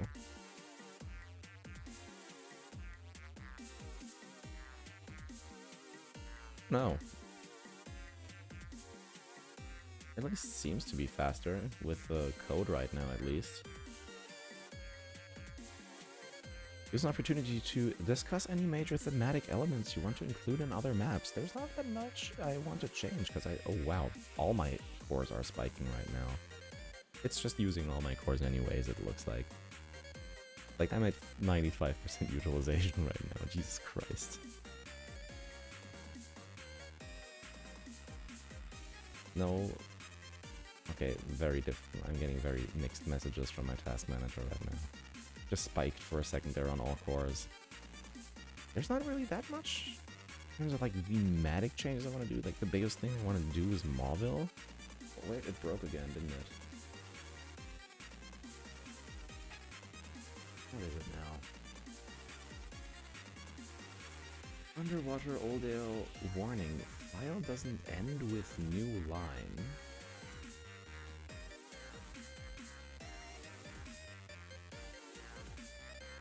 Oh. Do the do the script files have like a specific syntax? I mean, of course they do, but like white space syntax? Really?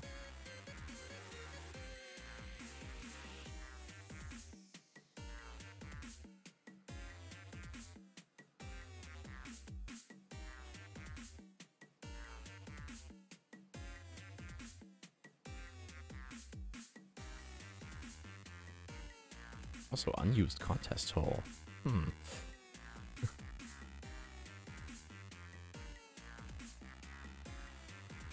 Oh, look, it made all the other files by itself now. For some reason. And they work. Weird. So Premap just didn't make a scripts file? And that was the entire problem? I mean, I would assume that was the entire problem. I don't know what else would have been the problem. Why didn't I scroll away from underwater? I want underwater route 102 to compare. Script file. Yeah, it has to. Oh my god, that's nasty. White space syntax. Like, at least with Python, it makes sense that it doesn't like tabs. What the fuck is new lines? Or white space syntax? Ooh, oh, that's yucky. The well-known phase of programming bargaining. Some underwater area basically shaped like Viridian Forest, since Pokemon likes that one in particular. Oh, maybe. Okay, I'm gonna make buckets 8 jobs. Use 8 of my threads, you're fine.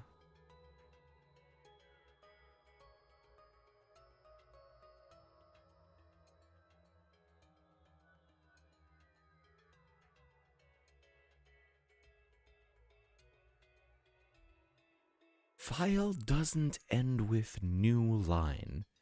I am flummoxed. That's incredible. Kind of looks like a kazoo, but I feel like it looks like some kind of an invertebrate too. You might be remembering those slugs from Pikmin. I don't remember their names, but like the slug enemies in Pikmin, I think they added them with Pikmin 2. Confusion, disgust, bargaining, fury, theft.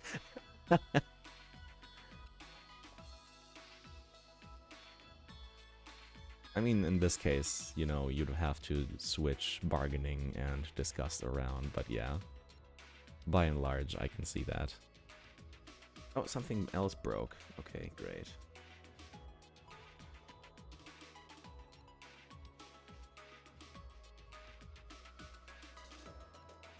Huh? What's wrong now?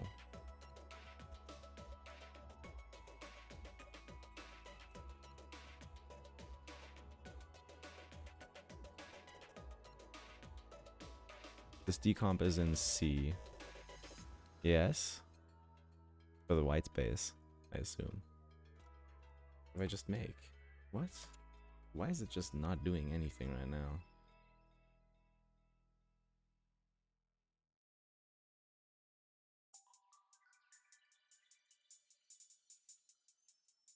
I am confused. And a little scared that I just broke something. Which would be very sad because I haven't set up a repo yet.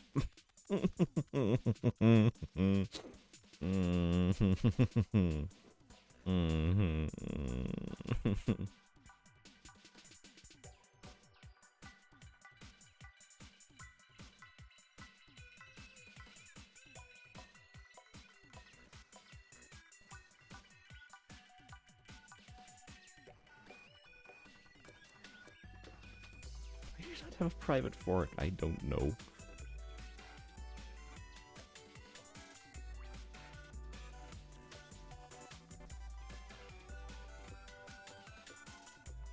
I think it just pops a ROM. If we look at the ROM, that's fresh. It just made that. I guess it's just done? Does it just do like a differential? To find out. Only one way to figure this out. Let's load it up.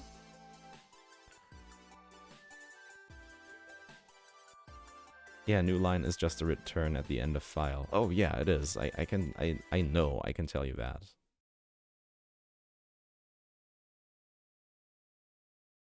Loads.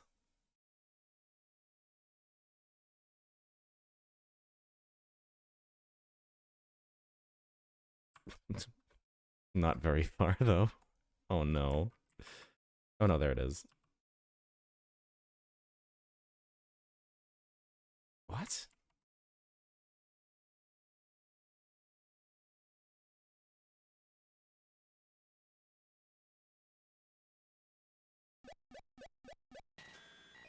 Okay, I guess it just kind of... MGBA. It loads for about 8 years. No, it works now. It just kind of had a hiccup there for a second. The safe is even compatible. Okay, you're misaligned. I have to fix that. That's fine. Wait, what? Didn't I specifically make sure it's aligned?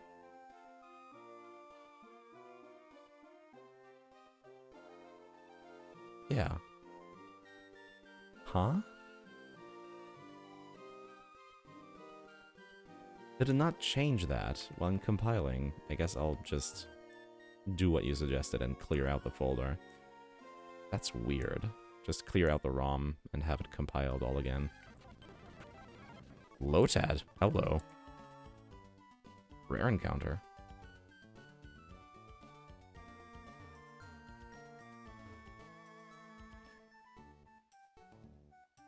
Check Petalburg. That is what I'm doing, but it looks fine. And it looks really good, too. At the... Oh. I have to change the behavior bytes. Or the layering. Pelberg looks good, though. I have to move you. I forgot to move you. I'm sorry. You're just tree man right now.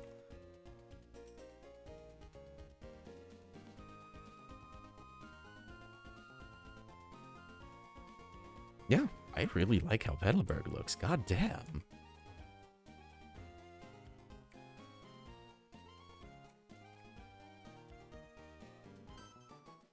Huh? Oh, I ran into the script. The barrier. That's like around the gym, usually, I think. Or the exit. Which I guess still makes this... Yeah, they first check what kind of gym's in the town. Please don't put me into a wall. Close enough. Thanks, dude. Not gonna talk with Dad right now. See, this is what's so great about this house.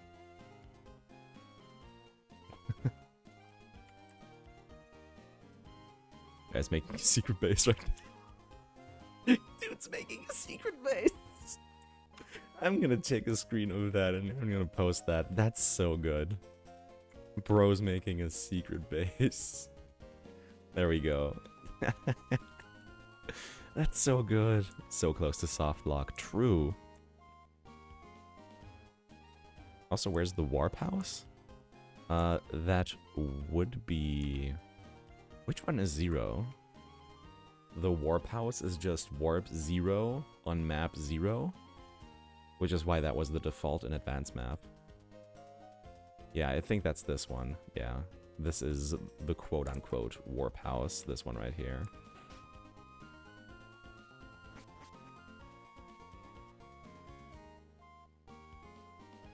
Maybe I had to just load Oldale. I don't remember if I fought you, but I think I did.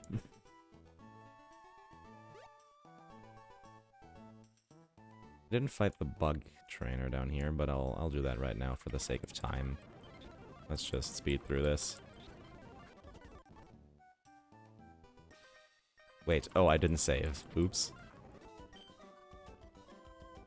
Tree climber trainer class is now needed, because I think this is gonna happen a lot. Are you using Pokémon World expansion? Yes. Hence the shitty sprites. No, it's just misaligned. Weird. I'll fix it, it's fine. Oh. Is the Oldales? It should be mirrored. Yeah. Weird. I mean, I'll just recompile and see afterwards, but not right now. Honestly, that's... Huh? Did I?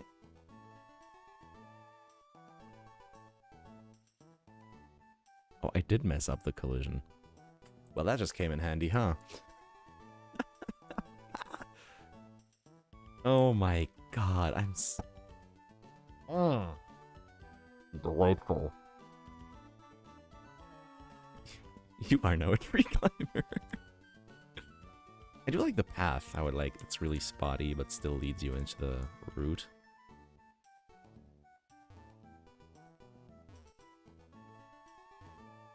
Yeah, those two are swimming.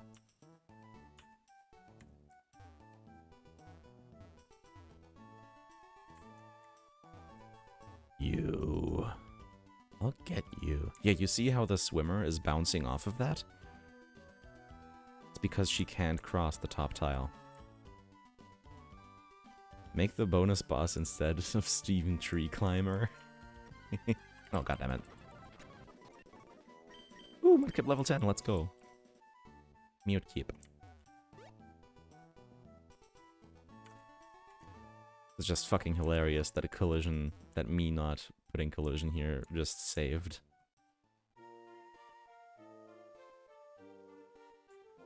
Oh, the connection is fucked up.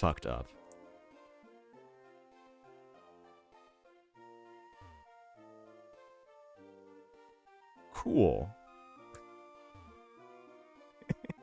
See, this is the kind of shit, and I love it when this happens. Because this shows you game dev, even if you have good tools. Like, why is there collision here? Game dev, even if you have good tools, ain't always that easy. It ain't perfect.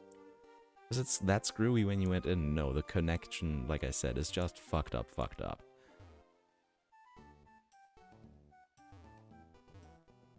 Like, it's... I think the problem is that the offset here is negative? Question mark?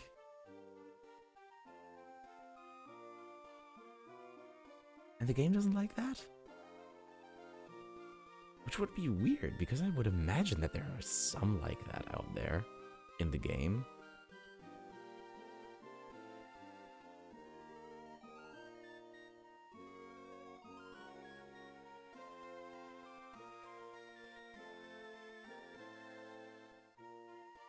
But no, these are all 0 offsets.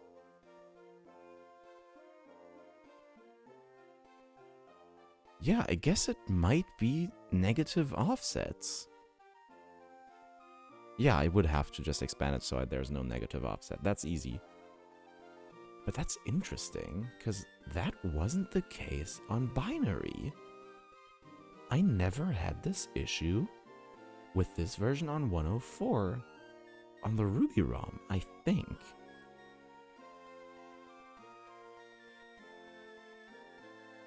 Weird.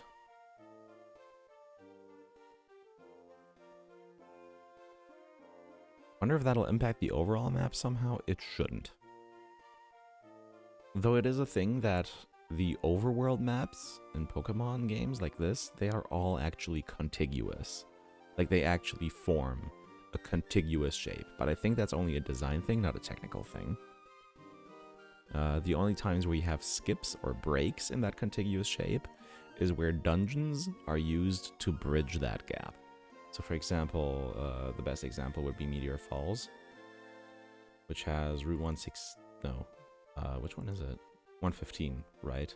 You come out of here from Meteor Falls, and Meteor Falls starts at like, what, Route 114? Up here. And you see this over here, right over here, is Route 115. They lie right next to each other like this.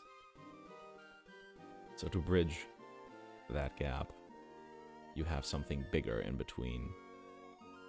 And in that case, that's Meteor Falls. And it's not even that much bigger.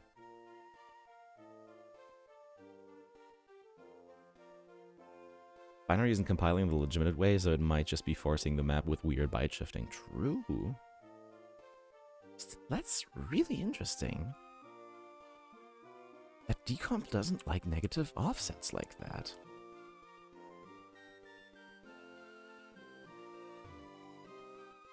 Like, I'm imagining it's the fact that on one side you have a positive offset, on the other side you have a negative one.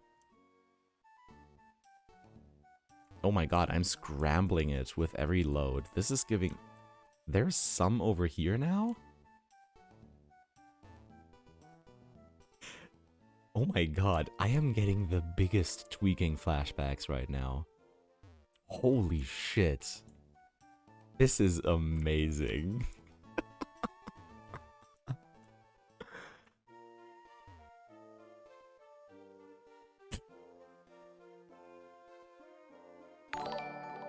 Holy shit. Like, again, this is something I mentioned on the last stream. I was like on the forefront of exploring the tweaking glitch in Diamond, Pearl, and Platinum. We've made a real distortion world, yeah. Like, all the way back in the... I used to be on the, like, Hall of Origin forums and everything. And the Void in Diamond and Pearl was still an uncharted place. Like, this is giving me such big flashbacks to tweaking, to like map switch tweaks, stuff like that. Might be worth fixing it before you visit the long lost glitch city. I mean, I'm not gonna fix it right now. I'm gonna fix it for the preview release, definitely. But right now, Pelberg looks amazing. Like, holy crap. Like, honestly, at this point, I feel like I might just have to go back and remake Little Root again. Because I feel like I already have to, like, bring it in line with my... with like, a raised skill level. This looks so good, man. Holy shit. The music fits as well. It fits like a glove. Like, it's got that cozy but very like lived in and alive vibe.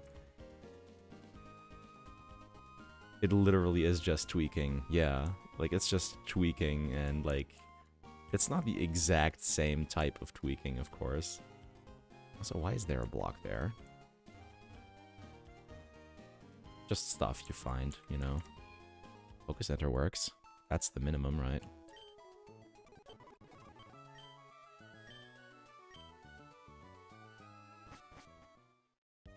Man.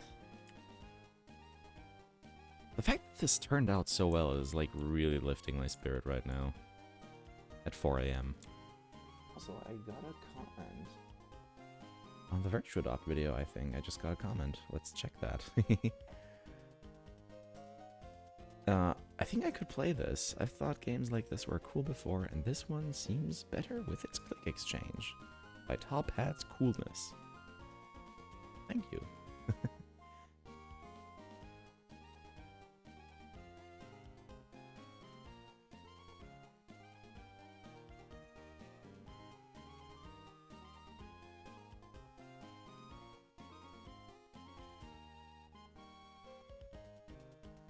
So yeah, that Virtua Doc video, if y'all could, like, share that, spread it like butter, that would be great. You think you could go for another hour? You give yourself a Bulbasaur for exploring? I mean... Oh, wait, wrong. You need to...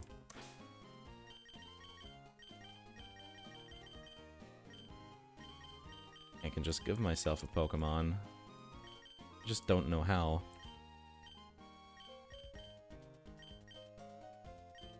Yeah, Bulbasaur.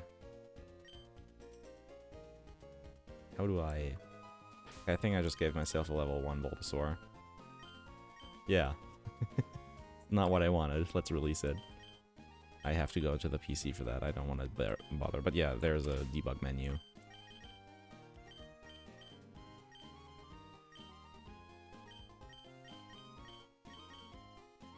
Like R? No, B just closes it. Start? Oh, up and down. You choose how much up and down you want to go.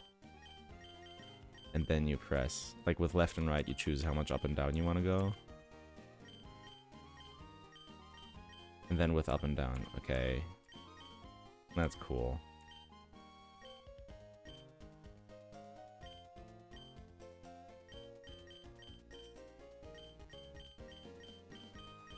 It's got everything up to Gen 8.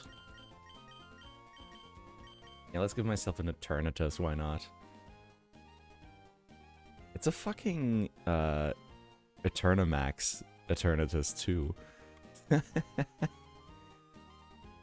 Oh my god.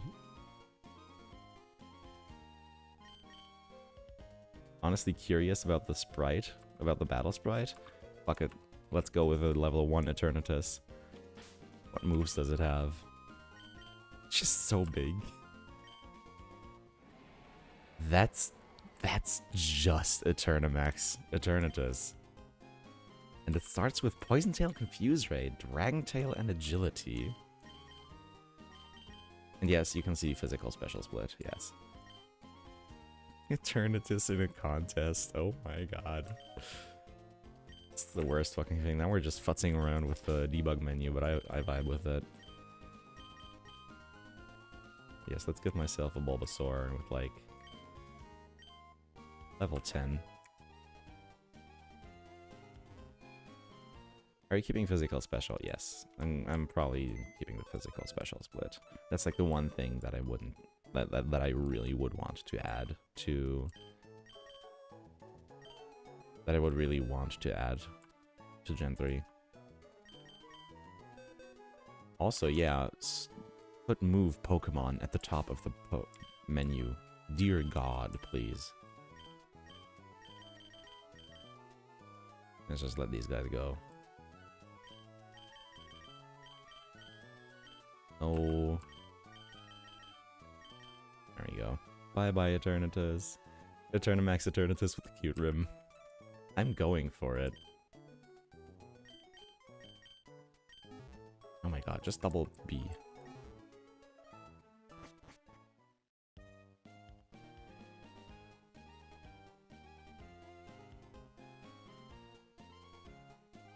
Oh. Oh no, the green bandana made it look like I had some weird tile misalignment there. I am missing some tree caps. God damn it, I missed one. It's not perfect yet, of course.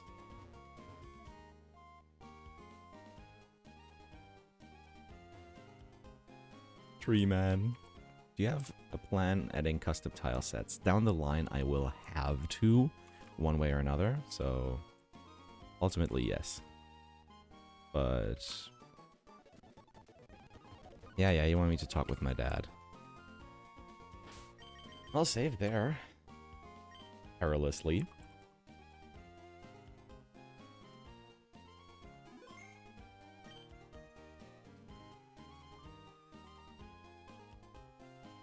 Oh man, God. Are you planning for a full tile set or just what you need added in? Talk with your dad? Fine, I'll talk with dad. Oh yeah, about those merch armbands I was showing you earlier, those bracelets. Oh, because of Wally. Oh my god. Wally? Hold on, I have to reset and watch that in real time. Wally? Hold on.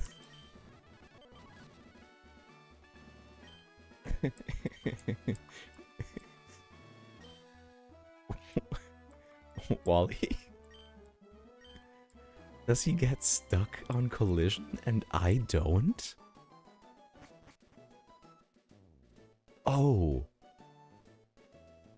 He spawns at the correct coordinates, but I don't. What in the world?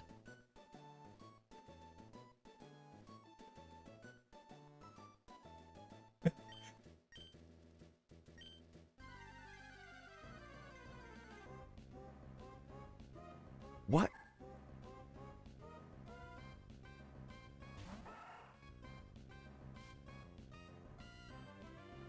Why does he spawn at the correct location, but I don't?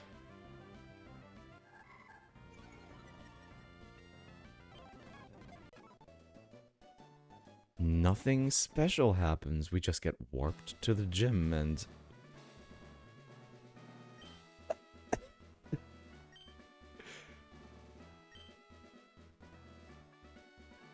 Wally leaves the building before...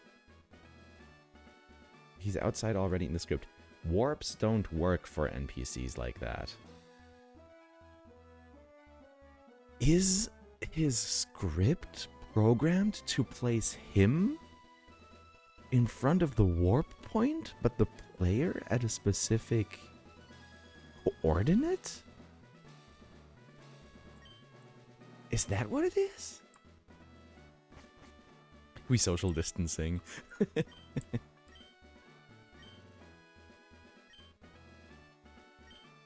Would be weird, but that's like the first thing that scans because he appears right outside of the gym. But I appear where the gym door would have been originally in terms of coordinates.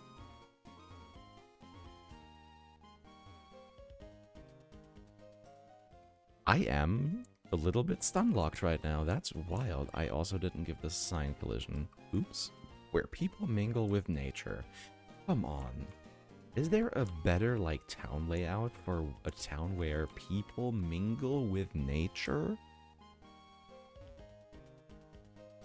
A dense forest city with a couple of lakes.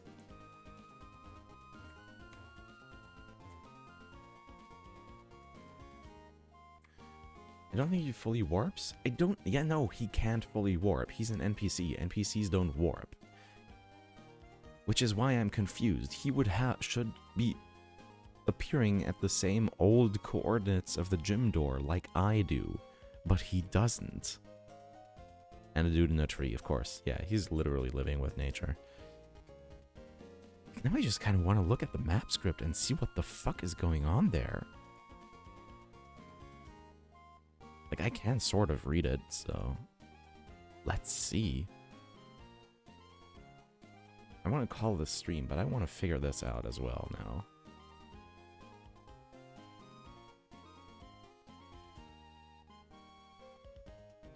There's no way that's why he's here, right? So that's a hide. Yeah, that's a hide event. Also, we can fix the collision while I'm here. Not like it's going to change anything in game, but... fix it one way or another. Okay, let's see here.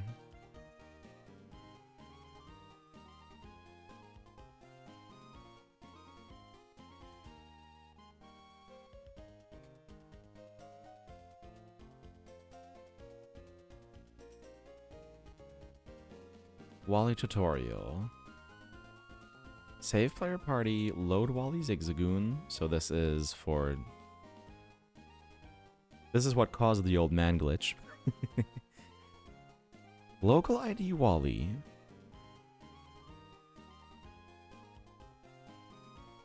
Pelberg City movement tutorial Wally, so I have to check for that flag. Movement Wally tutorial. Player delay. All that. And this is Wally.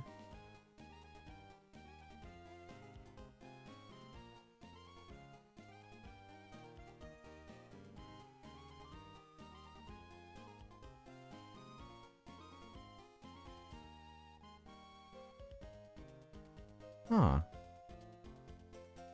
There's nothing for where to place them.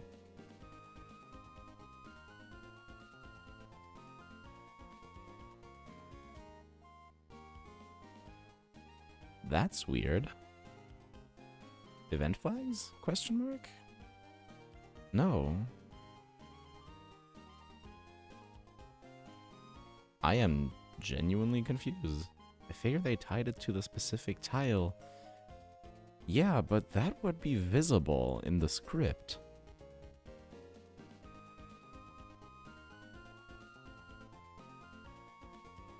Maybe it's in the gym building.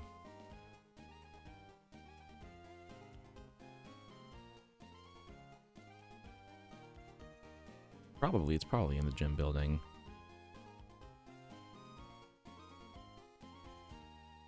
Move Wally to entrance.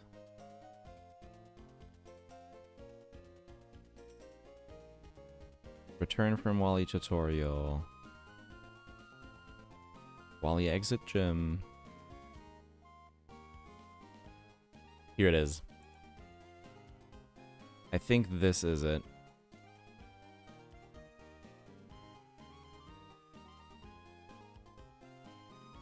Is it?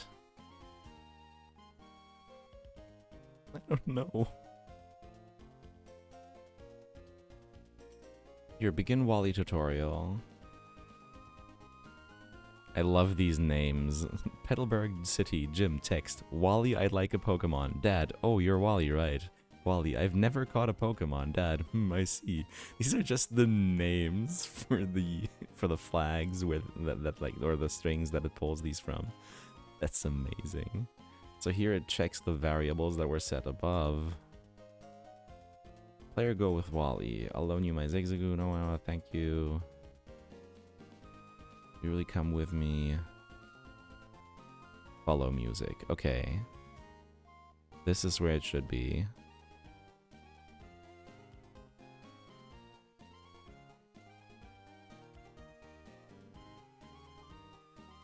If anything. Does the warp call the script and the... Yeah, warp. Yeah. Yeah. But what does it do with Wally? That's what I'm wondering about. This is where it puts the player. It's, if we look, 15.8.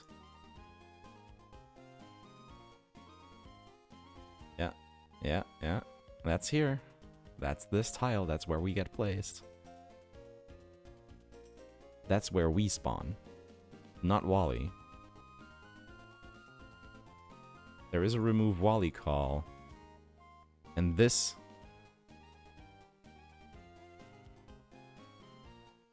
This is that flag that's getting cleared. But I think that's just... I don't think that's for movement. Or warping him.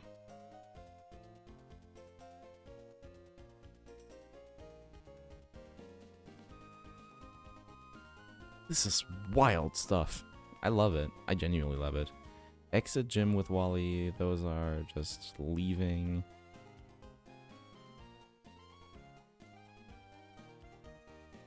Yes, that's after, so he doesn't come back. Exactly.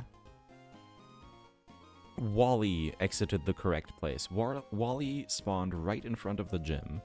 We spawn here on this tile.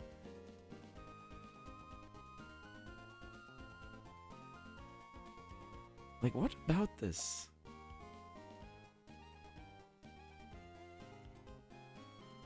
Is it like this?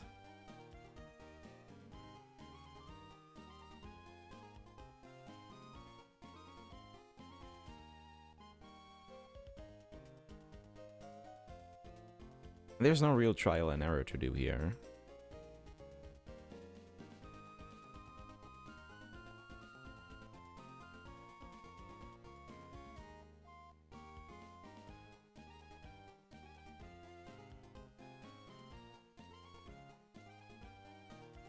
I mean, Pelberg City State.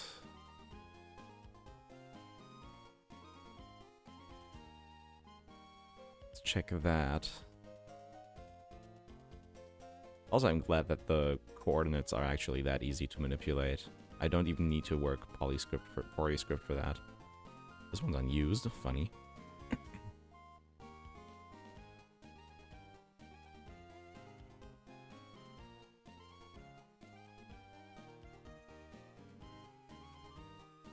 All text, so no, that state isn't actually noted anywhere here. These variables is what I'm looking for. I mean, they're being set here. Why am I looking for them? No, actually, never mind. I'm just stupid.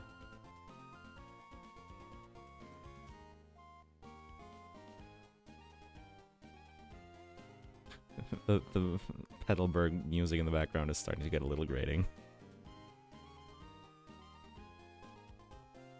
I could work on my assessment for the uni, or I could watch your stream. I think we all know what I will do. You also need to rewrite the path completely. Oh, absolutely.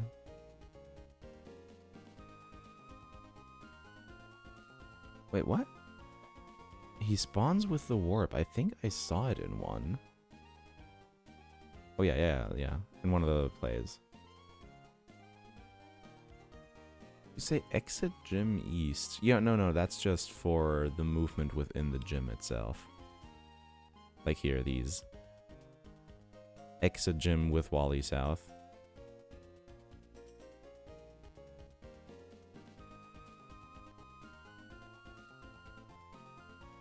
So if you go, yeah, here, apply movement to local ID Wally, Petalberg City Gym movement. Which I think...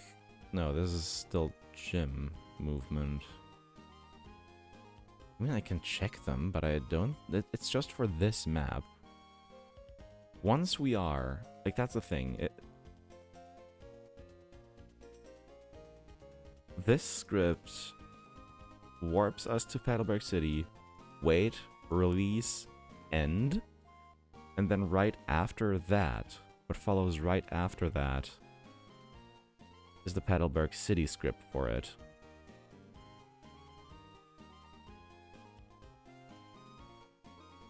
It should be relatively far down low, right? No, that's texts. Event script should be like Wally.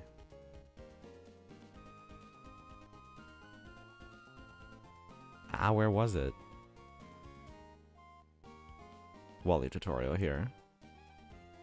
So we go right from here, right to here, and apply the movement. So Wally is already loaded on the map at this point.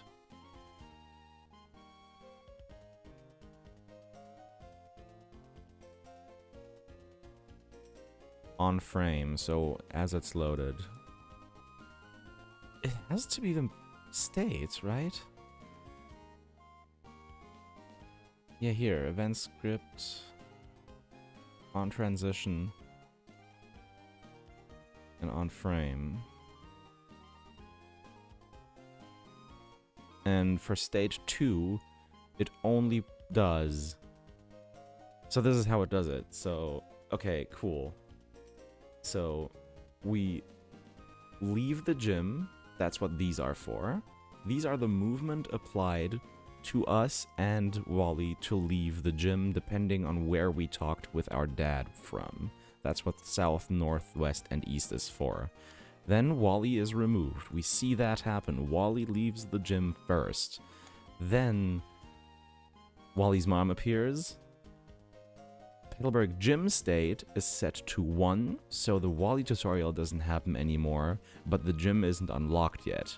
Then Petalburg City is set to state 2, so this happens as soon as we load into the map.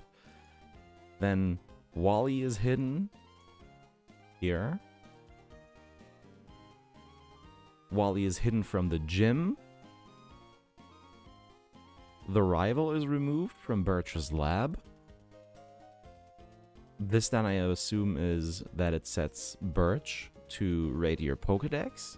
We are warped to Petalburg, released, but because we load Petalburg, both on transition, we disable map name and music, so the thing doesn't pop up. The map icon in the top right left corner doesn't show up when we move in, and the music isn't changed from the follow me music. And then on frame, we're on city state 2, so the tutorial is immediately executed, which locks everything, saves the player party, loads Wally's Zigzagoon, and immediately starts moving Wally. But where does it set where Wally is?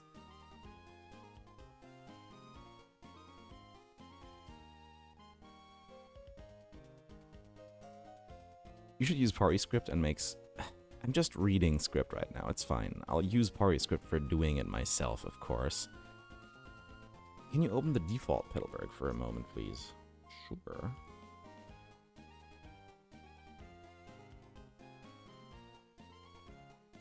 I can open the script as well.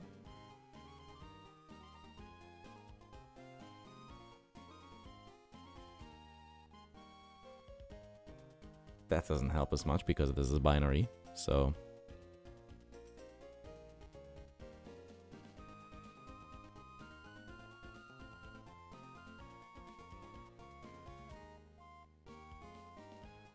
If you shift the coordinate 15.8, I wonder if Wally would shift too. I would have to recompile to test that.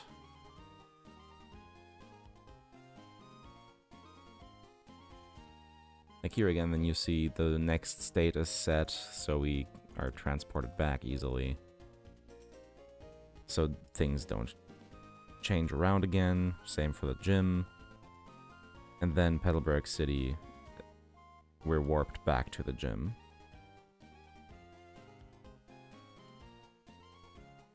And it's 4108 because the gym is so tall with all the different rooms. So this right here is 4108. It's the 108th tile down. 15.8 should become 22.6. 22.7, but close. I'll look at the code on Git if I have time and see what I'll find. Then I'll let you know on Discord. Would be really cool. Petalburg City does not look like Petalburg City anymore. And I would argue that's a good thing. Because I would rather have this Petalburg than the original.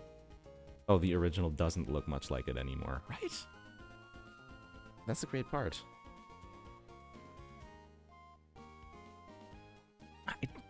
I really want to check it, but I'm not going to recompile again. I'm sorry. But I'm not going to save, so we can try it again.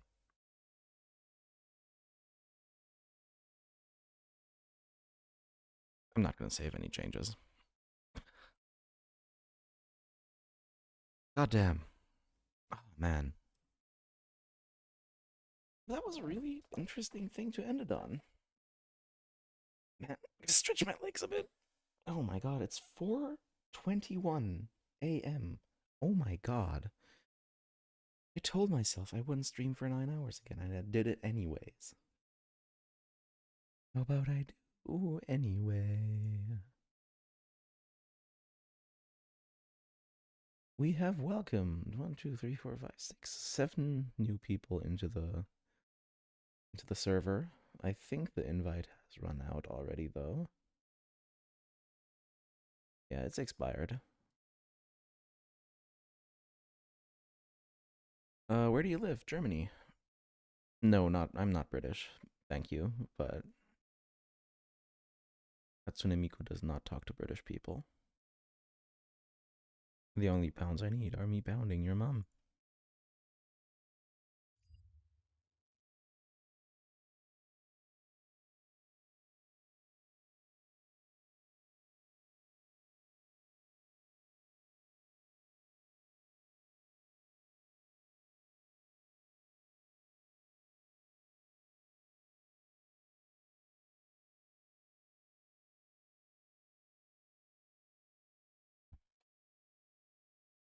Can you send me the Git for the Poke Emerald expansion? Sure. I mean, no, it's not just the same as the base pret.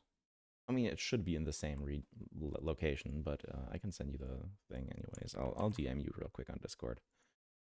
If you want to take a look at it.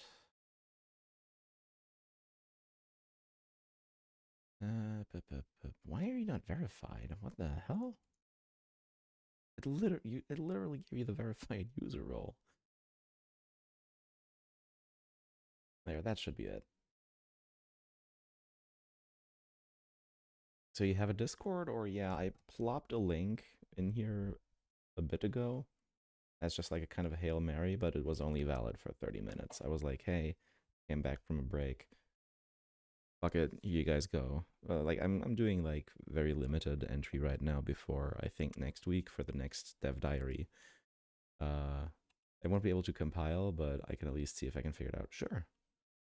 But yeah, for next week, when the dev diary comes out, I'll be opening the server to the public properly. Like I just want to set up a few things here and there.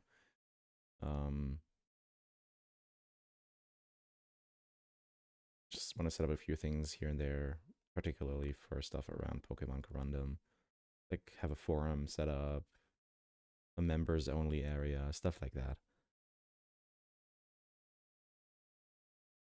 Yeah, man, fuck, this was such a feel good one. God, I love doing this so much.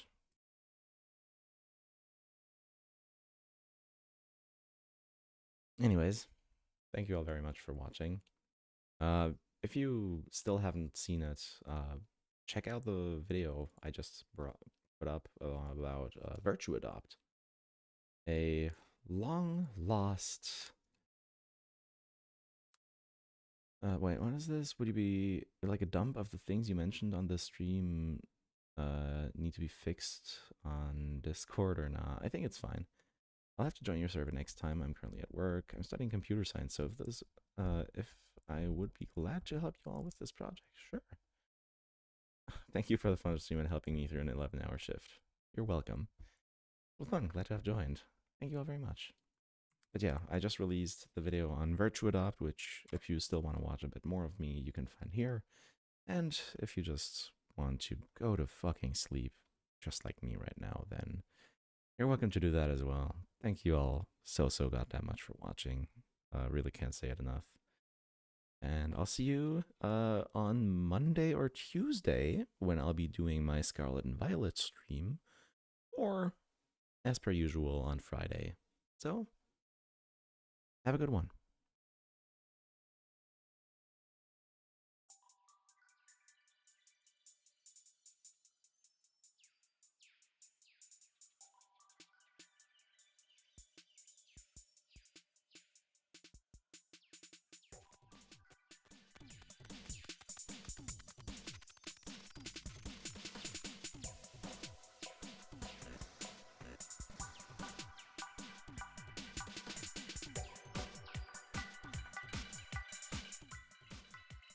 Yeah, you see how earlier I was talking about like making variations of Dirt Bisa with only one hand lifted? Yeah, like this.